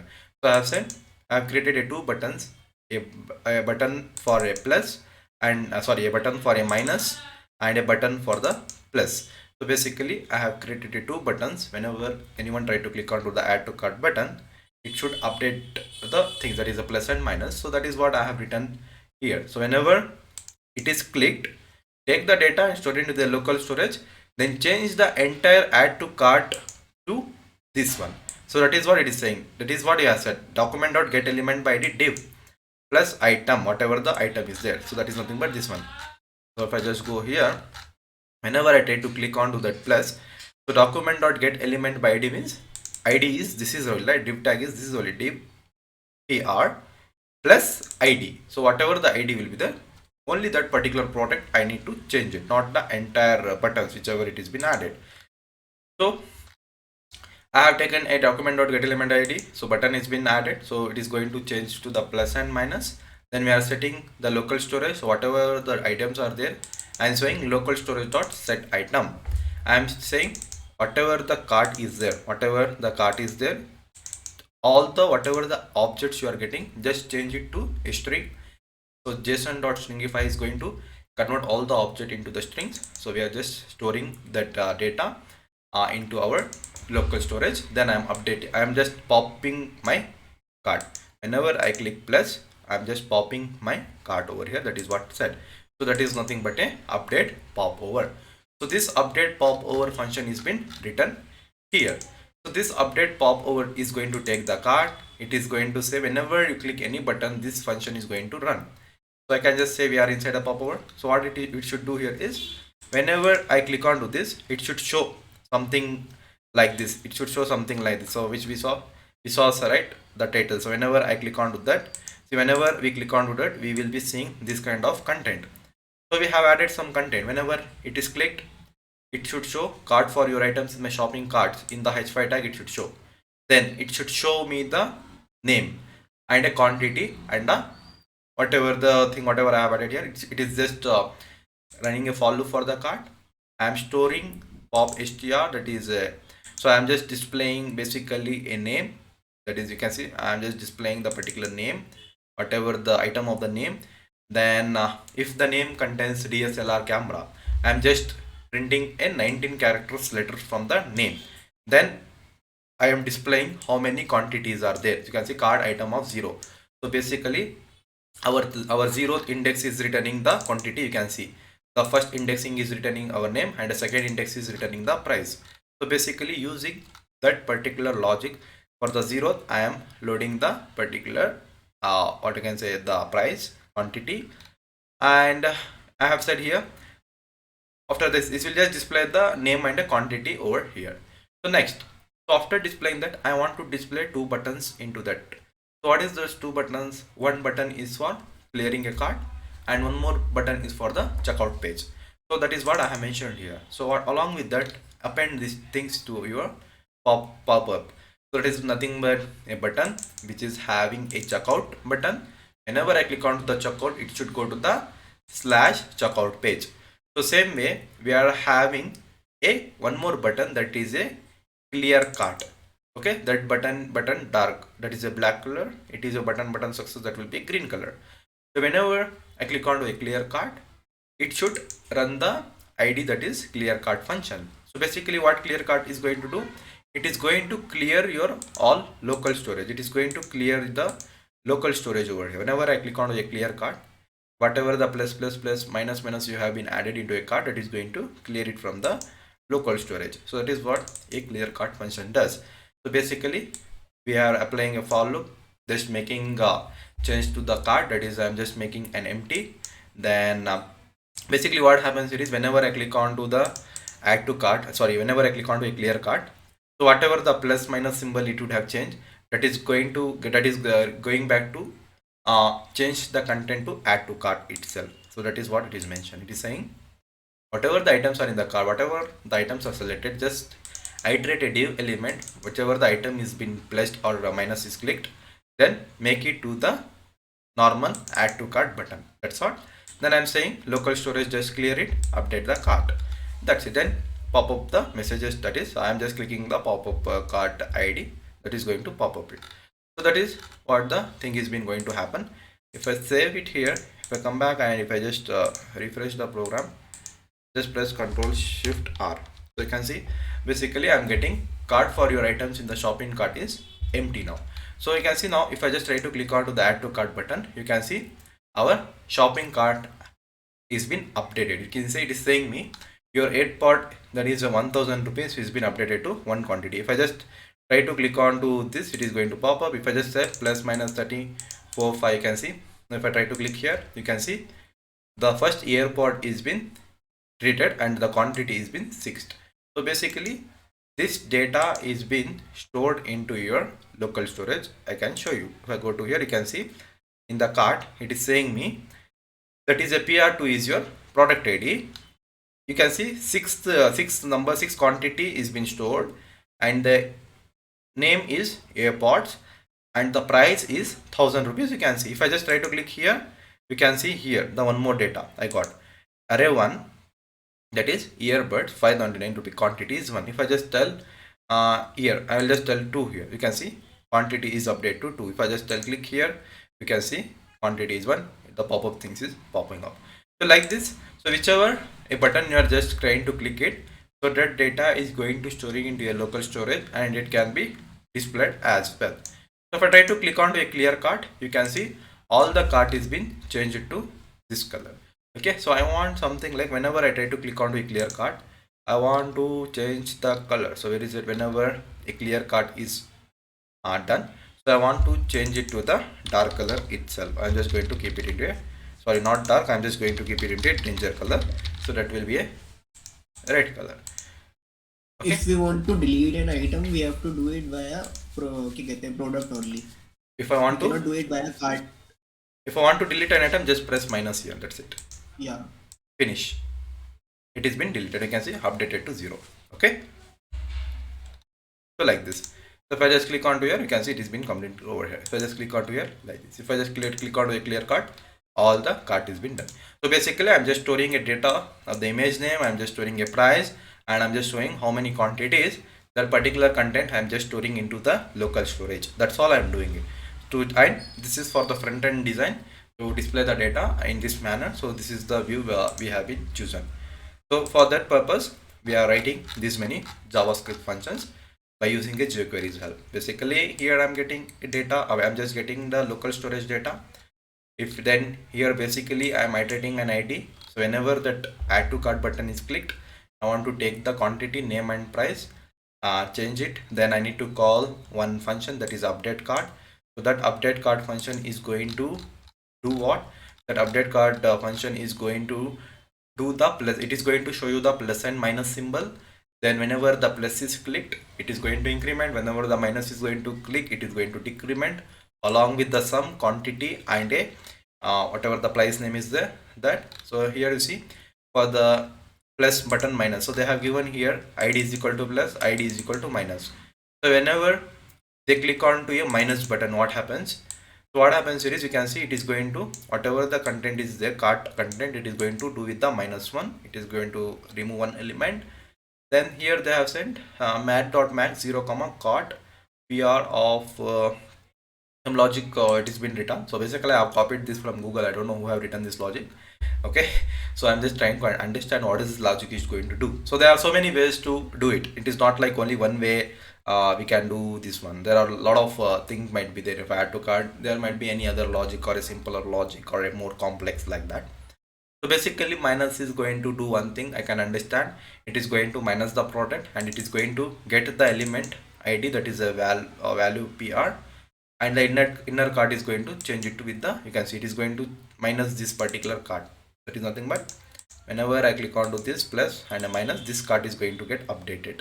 So that is what this get element by id val pr id is going to do, and it is going to take plus one particular id data. It is going to take your name or an whatever the product id, and it is going to minus with that. Same way plus button is going to increment the data. When it is going to increment, it is going to increment the particular quantity. So basically your quantity is coming from the 0th index itself. So because of that we are just giving a 0 here. You can see here we are just passing the quantity into a 0 index. So by using an indexing position, I'm just incrementing that value, then updating the document dot get element by id, then again I'm just updating the particular card. So that is what this entire JavaScript function is been written. You just take a data from the local storage and do it the particular things like that. So once I just suppose if I add here, if I add here, if I add here, so now I have added 3 items. So then I'll just try to, okay, so now we have added some 4 items over here.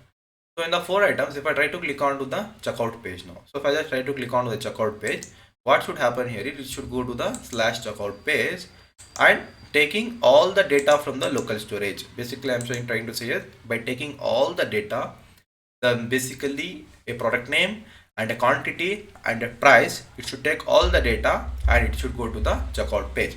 So in the checkout page I am going to write the particular logic what should be done next. So now I'm going to handle everything into my e-commerce application. But go to the URLs. So basically first thing I need to create a checkout page URL. So I'll just go to create a checkout page. So whenever I get a request for the checkout page, it is going to the function that is checkout function, and I am writing a view to it. So I'll be writing bottom here.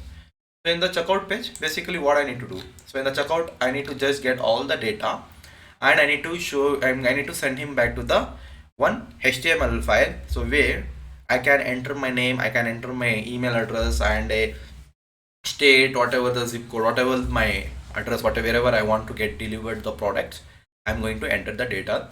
Then I will just click on to a order, place the order. At that time it should go to the payment integration and do the Paytm part. So that will be our main thing now. So now I'm just going to create one HTML file first, so that you will be understand better. So I'm going to create a template in the, what is the file name I'm going to create here is, I'm going to create a file that is checkout.html page. So this checkout.html page will have all the content. That is basically a form which is going to display the name and all those things. We'll just go to the checkout page.html. I'm just going to copy everything. I'm just going to paste it over here. So just see what is I have added the code. So here I'm just normally extending a base.html, changing the title name to checkout. For the block content I have kept it same, block body is also same. Now we have a section that is normally a section to display the messages. We have a for loop, fine. So and I have displayed something content, welcome to shop, check our products. I'll just tell checkout, I'll just tell checkout I'll just tell checkout page. I'll just rename it to checkout page. Here is a checkout page. Okay, so I'm just saying as a checkout page over here. I'm just removing this pan tag, I don't need. So basically it will be like welcome to shop checkout page. So basically what happened here is, what I need to do here, I need to display the content, like whatever my so whatever the cards I have added, that is basically how many products, what is the quantity, and what is the price, and what is the total amount. I want to just display to them. So I have just created a container, so which is a container which is going to display this hard-coded data. Here I am iterating through the ID items. So basically what now I am going to do here is I am going to my local storage, and from the local storage I will be iterating a quantity, I will be iterating a names, and I am going to iterate the price. So three things I will be iterating by using this ID. Then I am going to display him. So I will just display him like we have something breadcrumbs in the it's on Bootstrap. It is going to display into one line in the left hand side and the right hand side. I'll show him. So your card total amount rupees. So that whatever the total amount will be there, I'll be just showing him the total amount. So this will be the total amount you have to pay. Then I'll just tell enter. I'll be entering the next step. I'll be saying enter your details below and place the order. Thanks for using shopping cart. Something I'm just going to display in this fashion to him. Okay. So along with this, so I have given here as a ID item, right? So based on an item's ID, I'm going to display him the product's name and a quantity. So this particular JavaScript code is been written here. So you can see in the checkout page, same thing I have said. Whatever the content is there from the cart, from the local storage, get it. If it is null, just empty the cart. If you are having some of the items, get all the items from the cart and convert. First we have done the stringify method. Now I want to get the data in the array object. So I'm saying json.parse method. So all the stringify things it is going to convert into a JSON format, and it is going to store it over here. So if I just console it, you can see this thing into your terminal. So now what I'm doing here is first I'm saying sum should be 0, total price I'm just initializing to 0. So this is very something a data types. So basically in Java we'll be using int like that. So here we are going to use three things, that is a where, let is a mostly used, and one more is a const. Const is for the constant value which is not going to change. When you are using a where and a let, then you can change the variable values. So I'm saying if your card, if I'm just applying some condition, if dollar, and this is a jQuery dot is empty object, if your object is empty, basically if I want to check a cart is empty, I can check in this method. If the object is empty, I'll say your cart is empty, please add some of the cart before checking out. I'll be just showing to him. Or if it is this is it is going to do, then I'm just wherever dollar dot items is there, that is basically I'm accessing jQuery, accessing an ID, I am appending this paragraph tag to it. So if I show you what is this item, so you can see here. So items is basically this one. So it is going to get an ID of item, and it is going to display you this particular message, your cart is empty, only when your cart is empty. If it is not empty, then basically apply a for loop, get all the items from the cart. So your 0th position has quantity, your first position has the name, and your second indexing position has an item price. Get all the data, and I'm just doing the sum. I'm doing the sum. Sum is equal to whatever the initialization plus quantity. So I'm just storing a quantity here. Then I want to get the total price. So I'll say, suppose if a items DSLR I have added 6 quantity and a price is something 500 rupees. I'm going to tell 6 into 500 rupees, that is a 3000 rupees, plus total price is the initialization is 0 here. So I'm storing 6000 rupees for the watch. Okay, so that is what I'm just storing the complete data into one variable. Then what I'm going to do here is I'm going to display him it. I'm just going to display him. What? So they will be displaying. So the name is, so I am accessing this one. The name is basically it will be showing DSLR camera. It will be showing what? Item price. By accessing a dollar symbol, I can use in the backticks. I can just access the values from the variables. Then I'm accessing a quantity. So all these things I'm going to append it to the ID, that is nothing but a ID item. So I'm going to append all those value with this data, whatever the data is written, our for loop is running. Suppose item is basically one item. Suppose I am ordering DSLR camera and a AirPods. So our for loop is going to run 2 times. Okay, so 2 times, one row it is going to show for the DSLR, and the second row it is going to show for the AirPods. Along whatever the things it is going to show, it is going to show the name, it is going to show the item price, and it is going to show you the quantity. Okay, so that will be the thing. So now I want to show the total price as well. So what I am going to do, once my for loop finishes, whatever our so this is first property, at the first time of total price will be 3000 rupees. Suppose I given one example. Second time, for the airpods, suppose you have buy two airpods of a price 500 rupees, then 500 to the 1000 rupee. That 1000 rupee will going to add with the total price, that is 3000. Not total price will be 4000. That 4000 rupees I am going to display it. How? I'll tell document.get element by id, that is total price. So total price I have been declared here. So I have said here where, so you can see I have said here, so whatever the total price is there, just show here. So I'm saying span id is equal to total price. So if I just give this span id, whatever a value is updated by using document.get element by id, that is total price, that is going to update it, and that price is going to show into the span tag. Okay, so that is what the total price is going to happen. Okay, so this is the one thing is been done.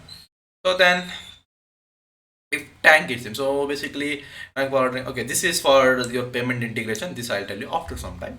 So now basically I have explained you the checkout page.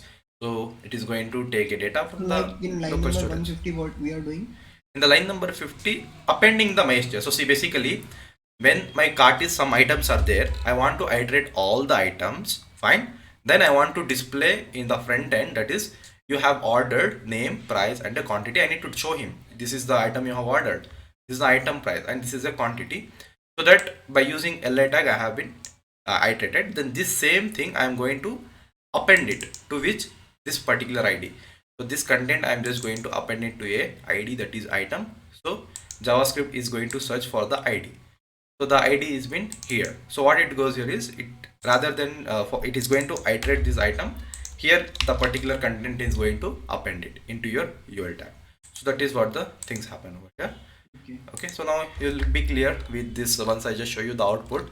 So basically now it would have been error because I have created a checkout page, I have not added a the particular front end part.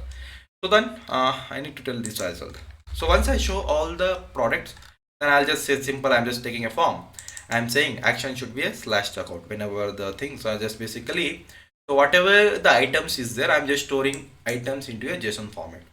So if I tell id is equal to items JSONs, so basically all the cart, so I have said you in the JavaScript itself, I'm going to tell document.get element by id, that is the items. Then I'm just storing all the products which he has been ordered and which is stored into your local storage. All the products, quantity, price, everything, it is going to get it and store it into this variable. And I have kept it this as a hidden, okay, so that it should not. But when I just submit this form as a post request, this items is going to pass to your backend. And then I'm going to take the name, email, address line to city, state, pin code, phone number and place order. So I don't think to explain you what all these things is going to do. Yes, it is just going to take the inputs, whatever the inputs you have been giving, it is going to store it into this name is equal to city. If you are giving a state name, it is going to store it into a name is equal to state, just basically. So after passing all the inputs, when I click on to the place order button, it is going to the slash checkout page button, that is an action. So it will go to this URL, that is a slash checkout, and after this I need to write a function to it. So here let's write the function.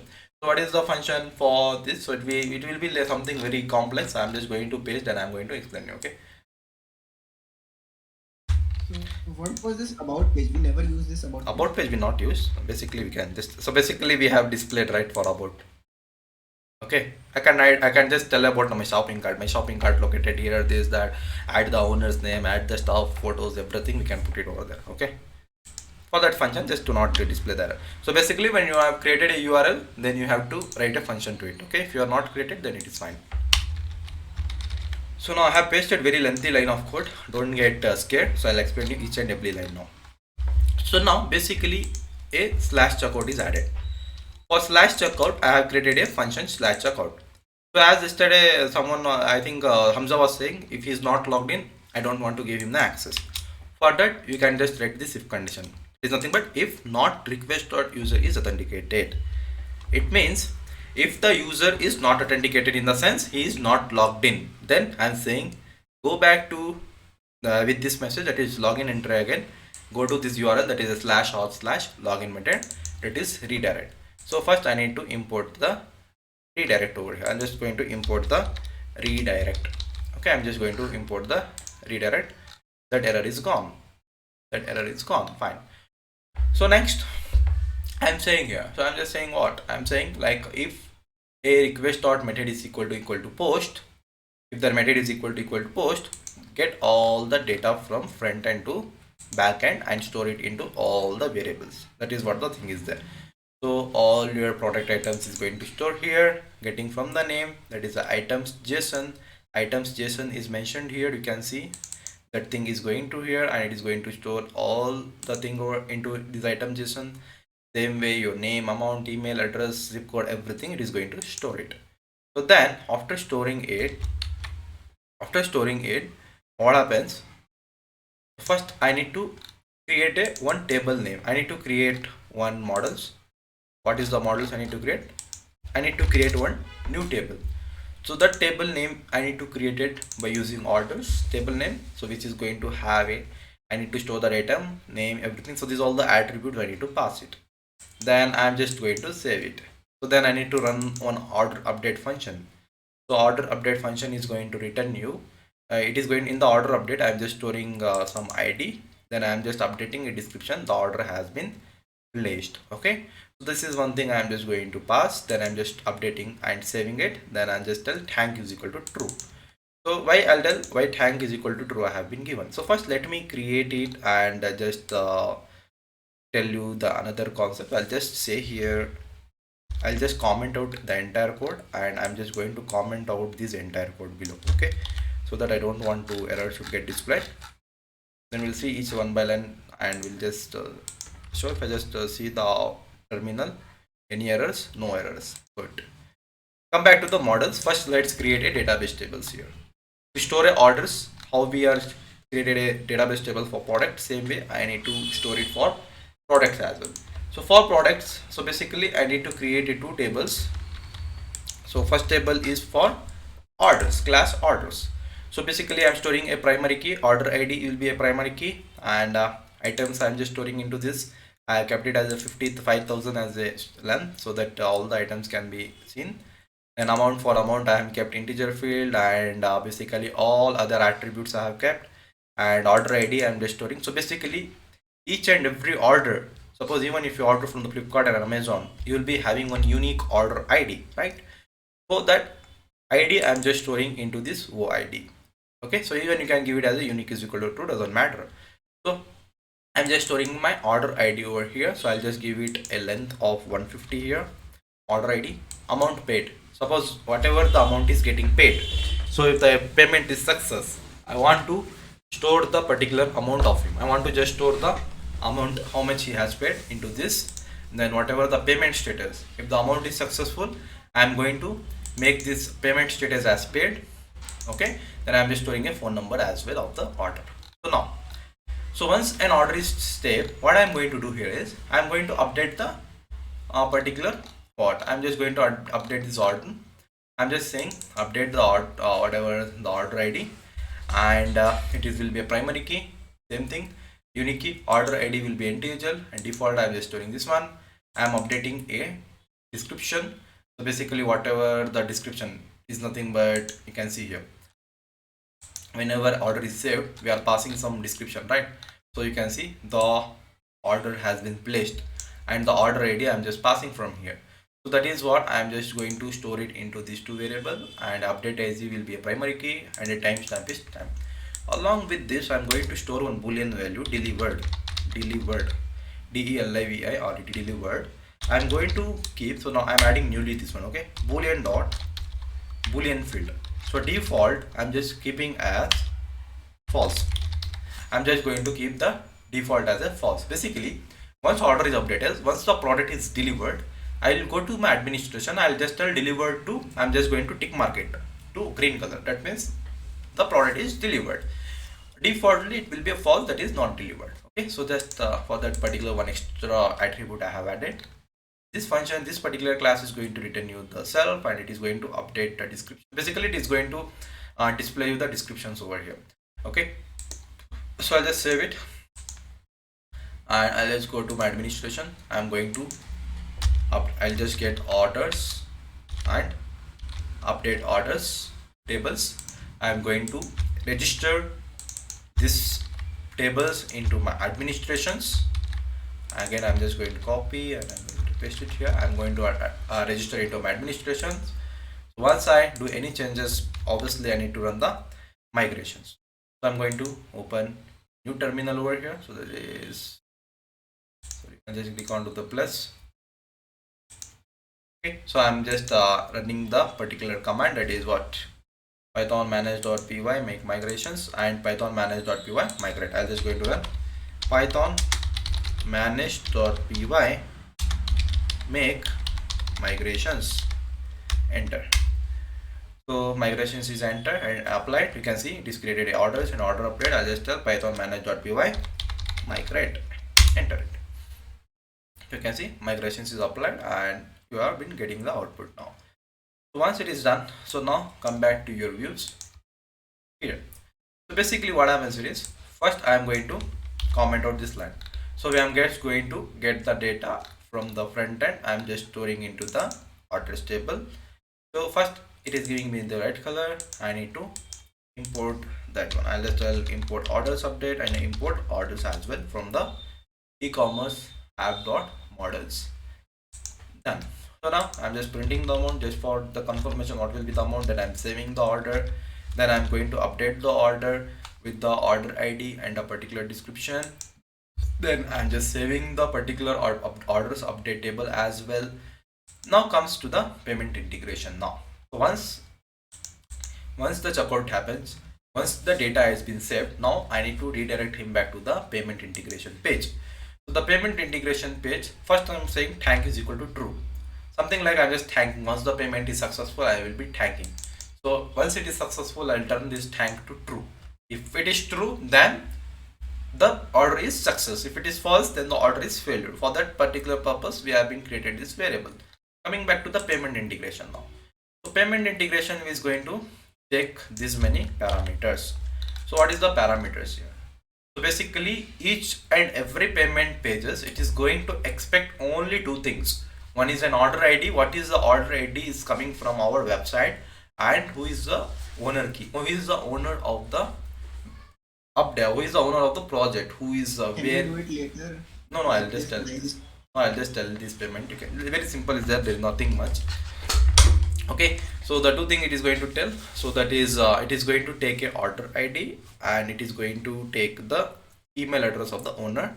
Basically, suppose I want to settle down my amount. If I want to settle down my amount to one particular account, so that particular amount as that particular account will be having two things. So basically you'll be suppose if I want to transfer you the amount, I'll be taking you your account number or as like a phone number like that. Same way, if the amount want to get settled down from one account to another, so that account details I need to provide here. So that account details, if I go to a Paytm page, so there will be having a merchant ID.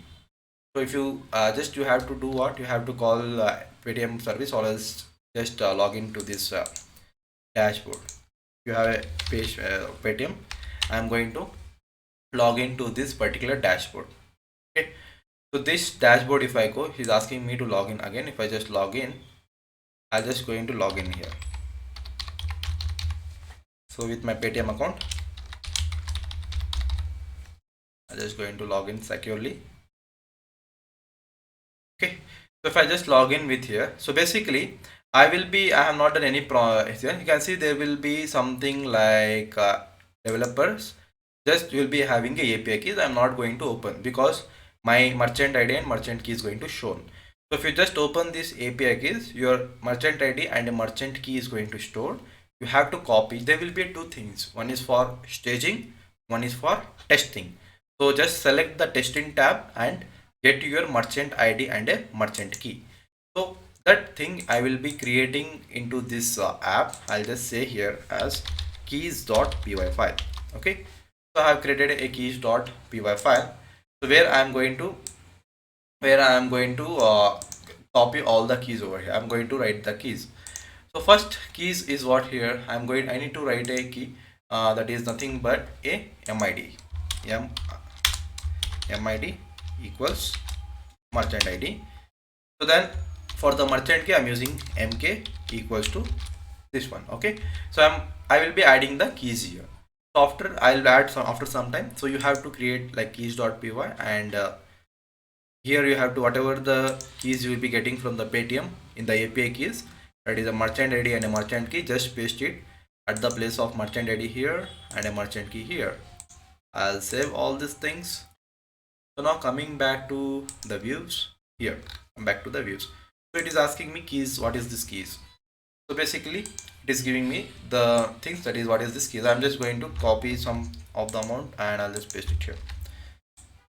What I'm doing here, I'm importing from the e-commerce, I'm importing a keys, and from the Django configuration I'm importing a settings. So the merchant key variable I have created. For the merchant key variables, I'll say go to the keys, whatever the mk value is there, just pass to the merchant key. Okay, then I need to import the Paytm. So this Paytm file I'll be going to create it. I need to create a folder, that is a Paytm folder. Okay, so in this Paytm folder we will, if I just search with the, if I want to integrate a payment for the Paytm people will be giving one file for Python. If you are using with the Python, you have to create a checksum. So whenever payment happens, we are generating one checksum in the sense they are generating some unique codes with using that checksum.py file. So that will be unique, so no one should hack it. Okay, so that will be something like this. I'll just copy this Paytm. Anyways, I'll be providing you the code. You can just use this folder, that is a Paytm folder. I'm just going to put it into the original folder over here. Here you need to just paste it. So I'll show you that file. So now see, Paytm folder you got here, we have a checksum.python file. So to use this checksum, I need to install this module, that is a pip install py-cryptodome. So this module you have to install into your command prompt or any of the PowerShell or any terminal. Just install this module. So this allows you to do the payment integration in Paytm. So if I need to just pip install py-cryptodome, this is going to install the py-cryptodome install. So this basically we have not typed anything from here. Okay, it is a file which is Paytm is been providing. Here just I need to pass the MID and order ID and whatever the transactions will be having, we need to pass it here.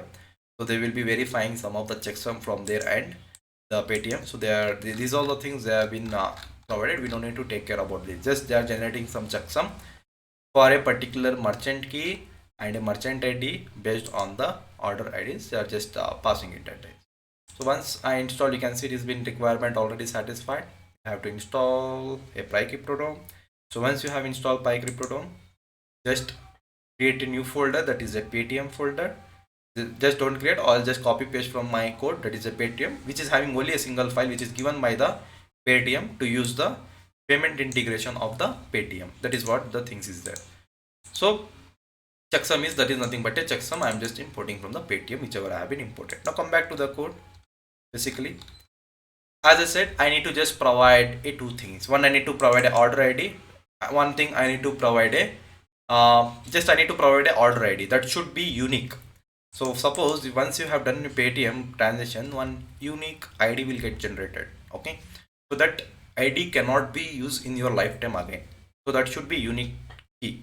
For that, what I'm going to do here is I'll be taking a ID. So I'm just storing some values. I'll store some str values. I'll just tell Shopify. Okay, Shopee cart.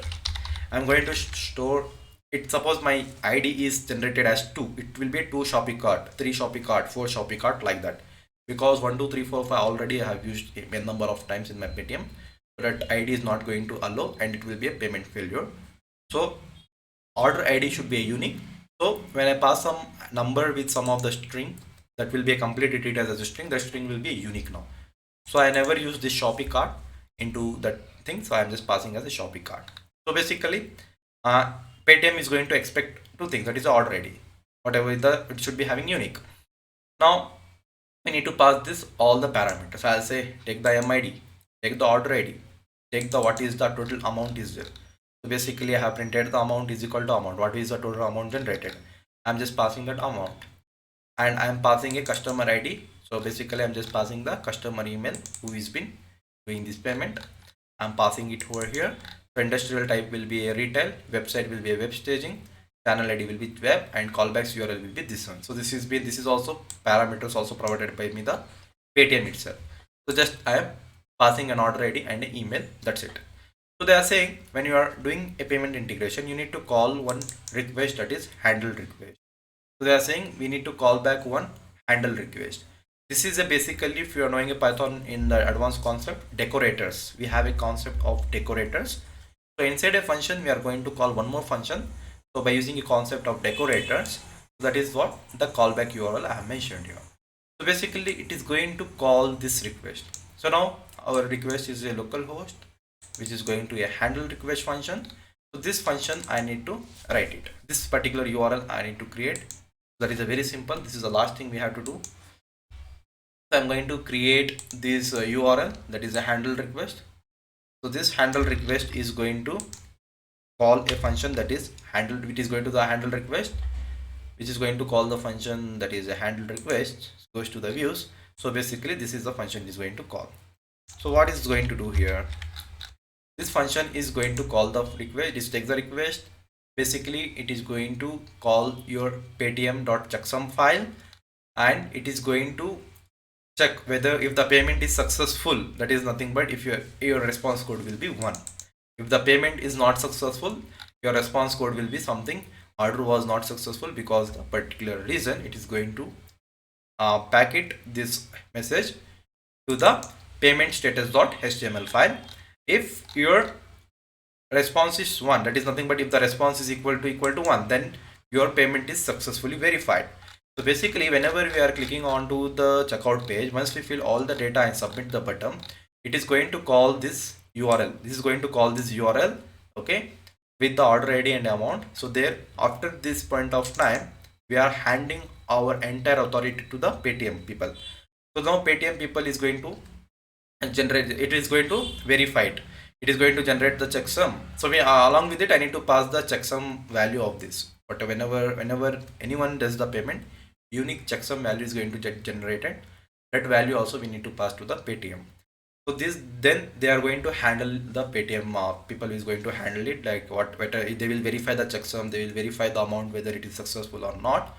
After doing all those things, it is going to send back the one particular thing. They are going to send us the response code, that will be a 01 or a 01 or 0.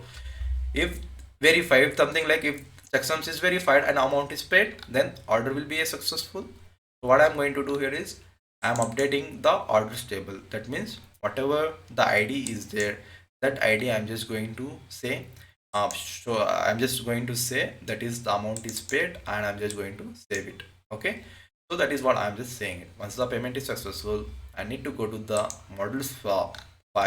I need to say the amount is paid to paid, and whatever the payment status is paid, and the amount I need to getting updated, or along with it a success message I need to display. So that is going to display in the payment status.html file.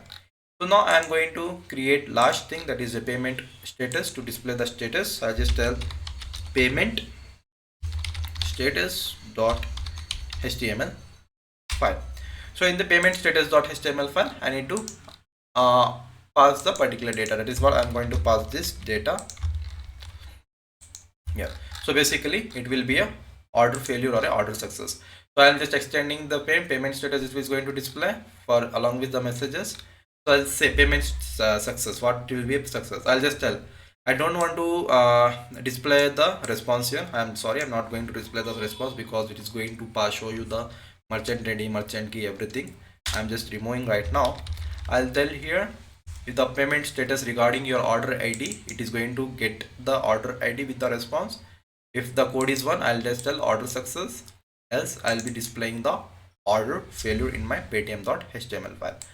So along with that, I need to create for the Paytm to display at one point of second. That is, I need to create one paytm.html, paytm.html. So I need to create a paytm.html file. Basically for why? I'll just show you. I think I missed that part. So whenever we are calling a handle request, whenever it is going to the Paytm page, basically it is going to take the checksum, it is going to take the request, and it is going to take all the parameters to where you can see it is going to take to the paytm.html page. So I need to display all these three data to, I need to just pass it to the paytm.html file. After passing it, I need to do the auto submitting the page. So it will be something like this. I'm just displaying on normal page. It will be something like Paytm merchant page is activating. It will be displaying you for 1 second, like redirecting to the merchant place. Please do not refresh your page. Please do not refresh here. This thing you can handle using CSS easily. But I am going to submit one form. So what is the form? That is a Paytm. So whatever the name is equal to Paytm form is there, auto submission I am doing it. Once I display this, I am going to submit this button automatically. At that time, this URL is being given by the Paytm for testing purpose. Go to this website. After going to this website, you need to pass three things, that is a key and a value pairs. From where? From the paradic.item. Paradic.items are nothing but this is the one. It is your whatever the items you are passing. This is going in the form of a dictionary. From this you are passing few of the content, that is basically you are passing some key and value pairs. So all the key and value pairs you are passing.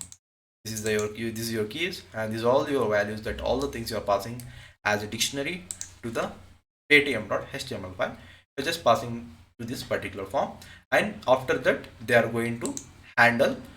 After payment is successful, it will be the one after verifying the checksum, that is order successful. If it is not, then your order will be the failure.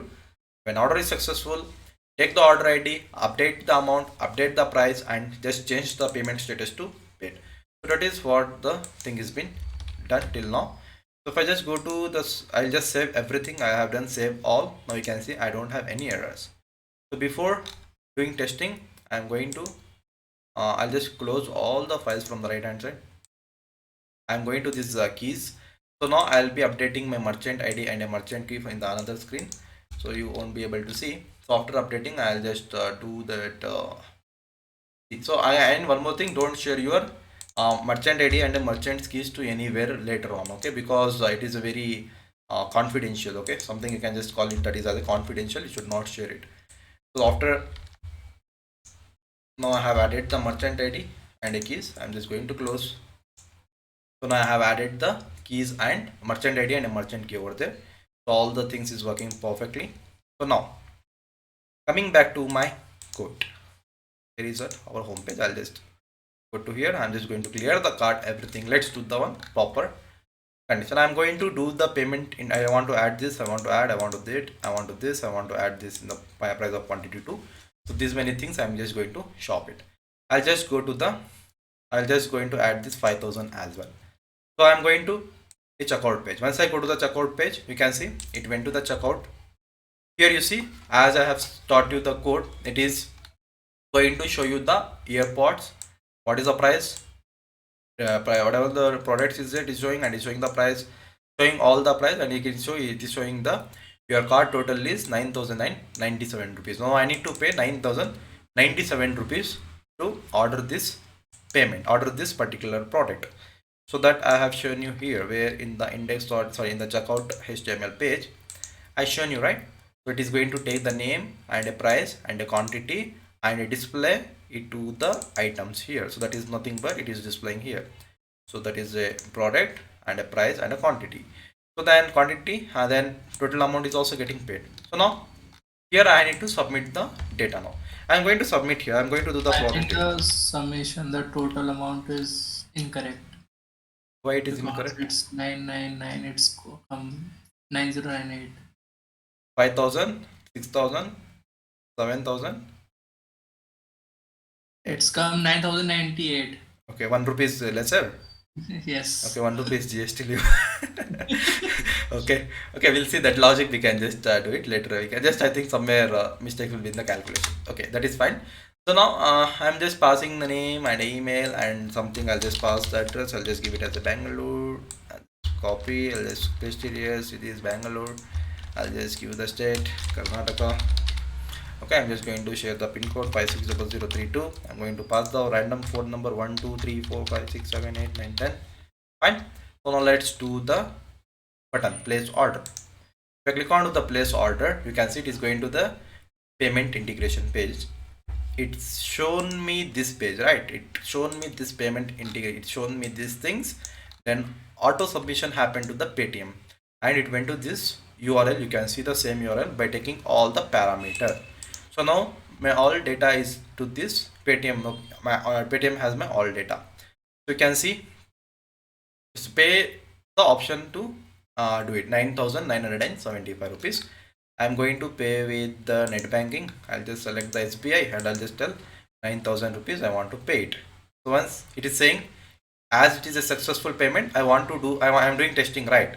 So for testing they are given something. So for the successful, if I click, suppose if that was a successful payment, it is going to give me the error, that is it went to the handle request but got one Shopee cart. Basically I forgot to do one thing, that is nothing but I changed here, I just added one string to the order ID. Basically I need to verify, at the verifying time I need to use this same Shopee cart here as well, where here.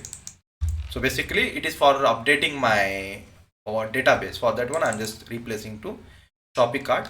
Basically here I'm appending it, I'm removing that thing, then it is going to store only your order ID number. So there I can verify that purpose, we can verify it. I'll just save it. After saving I will just refresh it again one more time. You can see I'm getting payment status, that is order status is regarding your order ID, one Shopee cart is order success. So like this I can do it. Come back, let's do one failure. I'll just I'll just clear the cart. I want to do a payment integration for 1,50,000. Checkout 5,000. Hey, it is coming correct now, bro. 1,000, 1,50,000 is coming perfectly. 15,000. Yes. So name I'll just give it this time. Ayush is ordering. Ayush. I'll just tell email it is going to take. I'll just tell PANGLO or Bangalore. I'm just going to pass the Bangalore state, Bangalore 1 2 3 4 5 6 and 1 2 3 4 5 6 7 8 9 10. I'm just going to place the order. It is going to place the order. It is going to take the 15,000 amount. You can see correct amount it is going to do. I'm going to just do for the testing, pay 15,000. So now I'll do failure. If I just do it for the failure, you can see I'm getting what? Order failure. Getting it? So suppose something order got failure, at that time it is going to display the order failure. For the success, it is going to do the success message. Okay, and same thing for the, if you want to actually, if you are hosting a website, only few things you have to just change it. That is basically you have to change the domain name to this, then you have to change the particular merchant ID, and a merchant keys will be different for the protection. This is only for testing.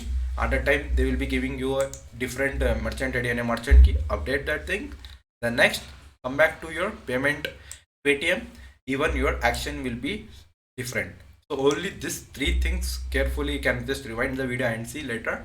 Only these three things we have to change for the actual integration of the payment. So this is for the testing. For the actual thing you have to only these many things. Okay, so now we have done the payment, right? So this we got to do this. Now we have done all the payments, all the things is working properly. Let's go to the administration, see things happening or not. Coming back to my orders, can you see Anis have order, Ayush has also order. If I go to the Anis, see 9,997 payment status is paid because my order was success. Even automatically my payment status is got updated. You can see all the products, how many things I have ordered, everything I am getting into this data. So now I can able to display this data according to my wish in the front end by using some of the front end technologies. So all the things is coming perfectly. Amount is also getting updated. Everything is, amount paid is also getting updated.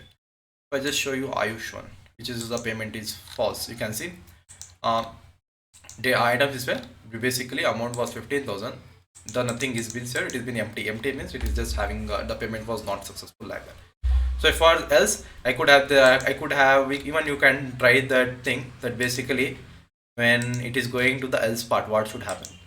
Same thing, copy and paste, just change it to unpaid. That's all we have to do.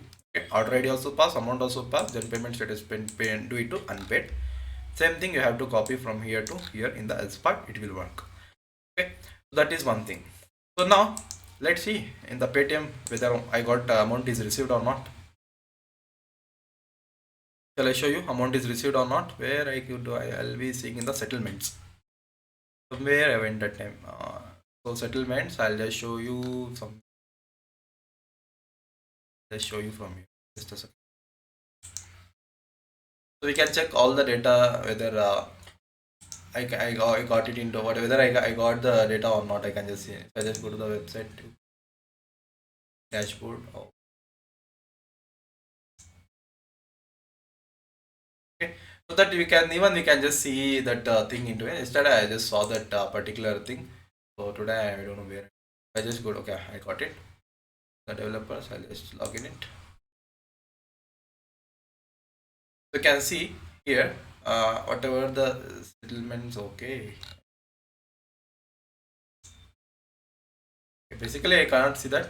So basically you can just see like this. So you'll be in the Paytm, you'll be having some of the you'll be getting some testing thing developer or somewhere you have to go.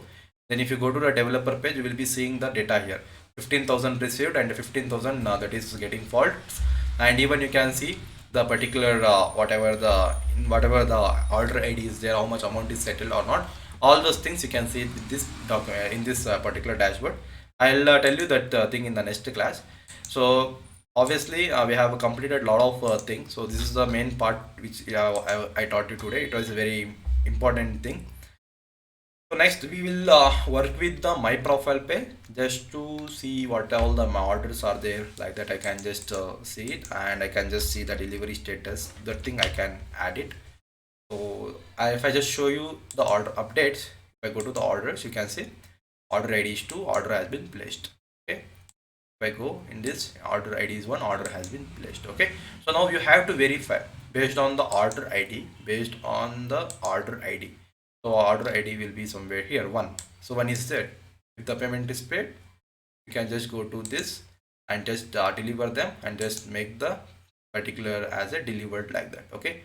So if I just come here in the order 1, suppose after the delivery, if the delivery is thing done, I can just save it to this. If I just go here, now it is delivered.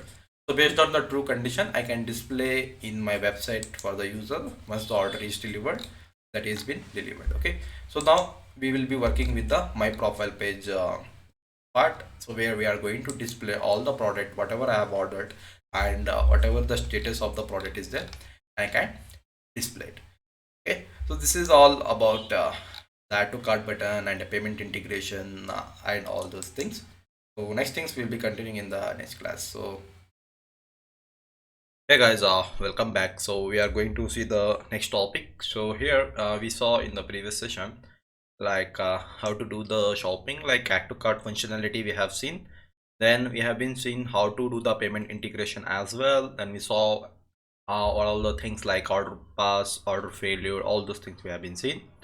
So next, what is the left out thing in this project here? So let's display what all the product E has been purchased, the particular user. I want to display the all the things into the my profile page.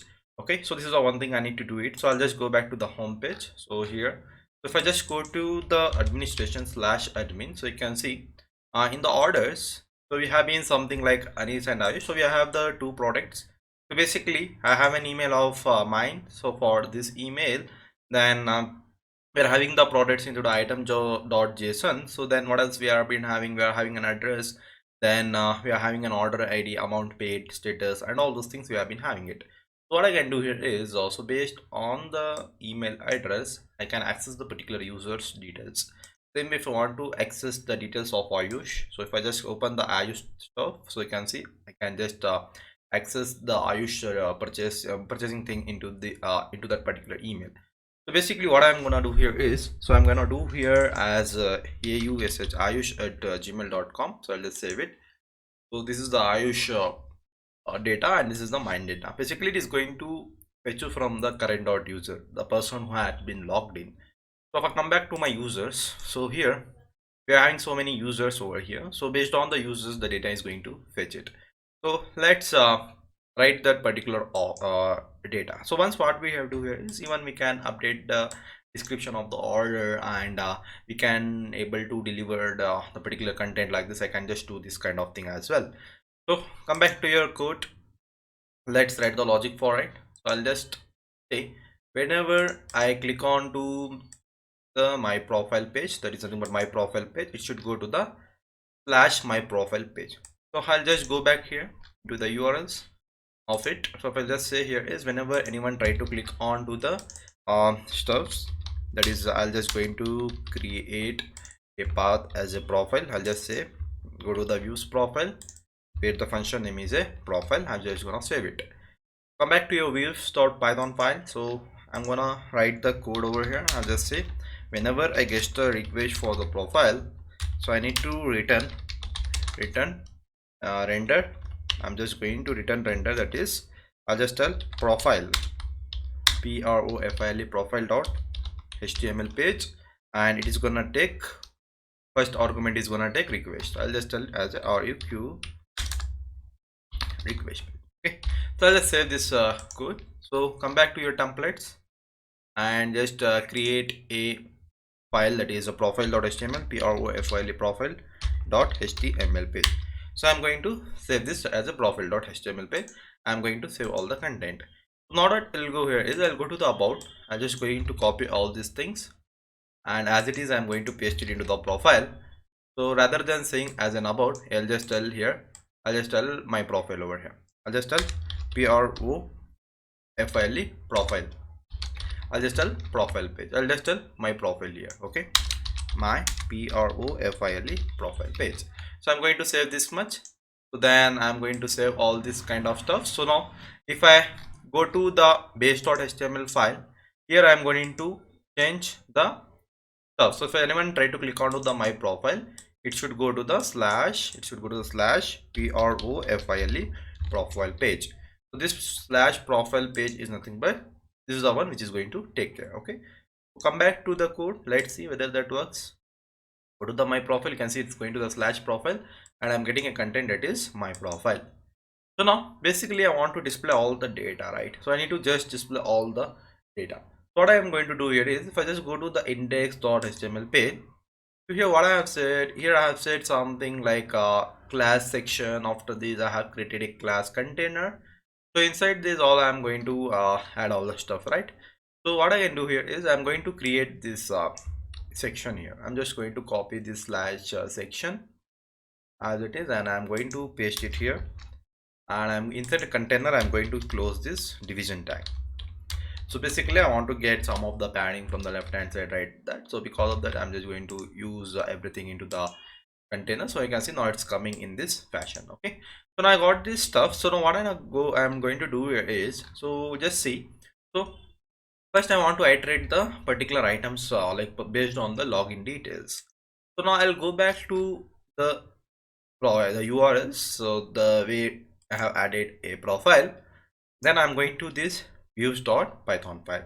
So basically what I'm going to do here is I need to iterate the particular data, right? So first I need to go to iterate the data. So how can I iterate it? So basically I can write some of the logic, right? So first I'll just say here I'm going to iterate one condition I'm going to pass.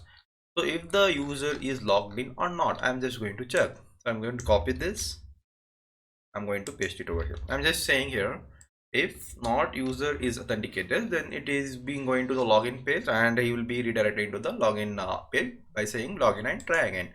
If that condition is going to fail, I'm going to iterate all the data. First I need to say here is I'll just say who is the current user. I'll just tell current user. I want to see who is the current user is equal to. So I'm going to say here request dot user dot username. So I'm going to iterate with this. Then and if I just try to print the current user, so if I just see the current user, if I try to click on to this my profile page, this function is going to run. The function name is profile. So if I just show you here, it would have printed my username over here. Where is the username over here? You can see it would have been printed my ark@gmail.com.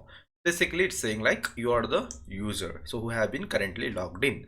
So that is what it means. So now I'm just going to iterate the data over here. I'm just going to iterate the data. So how can I iterate it? Like how can I iterate it? So let's see how can I iterate. So I'm going to say here is, so I'll just say I want to iterate all the items now. I want to iterate all the items from where? From the orders table. I'm just going to say I'm going to apply one filter method over here. So orders dot, I'm just going to say objects dot, so here there is a one method that is a filter. So this filter is going to take an argument that I want to iterate from based on the in the orders table based on the email address I want to iterate. I'm going to copy this, I'm going to the views, I'm going to say whatever the email is there, so that email should matches with the current user. So I want to iterate all the items whichever matching with this email address.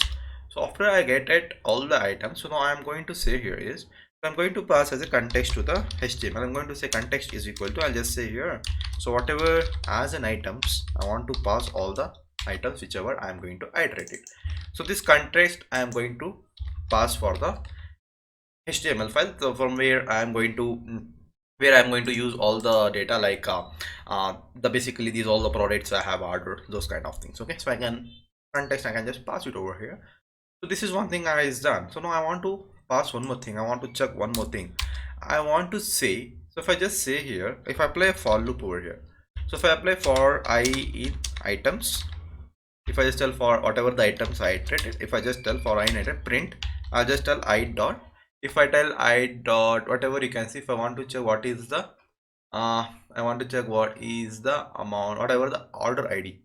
So basically I want to check what is the order ID. Okay, so I'm going to check what is the order ID over here. Let's see what is the thing it is going to print. If I just search I dot order ID, so you can see in the output, if I refresh, the pages get refreshed. Now if I just see, you can see it is giving me one particular shopping cart.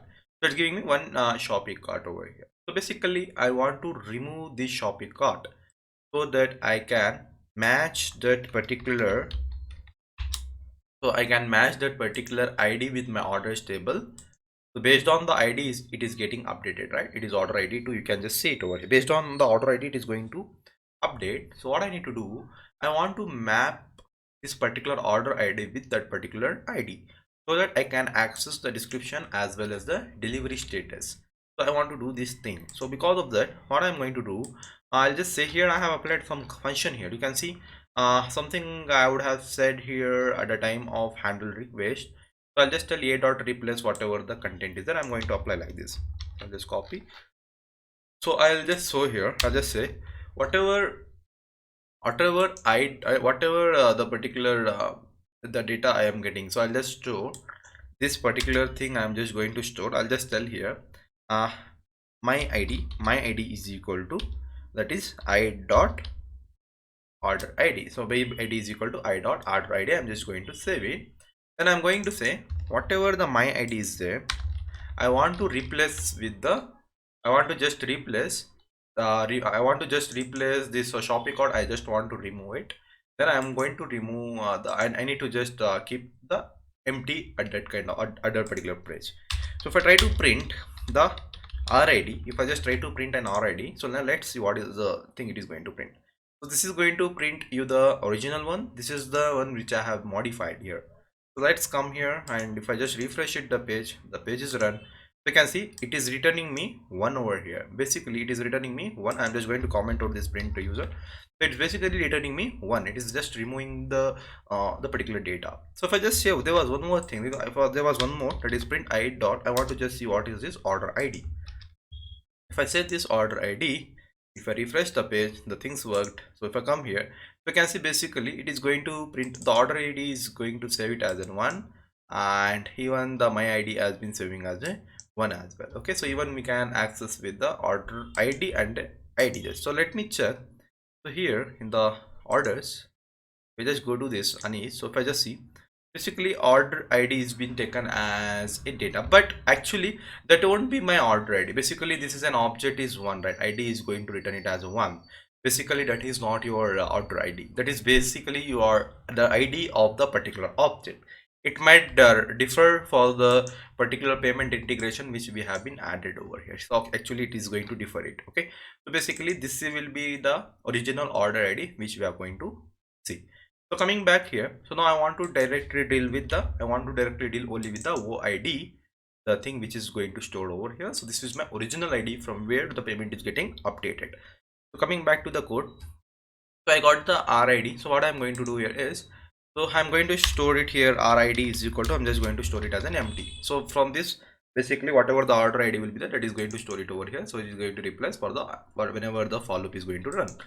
So then what I need to do here is now I need to iterate one more thing. So I'll just tell items we have iterated. Now I want to iterate the status. So I want to iterate the status is equal to, so the status are coming from the order updates table. I'm going to filter it that, then with the filter method, then I'm going to filter the particular updates order table based on the order ID which is going to get stored. So I'm going to store it in the order ID. So I'm going to copy this order ID. I'm just going to copy this order ID, bring back to here. So I'm just going to apply it here. So I want to match this order ID with, I'm going to match with this order ID with the integer of, I'm going to convert this into integer, so whatever the RID value is there. Okay, so I'm just going to iterate it in this method. So once I iterate and just print the status, let's say I'm not much sure whether that is going to work. Coming back and refresh the page, this got worked good. So can say I'm getting a order updated. Basically I'm getting a query. Basically I'm just matching the ID, whatever the payment ID or whatever the order ID with this update order ID tables.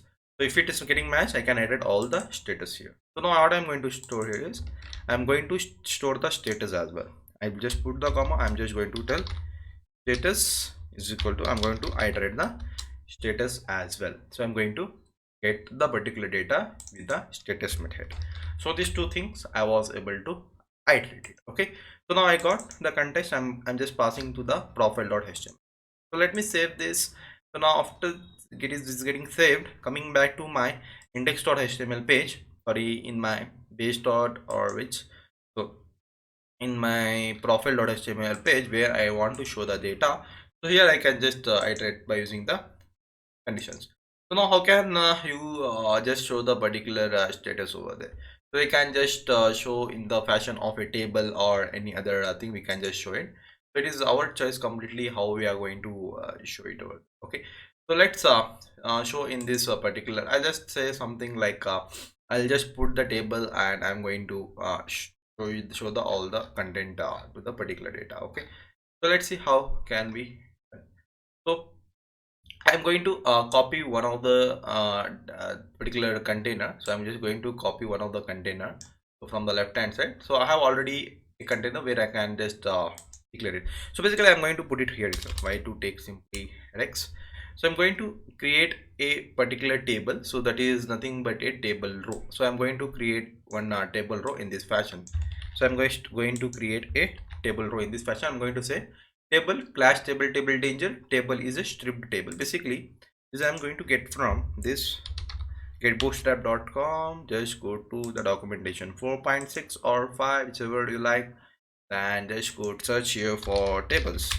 If I search for the tables, you can see I got this kind of table, so that I can just copy this and I can use it at the way how I like it. So same thing I'm going to put here. I'm just going to say, so I want to just display the order ID for him. So then I'm going to display him what I'm just going to display him. So this is the order ID. Then I'm going to display him. What else I can just display him the items ordered. So or else I'm just going to say as a products, products. So I'm going to display him the products item. Then what else I can display him? I'm going to display him the again I can just display him mainly focused on. So I want to just display him the orders. Then I'm going to display him the address. So I'm going to display him the one more thing. What else I can display? Order ID, amount paid, and a payment status. Okay, so I'm just going to display him the amount paid. I'm just going to display products. I'm just going to display him the amount amount paid. So I'm just going to display him the amount paid. So then I'm just going to display him the one more thing, that is a payment status. So I'm just going to display him the payment status as well. So I'm just going to display him the payment status. So I'm just going to say products, amount paid, and after this what else I can display to him? So I can display a number of content. So basically I'm just going to display him the address one. Okay, so I want to just display the address one and a name as well. So I want to just display him the, I'm just going to display him the address, then okay, here I'm going to display him the order ID, software order ID. I'm just going to display him the name over here. Okay, so I'm just going to display him the name. I want to just see who is the person who has been applied, who have been ordered. Order ID, name, product, sign up, amount paid, and a payment status and the address. Then I'm going to display him the one more thing, that is the particular payment status done. So I'm just going to display him the phone number as well. Okay, so I want to just display him the address and I'm just going to display him the phone number as well. So then I'm going to display in the delivery status. Okay, so you can just display over here. So delivery status you can display at the bottom like that. Just basically I want to display him the content. I want to just display him the data over here. So that I'll just display here itself. Okay, so I'll just tell delivery. I'll just tell delivery, DELIVRA, delivery stage, delivery track. So I'll just tell delivery status. So I'll just tell the one more last one as DELEVARAD, delivered. Okay, so delivered or not. So delivery status and your phone number. So this many things I'm just going to display to the person. So once I save this much, let's see how our looks. So if I just come back to your profile page, you can see it looks something like this. So you can see it is getting looking something like this. So the particular content is getting looking like this. So let's see, no issues for me. So come back to the stuff. So here it's getting mismatched. So just save it. So basically I have to close the table as well. So once I have written this one, so I want to just close the table row. I want to just close the table row. So once the table row is closed, so I want to just close the table head, T head. So I'm going to close the table head as well. So then I need to close the T body. So T body started where? Okay, fine. So I'm just going to close the table body. Okay, no need to closing here. Okay, fine. So this is the table head is been closed. So you can see the table head is been closed. So if I just save now, if I just come back here, if I refresh, now you can see it is coming a little bit down. Why it is coming down here? Let me check. So basically I have not closed the table as well. I need to just close the table slash TABLE table. So I'm just going to closing the class table. So my division tag is getting closed here.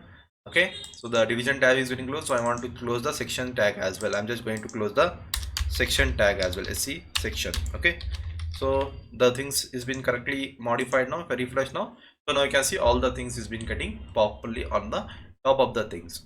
So I can just display this as in a, I'll just display with a color. I'll just going to display with the info color over here. Okay, so it's fine to me. So I want to just display with this color. So basically I have added the table header now. So now basically I need to apply a for loop. So for that I'm just going to create a table body. So I'm just going to create a table body inside a table. So this table body is going to close like this, T body. So the table body is been started now.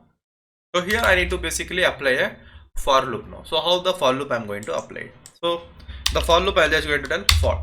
So basically I need to say from the views you can see I'm going to get the items. So I need to just replace the items. Okay, items and a status. So the two things I'm getting, that is item and a status. So I'm going to tell for items and item. Okay, so I'll just tell here for items. So I'm iterating through the value I. So once I save it as an I, so I'll just say here table row. Okay, so I'm just creating a table row. So this table row has again the table header. So table header, it is going to take the scope is equal to so row. Fine. So this is going to take the table scope is equal to row, and it is going to flow slash th. Okay, so same way I need to apply the few other things over here. So I need to apply like this.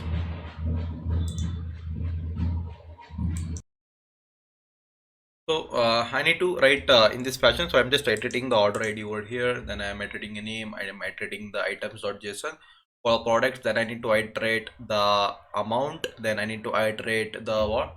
payment status. Okay, so I want to access with the payment status. If I come back to here, what is the payment status is, this is the payment status. I'm going to iterate this as a payment status. The same attribute name you have to provide. So then I'm accessing the address and the phone number. So I'm just going to here, what is the address, one is the attribute. I'm just going to iterate the address over here. So I'm just going to iterate the phone number over here. Okay, so then I need delivery status and delivered. So I'm just going to iterate that later. If I just save this much, so let's see how the things is going to display. If I refresh, you can see the basically I can able to see what is the order ID. You can say I can see that is order ID is a Shopee card. Then you can see the name is unused and the products I can iterate in this way. So that thing I can do it still in a better, more good manner. So basically it's saying me the content of this like this. So with the things which has been coming, it is not good, but I can divide the content. I can just divide this section like three categories. What is the price, what is the name, what is the quantity, and what is the price. So I can just divide it into this three category. That is can be done. So here you can see amount paid is this, status also paid, and Bangalore, and phone number is I can able to iterate it. So you can see the delivery address and the delivered status is not getting iterated yet. So let's come back to the views. So basically here in the views, so I need to iterate the status as well. So how can I iterate a status? So how can I iterate the status? Any idea I can just do it? So basically I'm going to iterate particular this status. So if I just tell status dot, if I just tell status dot, if I just tell print status dot what was it? So what is it? Status dot in the order update. If I just going to say update description, so I'll just want to iterate. I want to just check with this. So what is the status dot update desc? Okay, so if I just try to see whether can I do this one, if I refresh, you can see I'm getting an error. So it is saying no update attribute this one like that. Okay, so basically I cannot iterate in this fashion. So I need to iterate with the for loop like that. Okay, so like this I can just say I'll just tell for j in the particular status. Okay, so in this I want to just print the j dot, I want to just print the j dot update status. I just want to print whatever the update status I have here. So I'm not going to pass this as an item. So whatever the status is there, I'm just don't want to display it like this. Okay, so let's see how can hit, and if I refresh again, I hope that is going to work. Obviously you can see now, I can see the status, I can able to see the order has been placed. Okay, fine, good. So I got the j dot update description. So then what I can do here is I can able to say something like we just do like this. So I'll just tell one more thing. If I just say here the particular the context, so basically context, this is a key and this is a key value pair, right? So I can say something like I'm going to say j dot update description. Then what is the next thing I need to pass it? I need to pass a delivered status. So I need to pass the j dot delivered status. Then I need to pass the update description delivery. Even I'll just pass the timestamps as well when the things has been getting updated. Even I want to just pass it. So I'm going to say j dot the timestamp. Okay, if I just say, so you can see if I refresh the page, I can able to see the entire data over here. You can see the order has been placed, I can see the true is been there, and even I can just see the date as well. So fine. So now how can I update the dictionary, that is items? So this is items which has been there. So I'll say here, so whenever this happens, so I want to just update the dictionary over here. So I'll say suppose, okay fine, how can I do, I'll just say here, okay, something like this. I'm just going to say here, so here is the logic I need to write. I need to just say here, so if I just say here items dot, if I just try to click on to the update function over here, you can see I can just update it. Okay, so for the update, what I'll go here is, so I'm going to say update like this. So I'm going to say I want to just tell status. So I'll just tell the particular message. Okay, I want to just pass in message first. I'll just tell msg the message. I just want to display the, I want to just update the message for j dot update description. Okay, so I want to just do it for like this, the j dot update description. Same way I want to do it for, I'll just tell delivered d status. Okay, I'll just give it as a d status. For this I want to just pass it as a delivery status, delivered data. Then I'm going to message for here timestamp. I'll just going to give it as a timestamp itself. Okay, timestamp stamp stamp. So for this I want to just say something j dot timestamp. Okay, so just I wanted to do it like this. So let's see whether that works or not. I am not sure. So if I just save it, if I come back, if I refresh the page, if I refresh, oops, I'm getting an error. So it's saying me query sets update takes one positional argument but two are been given. So it is saying me, so it has been going to take only one argument, it's in, but I had given as a two. So how can I deal with that? It's saying query set, which is a query set updates. Okay, update is going to take one argument, but two things I have been given over here. So basically I just wanted to create a dictionary and just pass it. Okay, I'm gonna say something like this. I'm gonna put this up. I'm gonna put this up. Okay, I'm just gonna put this up. Okay, so then what I can say here is now if I try to refresh it, so again I'm getting it. So if I just say here it is a key and it is value pairs. Okay, so can I say like this? I can just say context. Can I say context here? Context dot update, context dot update. Even the, I'm just going to say context dot update over here. Okay, if I just save it like this, if I refresh, so this is going to work now because obviously the context is getting updated now. So from the context can I get now? So if I just try to print here, if I try to print the context here, whatever the context here, if I try to print, save it, if I refresh the page, you can see the data has been worked. So if I see here, basically I'm getting a query set here. You can see the query set having order, message, order has been played, these two timestamp I'm having it.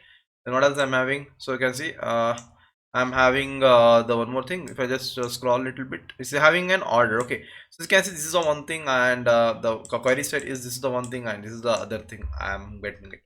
So how can I get it in the front end? Let me try. So if I say here something like, if I just say here something again, if I just tell I dot, if can I say something I'm getting here. So item session name, order ID, payment status. I'm having a, suppose if I want to just say here again, I'll just tell it as I dot can get amount and so items comma.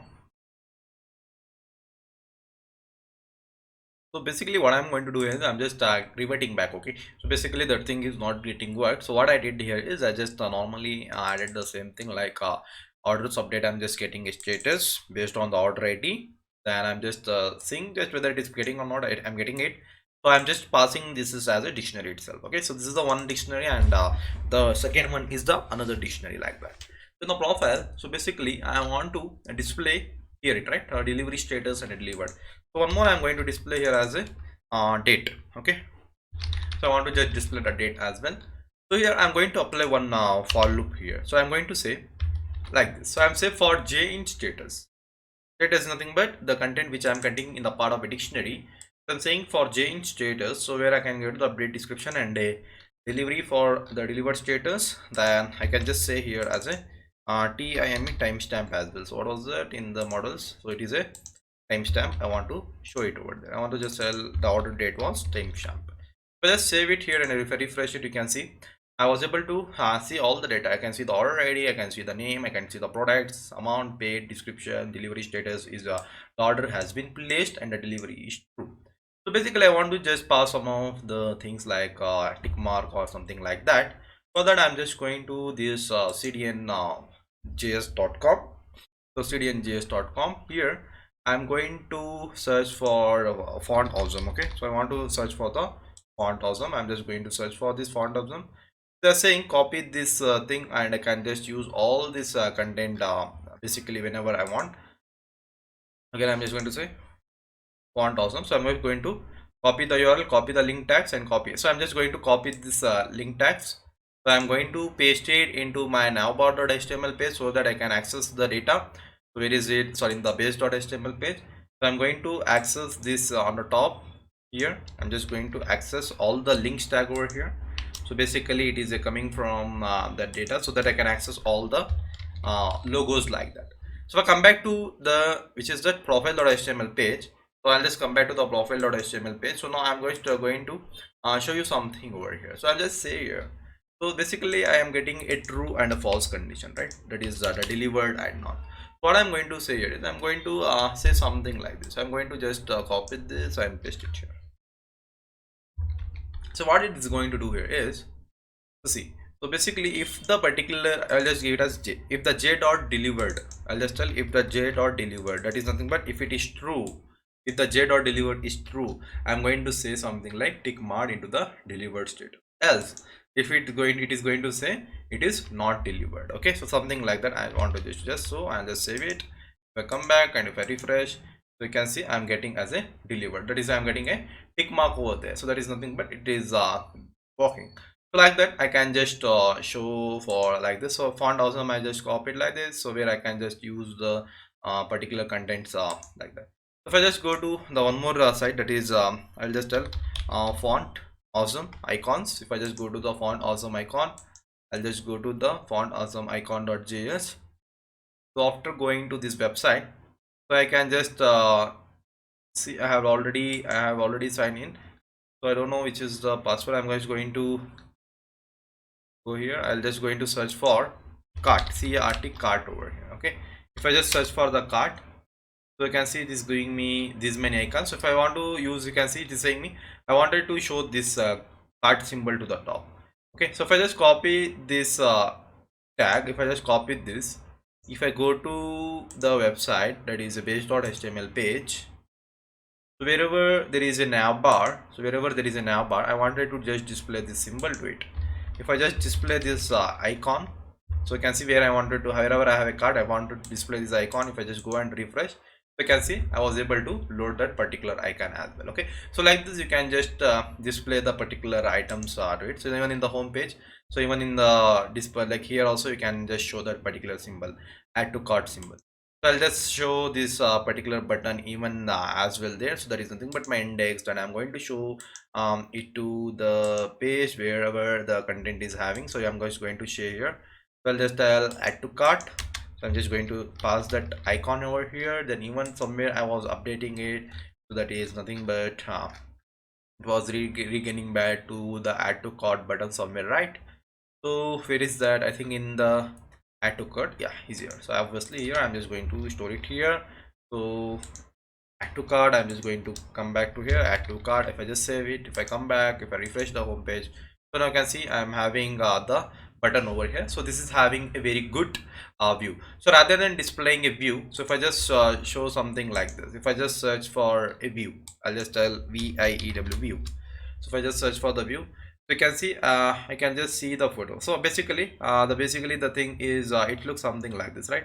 So view means something, it will be like this. So if I just show like this, if I just copy this, come back to the code and say wherever you are having a view page, so basically this is a view, right? Rather than displaying a view button, if I just show like this view, if I come back and refresh, so you can see I'm having something like view. So it is now awesome. Now you can see it is looking good. If I just click on this button, I can just see the airport like that. Okay, so something we can just move, we can just make it something like that. Even for the contact, if I want to search the particular thing for contact, I just search it for call contact.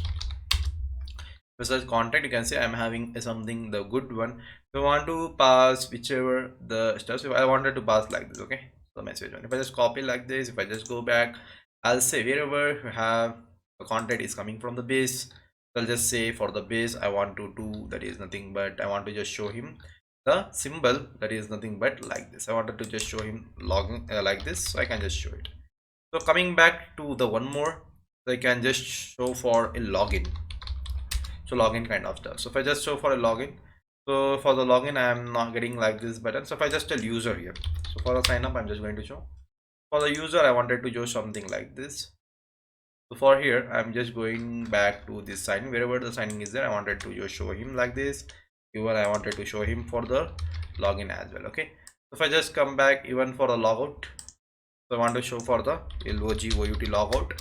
If I search for the logout, I'll just copy this link and I'm just going to paste it for the logout. It is the logout is somewhere here, so I'm just going to show him. the logout. Okay, so I just show you like this. If I come back and if I just refresh, so you can see something looking good actually. So something you can see, I can able to see the logout symbol like this, and I can see for the profile. Basically for the profile I was not able to see. I'm just going to again I'm just going to see for the profile, profile profile.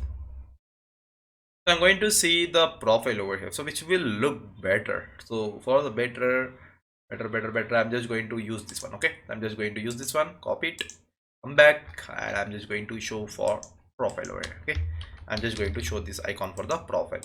Come back and refresh. You can see I am having, but because of this stuff it is not coming. You have to use it some colors like that. So if I just use like this, I'll just use this one. I'm just going to copy this, so let's remove this one, and I'm just going to paste like this. Okay, save it, come back and refresh. You cannot able to see why. If I just see it here, so basically let's see, we can just debug. I know you people will debug that one, so I'm just leaving on you. So logout is done, and all the things are coming perfectly. I can just see the buttons, and I can just see like this, and I can just clear the cart. If I just go to the my profile page, I can just see able to delivered or not. Okay, suppose if I just go here in the order update, so if I just go to the order updates, I'm going to see the order update. Okay, so this is the ID is nothing but one. So basically this is the ayush one, which is not delivered. I'll just go to here. This is the one. If I just try to remove the delivery status, if I come back here and if I refreshed, you can see it is telling not delivered over. So the order delivery status, I can just change it. I can just change it. Order is shipped. Okay, I can just tell order is shipped. Shipped. So I'll just save it. If I just save it and if I come back and refresh, you can see I'm getting a delivery status as order is shipped, not delivered. If it delivered, that can be able to see that the thing it is going to show as a delivered status over there. Okay, so the block page is not necessary right now. So basically I'm just removing that block page concept from the project. So I'm not going to put that one. If you want, you can just watch my channel how to create a blog page in the previous Django projects. So easily that is able to, you can just access that kind of code. Okay, so I'm just going to here, and I'm just going to remove the what is that, the blog page. So whereas the blog is here, just going to remove it over here. So I'm just going to save this content. I'm just going to show it. Come back to the Shopify card. You can see now all the pages are perfect. So I can see the profile, and I can see the checkout page, and I can just see the my profiles page as well. So all the data I can just see it into a very good manner now. Okay, so now what else we can do it. So basically even you can just try for the one more thing, like for the one more product. So I'm gonna show you that after some time. So first thing, one more thing is, if I try to click on the logout, I am able to log out success. So let's come back to see the debugging stuff now. So basically I have not taught you the what I have not taught you, I have not taught you the reset password, right? So I have not taught you the reset password. So let's see how to reset the particular password now. So coming back to the concept, so I'll just teach you the reset password concept now. So coming back to here, so I'm just going to see what is the reset password URL. Okay, so how to do the reset password, let's see. So basically, suppose if you people forgot the password, how can you do? So I can see I'm getting a logo for the sign up page. Okay, so I can able to see the logo card for the sign up. So you can see I'm getting a card for the sign up as well. So for the content, somewhere it is visible, not visible like that. Okay, so what I'm going to show you here is, I want to teach you about the reset password now. So let's see how can we reset the particular password. So basically, if you want to reset a particular password, suppose if I want to reset the particular password, so what I need to do, I need to have a URL link to it, so there where we can reset it. So let's see how can that can be done. So okay, so now I'm going to access some of the folder from my code. I'm going to see where is that. Okay,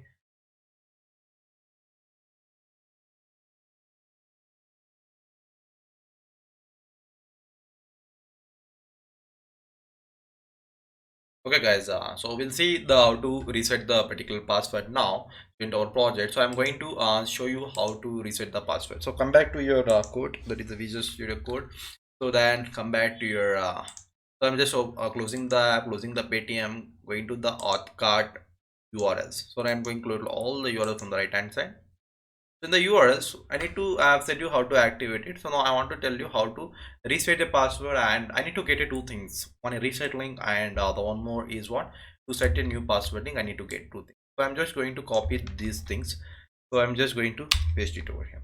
So the two things I need to get it. So basically the one thing is what, a reset a password, and for the set a password, so I'm just setting a two links over here. So basically it is going to take a request reset email. So based on the email, whatever the email I'll be getting, I'm just passing it as a view. The function name I need, class name I need to write a request reset email, and to set a new password, basically I need to pass a two tokens, that is a UIPD tokens, as it is for which I've used for activate, and I'm just passing a view for setting a new password. So these are two things I need to pass as a views. So coming back to my code, the URL is views.python file. So here I need to write the logic to it. So basically the logic is not much deeper. So basically all the imports we have done, I think. So if you want to, yeah, if we see if something is missing, so we can just uh, import later. So coming back to the reset password now. For the reset password, basically I'm just going to copy two of the things. So I'm just going to copy emails. I'm just going to copy this. I'm just going to paste it. Basically you'll be getting a code, not to worry. Okay, so I'll just explain you the content what has been here. So basically what I am said here is, so to reset a password, I'm just created a class view. So for the request reset, basically it is going to request. So if it's have the request, so it is going to whenever we are going to a self request, it is going to run this what, the request reset email.html file. So I am going to create this particular request reset HTML file now. So I'm just going to create in my templates, just going to say request reset email.html file. I'm just going to create this. In the request reset.html file, basically I need to pass something like we are going to create an email, and I need to just pass, that's it. I'm just going to copy everything from the login to the reset. I'm just going to say here it is a reset password, okay.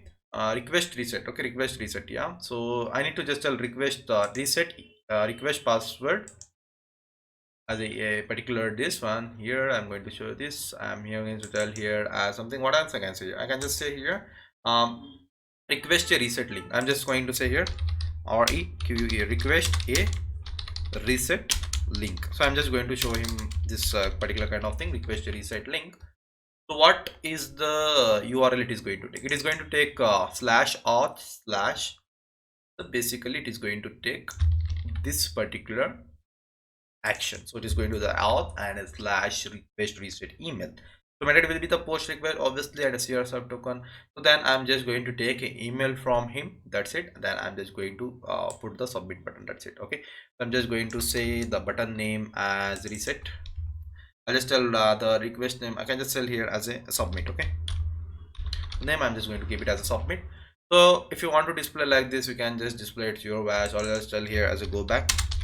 So I'm just going to say go back. If you go back, you need to go to the home page. I'm just going to say it over here. Okay, if he's a user, I'll just tell if he go back, he can just go basically to the new page, or else he can request for the new request link line. I'm just going to save it everything. So after saving all, then what I can do here is coming back to the page, to the code, that is views.python file. So request, this is done. So basically what happens, it is going to, if it's a get request, it is going to return this email, this page, and if it is a post request, he is going to get the email, and it is going to filter the particular email to that particular email. Then if it says get the current site, so basically this current site I'm not going to use it anywhere. I'm just going to comment out this current site. So I think I'm not passing anywhere, yeah. So here I have said reset your password as an email subject, and obviously here we are just passing auth slash reset user password.html page it is going to go. Then domain is the same domain, and it is going to take the URL, so the particular primary key of the user, and it is going to say here as a password reset token. So what is this password reset token generator? So I need to pass this as well. So that is that, the password reset token generator. So I'm just going to import this one. So I'm just going to say from the particular Django.contrib.tokens, I want to import the password reset generate tokens. So that error is gone. So I'm just going to pass this email now. So just I'm just going to pass the email now. So I'm just going to pass something like that is I'm just going to say email message dot send method. I'm just going to do it. So it's going to send you the entire email. So then it is going to say with the message we have sent you an email with an instruction on how to reset the password, and it's going to back to the auth slash dot reset dot html page itself. So basically next I need to for the set password now. So for the set password in the URLs, I have created an URL that is a set new password with the ID and a token. It is going to these views. It will be going to say you take the get request and all the things are same. Even the things are basically it is going to set you the new password. Then if the password reset and whatever the token generated, if it is not valid, will be saying like your reset link is invalid, then it is going to send you to the request reset email.html file. Else it is going to have no errors. It is going to you it is going to a new request that is set password.html file. So I am gonna make this new file in my templates, that is what a set password.html page. So the request password, whatever the things I had, I'll just copy and I'm going to paste everything over here. So I'll just say here as a set password. Okay, so now I need to just change the content here. So from the h3 to the form, I'm just going to change the content now. So let's see what is the content I need to pass. So there is a set password, right? So there is a request reset is done and set password I need to do. For the set password, so basically I am going to pass some of the content. So here we have the stuff. So basically I'm putting in the content. Okay, so I'm going to put the basically a form over. I'm just going to put the particular form over here. So I'm just going to put you the form. Okay, so what form happens? Forms it is something that is going to the URL that is a set new password with the token and the content. Here it is going to take the password and a confirm password, whatever the your password is doing it. Then here I'm just uh, passing with the ID and a label. Then it is be a submit button. If you want to go to the go back, I'm just going back to the auth slash login page.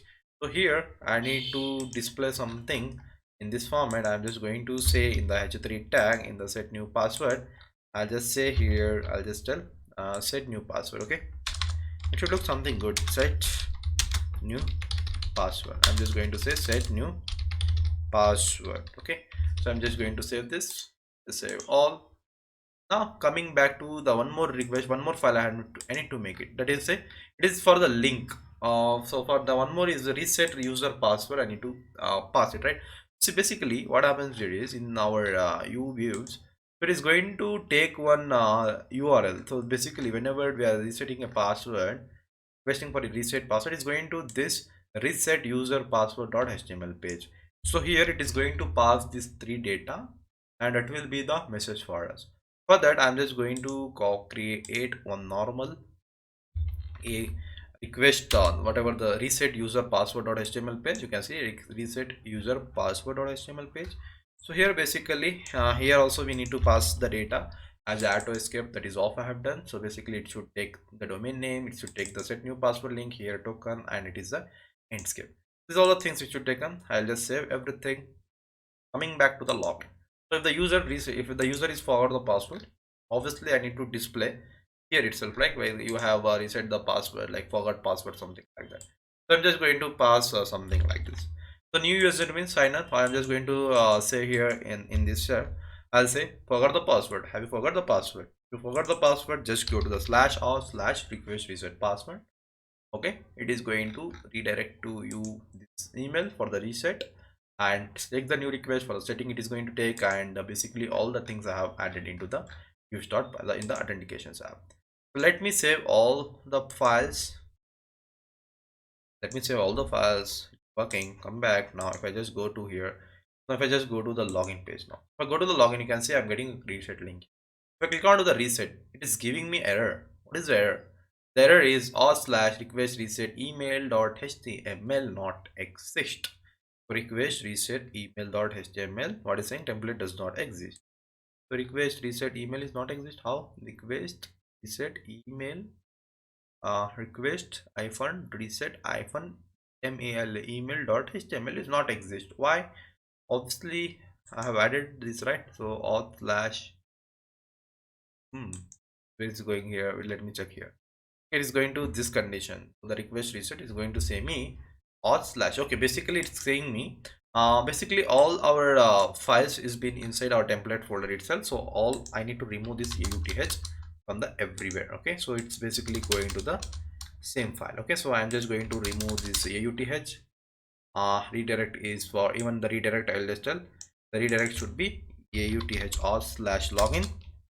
It is going to go to the auth slash login page. Even I am going to return remove the auth from here. Again I am just going to return from the auth here. Okay, so fine, so I'm just going to return the auth it over here. So this is basically a class set new password, right? So I have added a particular all things over here. So, okay, so I'll just save all now. Now something should work. Let's see. We go back now, home page. So now if I just go to the checkout page, what having it is telling me please log in and try again. If I go to the profile, it is going to say me the same thing.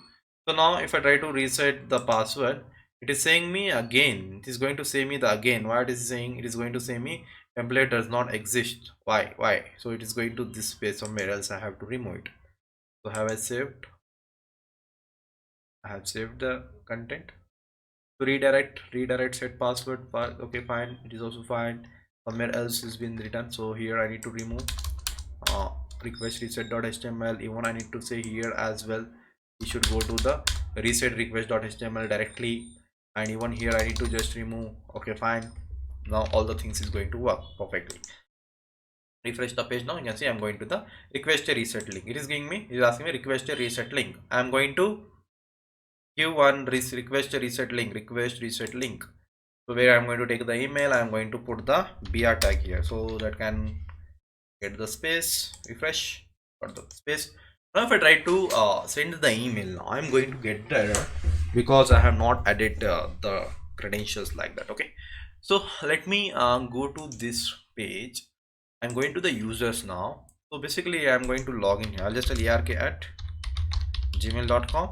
I'm just going to say ANEES login, or else ARK. Done. So now if I just go to an email, so I'm the email. So basically I have the emails like I have this anisurahman423 at gmail.com, right? And I have a arkprocoder at the rate gmail.com as well I have. So I'll just make this user as active first. So I'm just going to make him as an active user first. Fine. So now I have one email, so there I can just reset his particular password. Let's copy this email and paste it, and I'll just go to the submit. If I submit, basically I'm going to get the error because in my settings.python file, so where is it? In my settings.python file, I need to add to here. Basically I'm going to add one particular data, the email. I'll just tell hr ai robotica.in. So you can add your own email. Okay, so you can add your own this one. So after adding it, after you add your email host user and email host password, so at that time you can easily run the particular. So now I have added the particular email and a password. I'm not going to show you at the place. I'm going to click on to the submit. So it's giving me the error. So yes, not open. I'll go here again. I'll just go to logout here. So now basically I'm logout. I'm just going to reset the password. Here I'm just going to tell arkprocoder at gmail.com. I'll just click on the submit. So once I submit, you can see I will be getting a message by saying SMPT server disconnected at the auth slash request reset email. Okay, auth slash request reset email. So basically it's going to say here it is. I'm getting an error here. So here I'm getting an error. So let's go to the views again. Basically here I'm getting an error. The email message, or so what was the above I have passed for the setting it. So here I had the email message dot send. Everything was same. Email message, everything. Let me come down. here. Where is the for the reset email message dot send email message, everything was correct. Why it is not coming? So email subject I'm passing, email message I'm passing, from the mail it is going to this, and the email is been going to the particular email.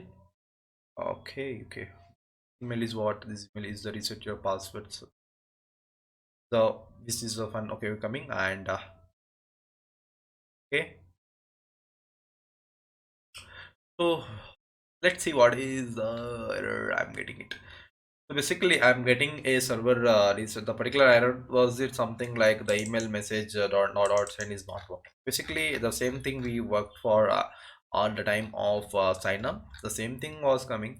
So basically the thing is coming a very hectic manner. I'm getting the stuffs sending the email. So let's try again. Just continue. Again I'm getting this saying SMTP server disconnected at the user reset email password. So basically I'm getting like this. So basically the thing is like we are not able to get the message fixed. So what I'm gonna do here is, so later we can see, so that will be the same thing for setting up the email, and also I'm just going to remove the password and the particular host user.